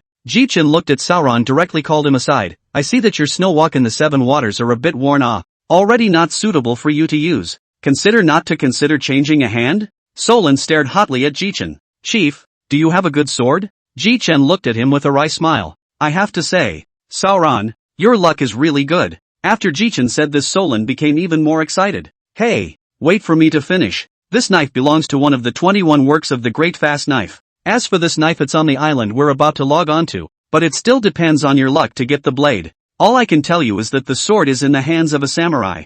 Jichen finished. Sauron dryly looked at the island. Yeah, I'm going to get that knife. Soon the crowd finally arrived at the harbor of the Terror Triple surrounding sailboat, and after the crowd had all disembarked, Jichen directly released the lightning to wrap the entire ship and directly collected it into the system space. The crowd was confused, then asked Jichen, Captain, why did you put the ship away? Jichen was like looking at a little cutie. Like looking at Nami. Stupid Nami, don't you think about it? There's often news of missing ships in this sea. Of course I have to collect our only ship, so that certain people don't covet my Thor ship. Nami and the crowd then realized. Jichen and his partners then walked toward the island. Walked a distance. Jichen directly looked in a certain direction, and then struck out like electricity, directly toward the air pinched. The crowd was uncertain. Only when the transparent object became visible did everyone realize the danger. Solon let out a sigh of relief. A chief is a chief, and seeing colors is much better than me. How else could I be your captain? Having just gotten on the island, my web of hearts enveloped the entire island.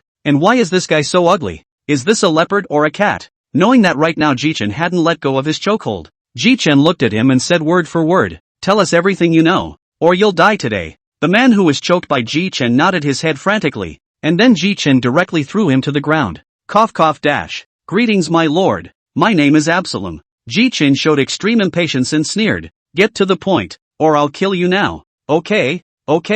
There is a castle deep inside this island. Lord Moria is inside the castle. Lord Moria is a shadow fruit ability. There are many corpses buried on this island. All of these corpses can be used for Lord Moria. Secondly, there's Dr. Hogbucken, said Jichen, who directly told him to skip it. This guy I know. Good medical skills, but very lousy medical ethics. Next is Perona, who is the commander of the animal zombies and scary zombies and eats the ghost fruit. So be careful, my lord. Your honor, all I know has been told to you. Please. The moment she finished her sentence, Jichen shot straight out and choked Absalom. I hate sneaky guys. I'm glad I didn't nickel and dime you. After killing the man, Jichen directly drew out a handkerchief and wiped his hands. Jichen looked back at the crowd with a smile. I always treat my enemies like this, especially this transparent fruit guy. And Nami Zicheng Robin, your hegemony is still unskilled, so of course I want to end it as a last resort. Didn't scare you guys? Snort. I do agree with what you're doing. Treating this kind of guy, just kill him. Jichen laughed softly. It's rare that you and I think the same way. Crocodile. Subsequently, with Jichen's deliberate activation, the atmosphere of the crowd was still very good. Jichen slapped his forehead. Oh, right. If we spread out, you guys help me look for devil fruits. Because I just killed a transparent fruit's transparent man, so the fruit he possesses should be reborn nearby. Although it's said to be a relatively trashy fruit, it can still be auctioned for several $100 million. And Jichen crowd did not know that what their group did has been known by Moria's bat. That bat has rushed to inform Moria. Chapter 39, The Terrorist Three-Masted Sailboat. Not good. A small black bat flew directly to Moria's place. What's wrong? Looking at Moria's bloated body, the little bat spoke in panic. Lord Moria, just now on the island Absalom was strangled by a man. At once Moria stared at the little bat in disbelief and asked, You say that again? Lord Moria, Absalom was strangled by a man. But it seems to be Thunderflame Jichen, who has been making a lot of noise on the ocean lately. How come it's this guy? This guy isn't to be messed with. Someone who can go 50-50 with a major general. But I'm not going to let him come and go as he pleases on the cheap. At least cut his shadow. I've had my eye on his shadow for a long time. And now I've finally got my chance. The bat on the side couldn't help but speak out after hearing Moria's words. Lord Moria, that's a pirate with a bounty of more than $500 million.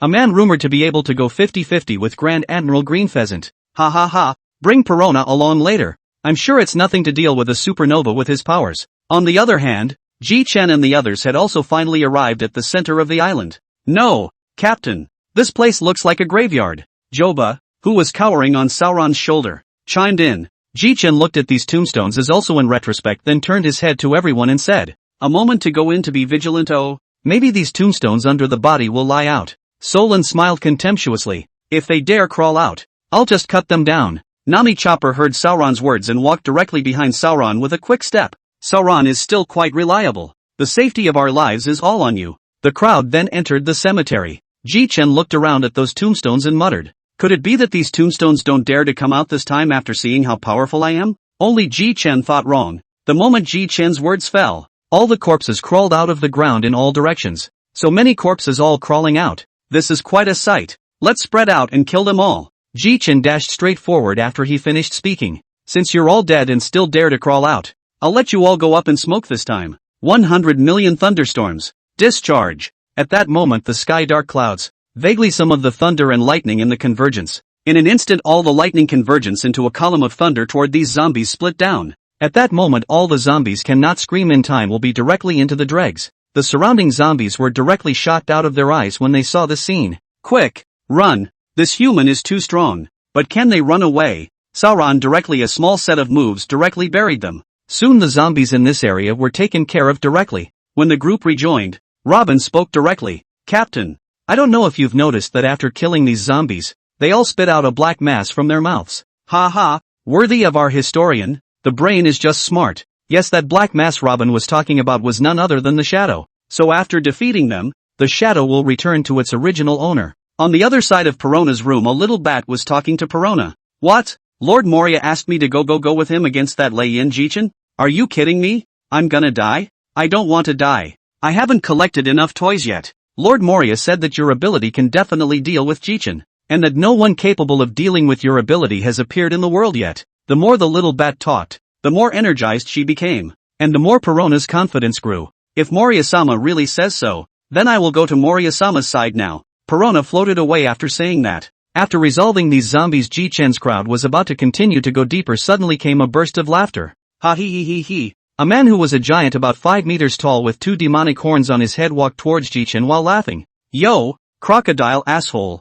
I didn't think you'd be so tempted to join them. Snort. I didn't realize that Moria, who is a member of the 7 martial seas, was so fat. Do you want to fatten yourself up and then offer yourself to the celestial dragons? Moria listened to Krogdal's string of words and glared at him in anger, but never said a word either. That's when Jichen spoke. Moonlight Moria, we've come here to find the shadow of a man. I advise you not to stop me. Moria looked at Jichen's cold tone and instantly became furious. You think you can really beat me? I'm just going to cut out your shadow today and cast the strongest zombie. If you were younger, I might not be a match, but now that you're bloated, you're no match for me at all. Hearing Jichen's words, Moria just laughed lightly, then pushed out Perona, who was standing behind him. Oh, Perona, that girl you picked up. Let's see. Oh, superhuman phantom fruit powerhouse. But you might be overthinking it. His powers don't work on me. Oh. And Mariah had already frozen in place in shock. You actually knew? Well, you can let him try. Perona looked at Moria with panic on her face. Perona, use your ability on him.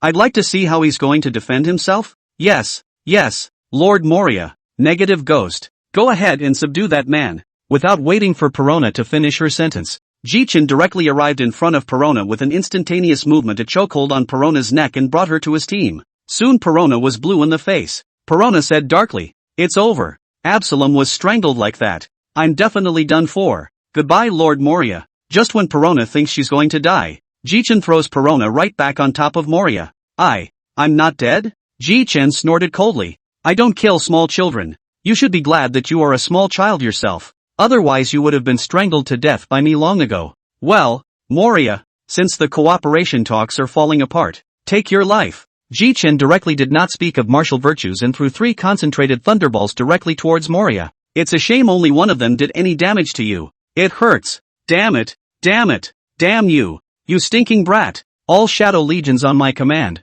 Attack. As Mariah finished, a steady stream of zombies crawled out of the graveyard. Captain, what are we going to do? So many zombies? Without waiting for Jichen to say live, Sauron directly shouted towards Nami. Stupid woman. The leader naturally has to deal with Moria. These small fishes will be left to us. Chapter 40, Terrifying Triple Sailboat. Jichen glanced at Sauron. Still, you boys understand me. Yossi, catch the thief first. First I'll beat you. The shadow fruit ability. The words just fell. Jichen directly an instantaneous fist directly wrapped around the armed color ruthlessly hit Moria's stomach. Geez, Moriya's belly is kinda soft. Jichen's blow directly sent Moriya flying backwards, smashing directly into his castle. Moriya's blood left directly from his 7 orifices. Damn brat. That punch is almost as bad as Garp's. It hurts like hell. Jichen looked at Perona, who was sitting paralyzed on the ground, and directly scolded. If you can't fight, just roll to the side and watch your Lord Moriya get beaten up.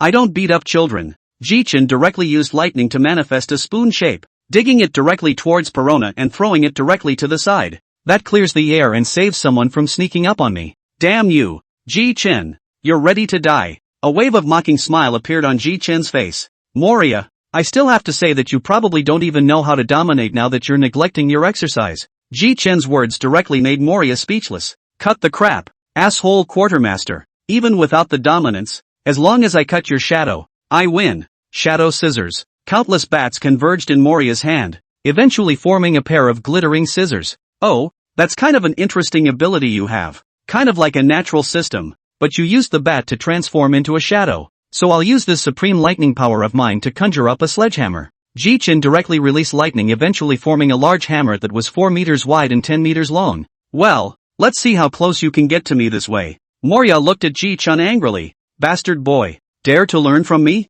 Oy vey angry. Take your life then. Jichen swung his lightning sledgehammer down hard towards Moriya. This one? Bats made up of doppelgangers? Didn't think so. That's fine. Just swing the hammer again. Jichen directly threw the lightning sledgehammer towards Moriya. The scene was very shocking, but when the sledgehammer arrived in front of Moriya, it directly dissipated into a sky full of lightning, directly electric Moriya life. Ha ha ha ha ha ha ha. Laugh me to death down. Just developed this move. As the first to experience it, Moriya, how do you feel? Moriya, who was still a bit dazed, looked at Jichen and gritted his teeth. Fine. Wait for me. I'm going to take out my secret weapon. Dragon-slaying samurai Ryoma. Come out and help me with this guy. Shortly afterward, a samurai wearing a samurai uniform, a sword at his waist, and wooden clogs came to half kneel in front of Moriya. Master, what is the order? Ryoma, kill that asshole across the street. Yes, sir. Jichen froze.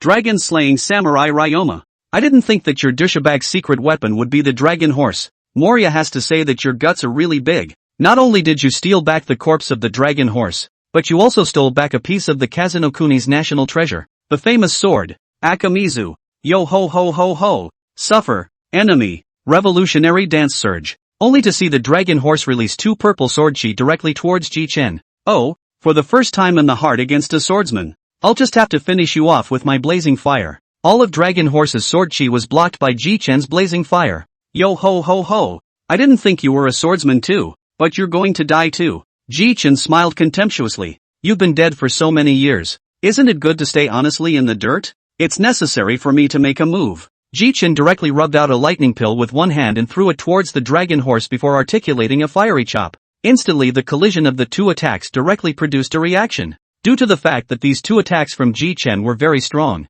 this directly caused the dragon horse that was at the center of the attack to blow up. Yo ho ho ho ho ho. Very interesting attack, but next I'm going to get real. This will be my strongest strike. Ha, your shadow is Brooks, so that means I can still take this hit from you. Soon the huge chopping strike came towards Jichen. This strike had no move name. It was just an ordinary strike. Oh, then let me try to see if my chopping attack can be neutralized too. After saying that, Jichen directly swung a slash forward with all his might. The 2 chopping strikes collided, and it was clear that Jichen's chopping strike was superior, but it didn't injure the dragon horse either. Yo ho ho ho ho. Young man, your swordplay is very good, so it's time for me to go. The dragon horse directly threw the sword in his hand at Jichen, and with that, a ball of black gas flew out of the dragon horse's mouth. It's obviously Brooks' shadow. On the other side, Brooks' shadow had just returned, and the excited voice was heard. Yo ho ho ho ho. My shadow is back. Thank you, Captain Jichen. Yo ho ho ho ho.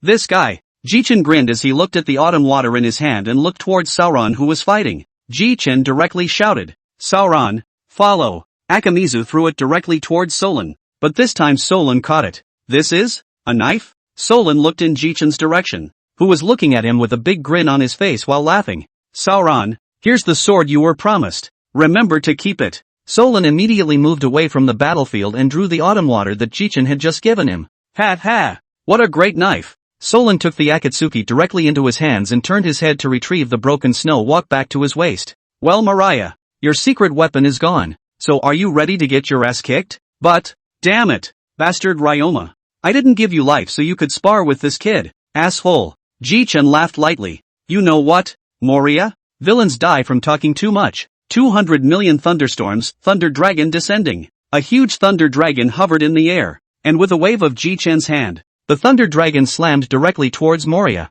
A myriad of voltages pummeled Mariah's nerves, his body, and the blow left him dying. No, I haven't lost yet. Somehow, Mariah came to the spirit only to see him yell. Shadow gathering, all the shadows converged directly towards his body, and Mariah's body gradually became huge, and his body was close to 80 meters from the original 6 meters. Ooh, this guy, this trick, is this move you're doing now considered a dying struggle? On the other hand, all the people of the Thor pirates who were fighting looked at the zombies of a brother who fell to the ground all unknown, and looked at the place where the shadow flew to in unison.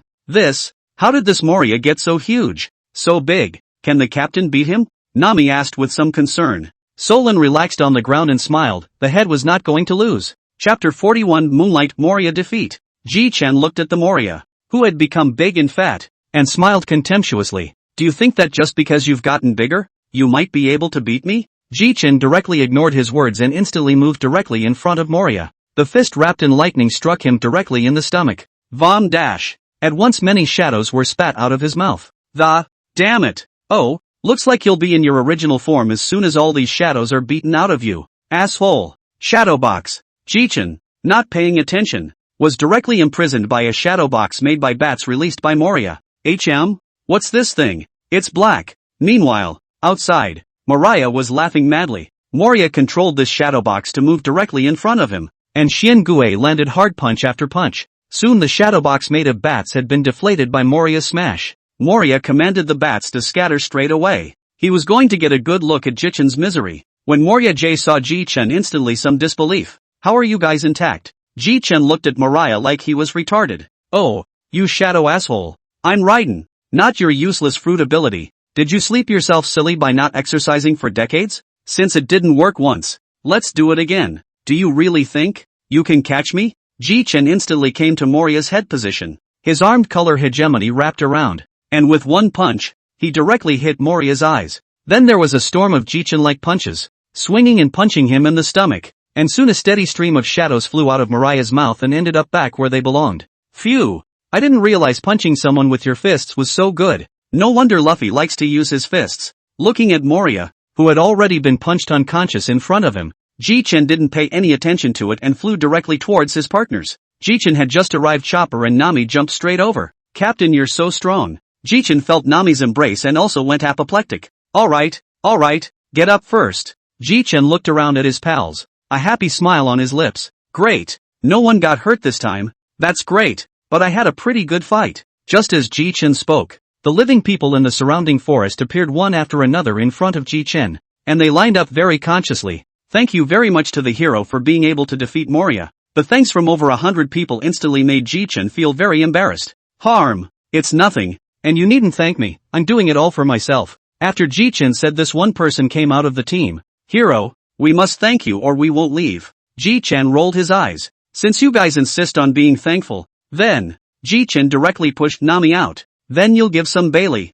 This is our Thunder God Pirates Bailey Grandmaster. After pushing Nami out of the way, Jichen headed straight to the middle of the forest with Sauron. On the way, Sauron could still be heard complaining. No way, Chief, we just defeated Moria. Why do we still have to come to this forest? What do you know? Naturally we're here to look for devil fruit. Otherwise what do you boys think I'm here for? The two walked on like this, and soon the two came to a house. Hey, why is there a house here? Jichen slapped his forehead. I can't believe I forgot about him. Let's go in first. Just as he entered, Jichen sensed the strangeness of the place, and there was even a coffin in the center of the hall. Who are you? Jichen looked back. Ha, Hwagubyuk. Ah, you're such a bad doctor that you're still alive. Sauron, kill him. As good as you are at healing, you are terrible at it. Sauron led straight to his orders, and after a tussle, Habak was killed straight away. Stain. This kind of person, let him live in the world for a second. I am too much.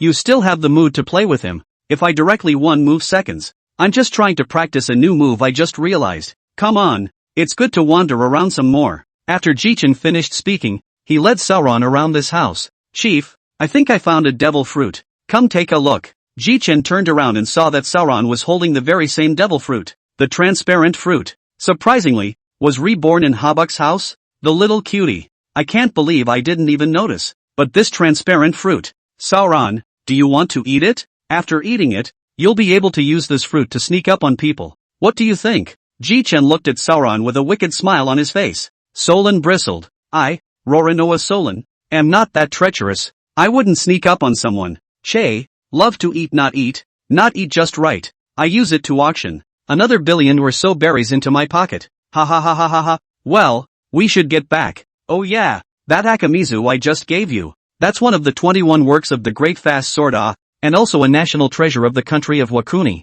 I would suggest that it would be better to cover the sheath, in case it's recognized. Go! Solon walked behind, slightly contemplating, feeling that there was nothing wrong with what Jichen said, and also keeping this matter in mind. Hey, Rhodey plus Lost King in the back, stay close to me, or else you'll get lost and I won't care about you. Hearing Jichen's words, Sauron angrily took big steps directly toward the front. Hey, wrong way. This way. Soon, Sauron was grabbed by Jichen and returned to the crowd. Jichen looked around. The weak Nami posted directly. Captain, do you know how much those men just gave us? Jichen looked at the look in Nami's eyes that had turned into money and asked curiously. How much? Ahem. Listen up. They're giving us a full 200 million berries. Ooh, that's quite a lot. I thought a few tens of millions would be more than enough. Oh, by the way, there's someone who said she must thank you, so she boxed to meet you. Jichen nodded indifferently. What a pain in the ass. You tell him to come find me. Soon a large bladdered woman was brought over by Nami.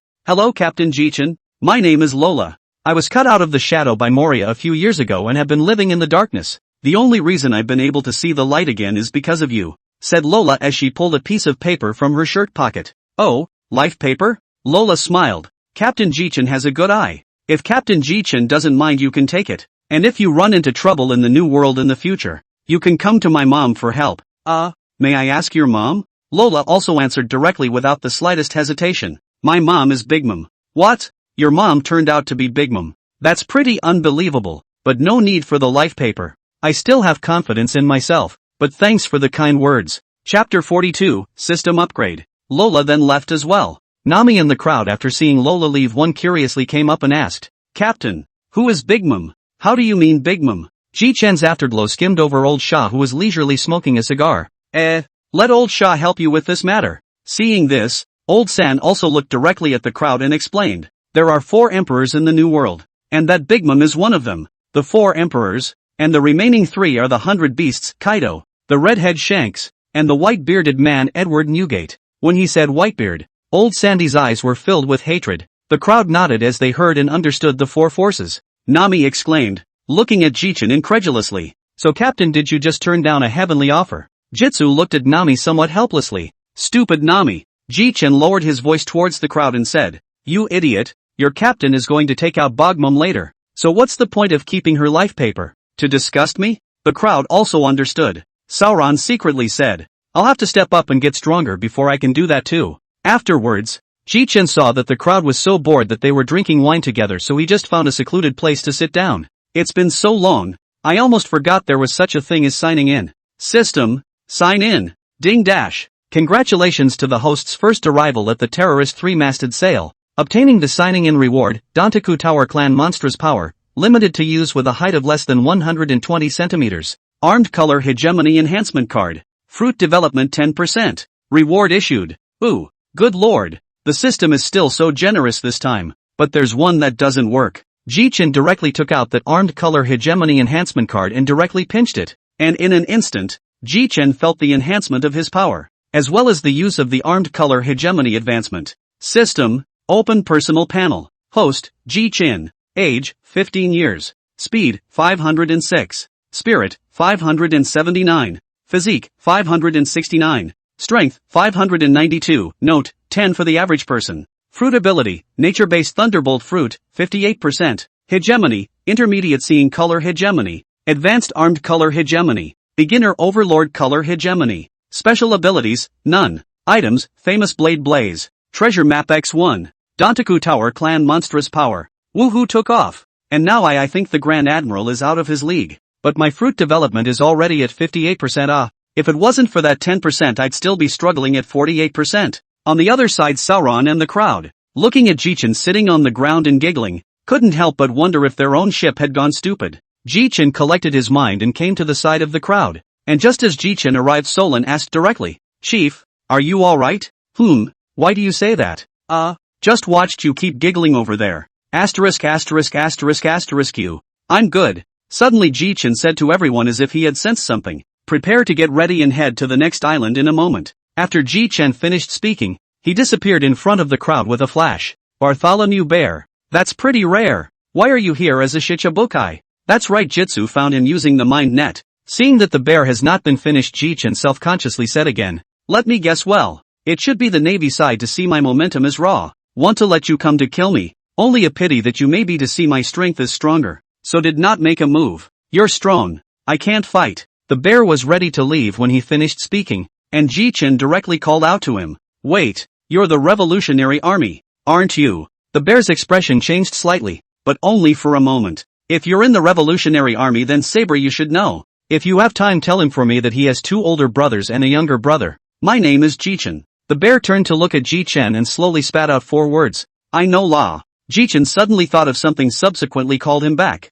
There's a girl named Perona. Shoot her for me on Kraikana Island. That's all, please. Interesting pirate. When Lamp Jichen returned, everyone had already packed up their things. "You guys packed up pretty fast. So set sail." Jichen then headed towards the next island under the watchful eyes of over 100 small sea pirates. "Hey Nami, where's the next island?" Nami looked at Jichen lazily and said, "I think I remember, it was that island you've been wanting to go to, Captain. The Shambles. Ha ha ha ha, great. Finally I can auction off these devil fruits and, he. Just as Jichen was thinking of something beautiful, an electronic synthesized tone sounded in Jichen's head.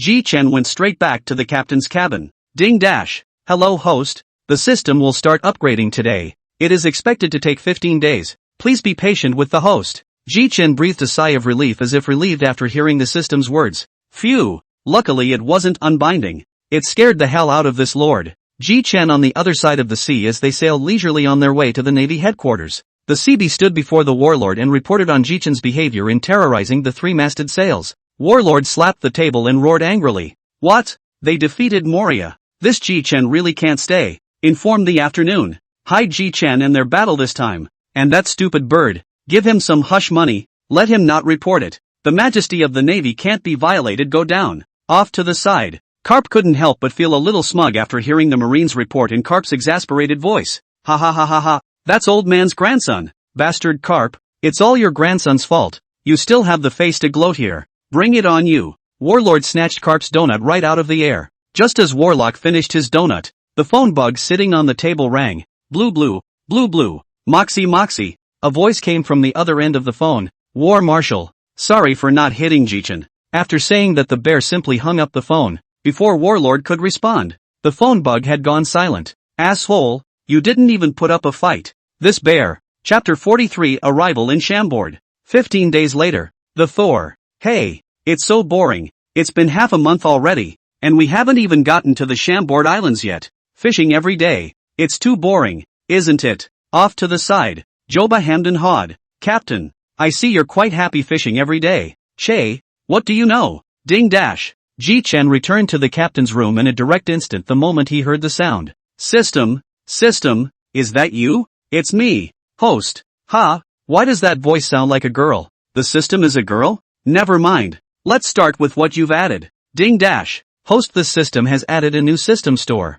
All items in the worlds can be bought and sold through Bell. After the system finished, Jichen directly opened the system store. "Ooh, this item comes with a picture. I thought it only had a name. I can't believe there's still a Bloodwheel Eye, a Zanpakuto, and a random door. I can't believe there's an arbitrary door. With it then can't I just go around screwing things up?" Jichen looked directly at the selling price. Price of any door, 100 million belly x 10 times. Kaleidoscope Writers I Bandai Edition price, 1 billion bells a pair. The Zanpakuto is priced at 500 million pesetas. Candy sold at 1,000,000 belly per candy. Note, time limit, 30 minutes. Good guy. A broken knife also wants to screw me over for 500 million berries. Beautiful thought. But what intrigues me the most is the Heart's Desire candy. I wonder if it can resurrect someone who has passed away. Ding dash. The host is available for a valid period of time. Hearing this, Jichen directly jumped up in excitement. System. What other new features are there? Speak up. Host. This system upgrade also allows you to view other people's attribute panels. Added merit points, which can be used to purchase items in the system mall. Merit points? Yes, host. For every celestial dragon man the host kills, they can earn 50 merit points, and there is a chance of doubling to 10 times the blitz reward for killing a famous celestial dragon man. Jichen bitterly laughed and shook his head. Good lord. Tianlong people are expensive, alright. 50 merit points to get rid of. Forget about trying out the new features of the system first. Jichen came directly to the deck, and with a glance of his eyes, he saw Sauron, who was lying leisurely in the corner. Yeah, you're it, Rodi Sauron. Name, Rorinoa Solon. Age, 15. Strength, 259. Speed, 215. Spirit, 202. Physique, 296. Hegemony, intermediate armed color hegemony. Primary seeing color hegemony. Overlord color hegemony, not activated. Items, famous sword Akamizu, Wado Ichiban, Sanjo Anatori. Overall rating, 200. Solon couldn't help but shiver as he watched Jichen keep a close eye on him. Solon secretly said, Chief, this guy can't be thinking about me. Why does he keep staring at me? Just finished reading the attributes. Jichen nodded in satisfaction. This Sauron guy is still pretty strong. Jichen's afterglow saw Sauron staring at himself suspiciously. Sauron, are you cursing me? Solon was shocked and thought, how did the chief know? Still smiling on the surface though. Why would I scold you? Overthink it, gov. Bull ******. Absolutely. Or you'd be looking at me like that. Jichen finished speaking and stood up directly towards Sauron and hooked his finger. Come, go practice with me. Solon exclaimed. No, it can't be. Just as Jichen was about to forcefully take Sauron away, Nami came directly in front of the crowd. Everyone, we'll be arriving at the Shambaldi Islands in about a while, so get ready to get off the ship. Jichen looked deeply at Sauron. I'll let you off the hook this time.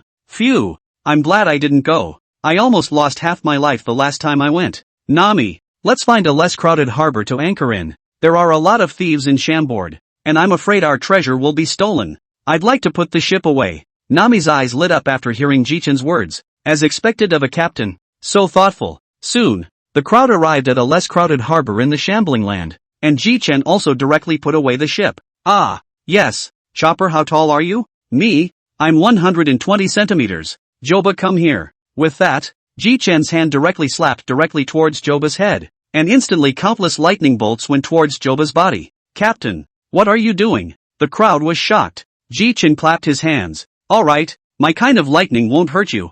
Feel the power inside your body. Joba also reacted and felt it carefully. This power. I feel like I'm full of power right now. All the crowd could see was that Joba stomped his foot and directly stomped a large hole in the ground. Wow, no way. So strong. Captain, I want it. Nami, you can't. The one I just developed can only inspire everyone's fruithold folks form like Joba's, so it won't work. Kidding aside, Jichen only had one Dantaku Tower Clan oddity card, and even if he did, he wouldn't give it to Nami to use, and he didn't want to get punched. Well, let me introduce you to the Chambord Islands first to save some of you road warriors from getting lost. The Chambord Islands are made up of 79 mangrove trees, each with its own town and facilities. The islands are connected by bridges, so memorize the numbers and you won't get lost. 1-29 GR, Lawless Zone. Pirates and some bounty hunters will be active in these places. The slave auction is also here. Nami Chopper Ziching you go less good. 30-39 GR, Chambord Amusement Park. 40-49 GR, Tourist Area. 50-59 GR, Tokochu can go here. 60-69 GR, Naval Branch. 70-79 GR, Tourist Street. Okay, all memorized. The crocodile asked with some uncertainty. You've been here before? No. A pirate told me that earlier. Let's disguise ourselves, then go to the auction house first and sell this fruit. After a long time, several people came out of a clothing store, all of them in one outfit. Hooded black coats. What an ugly captain. Not a good look at all. Listening to Nami's complaints, Jichen didn't care in the slightest. Now everyone in the Navy remembers what we look like, so that will have to do. But I have another way. Jichen directly took out dozens of glasses after he finished speaking. Take this with you, no matter what happens to the Navy. If they dare to recognize us, then just beat it. Stain. It doesn't look like much, but it seems to be a little stronger than the clothes. Yo ho ho ho, even though I don't have eyes, I can still wear glasses no problem. Jichen looked at the crowd. There's really nothing we can do about you guys, so this is the only way. Let's go to mangrove number 1 first. Let's see, here's mangrove number 30. Head straight ahead and you'll get there. And Sauron, don't wander off. Chapter 44, Shaki's Blackmail Bar. After a long time, the crowd finally arrived at the No. 1 Mangrove Tree Slave Auction House. Several people came to the backstage, and soon a waiter came up and asked several guests, "Are you here to consign for the auction or?" Jichen immediately took out the transparent fruit. This is devil fruit. That waiter's eyes widened and he quickly stepped to the side of a middle-aged man in the distance and spoke. Soon a middle-aged man wearing a tall hat and starry sunglasses with a lewd look came to the crowd. "Greetings, honored guests. I am the master of ceremonies of this population auction venue, and the highest leader here. I take the liberty of asking if the guest is auctioning off this devil fruit?" Jichen raised an eyebrow. Clearly he disliked the man. Jichen let out a light laugh. "I came here to naturally sell this devil fruit," the sea attendee asked excitedly. "Then may I ask what lineage this devil fruit is, so we can also manipulate it so that our guest can sell it for a higher price?" "You mean this one? Superman System, transparent fruit. I ran into it earlier, killed it casually, and found it nearby. Okay, it's all yours. I'll come by tonight and get the money." Looking at the several people leaving directly, the secretary said anxiously, "Several adults. Wait first. This is our auction house's membership card. With this card you can directly enter into the box when the auction is being held. You can come tonight." Jichen casually grabbed it using lightning, turned around, and followed the crowd out. After Jichen left, the middle-aged man pondered. Thunder and lightning. It seems to be that person. Then this time this fruit will have to be auctioned at a high price. The middle-aged man then dialed some of his big clients directly and told them about it. "Captain, it's at least a few 100 million devil fruit, and you're being so casual. Nami, it's just a Superman line. And don't you forget, I've got a nature line in my hand. Alright, let me take you somewhere." Several people were soon standing under the huge red tree in Area 13 looking up. A stone path stretches to the entrance of the bar. Sharky's Knockout Bar. Nami was a little confused. Why would anyone go in and spend money in a store with such a blunt name? Jichen laughed softly and explained, "Because not only can you buy alcohol here, you can also buy intelligence, but intelligence is expensive, right? Sharky's Blackmail Bar. Go away, mates." Jichen had just reached the door when he saw Xiaoqi dragging a man covered in blood out. "Humph, how dare you come to my bar to drink without money? You're living too long, aren't you?" Chopper looked at Shaggy pitifully. "Okay, that's scary." It was only then that Xiaoqi saw Jichen's group. Guests, what do you want to drink? Inside please, inside please." Entering the tavern, Jichen looked around and realized that there wasn't much of a crowd. "Get us a couple of drinks. And yes, give this little reindeer a marshmallow." Chopper looked at Jichen with some emotion. "Several guests. These total 1 million berries." When Shaki finished saying the price, Nami directly exploded. "What? 1 million belly? You?" The words were directly held down by Jichen before he finished speaking. "Ms. Xiaoqi, don't worry, we definitely have the money to pay you, but I still want to buy 2 more pieces of information.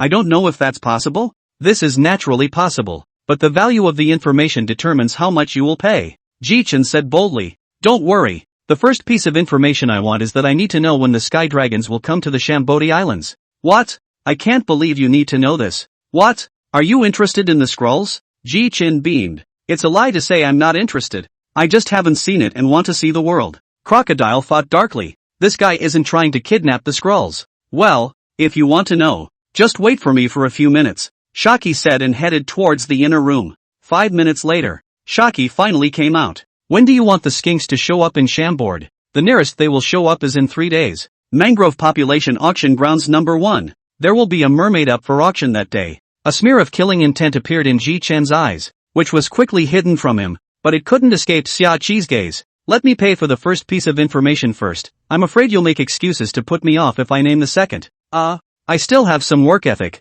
The first intel is 10 million belly. Thanks for the patronage. Nami, I remember a couple 100 million on the Thor, right?" Nami rolled her eyes. "Of course, it's 840 million berries." Nami finished speaking. Jichen directly released lightning, and soon bundles and bundles of Bailey were poured out by Jichen like this. "Well, positively 10 million berries." Xiaoqi nodded in satisfaction. "That's rich, little brother Jichen." "Oh, I can't believe I was recognized." Shaki laughed. "You take others for cuties, do you? With the ability to release thunderbolts and the unique characteristics of the few of you, anyone would know who you are. Okay, on to your second condition.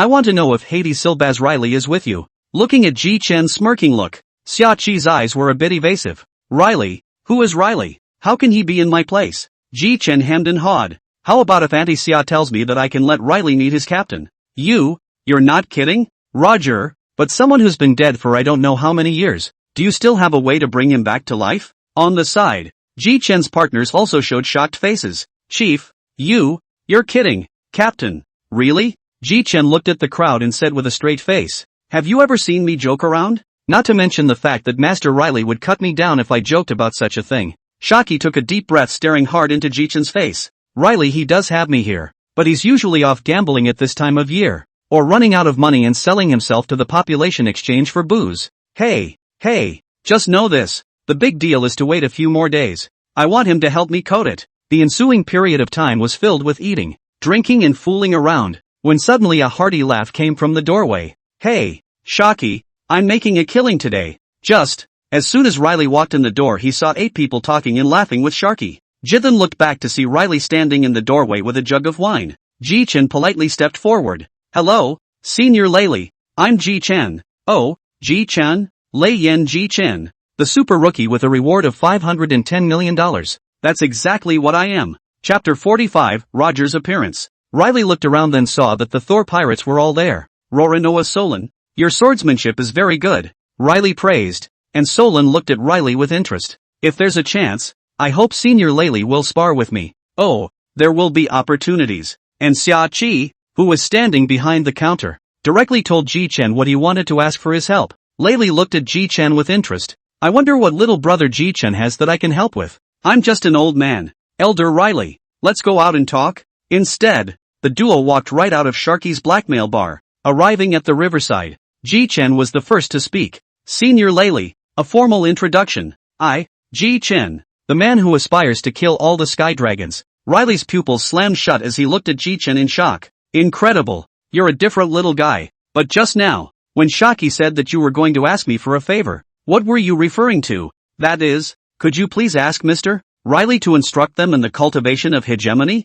In return I will give Riley-senpai something that is amazing. That's something to look forward to. Jichen directly exchanged the Heart's Desire candy in the System Mall. Soon after, the candy had appeared in Jichen's palm. Riley-senpai, this candy will grant you all the wishes your heart desires. Riley looked at Jichen's confident look and half-heartedly took it and ate it straight away. It's pretty sweet, surprisingly apple-flavored. You just said you granted me all my wishes, so I'll give it a try. Raiden then simply closed his eyes, and soon a golden light blossomed between the two. No way. What is it that Riley-senpai thought of? The golden light dispersed, and a tall figure appeared in Jichen's eyes.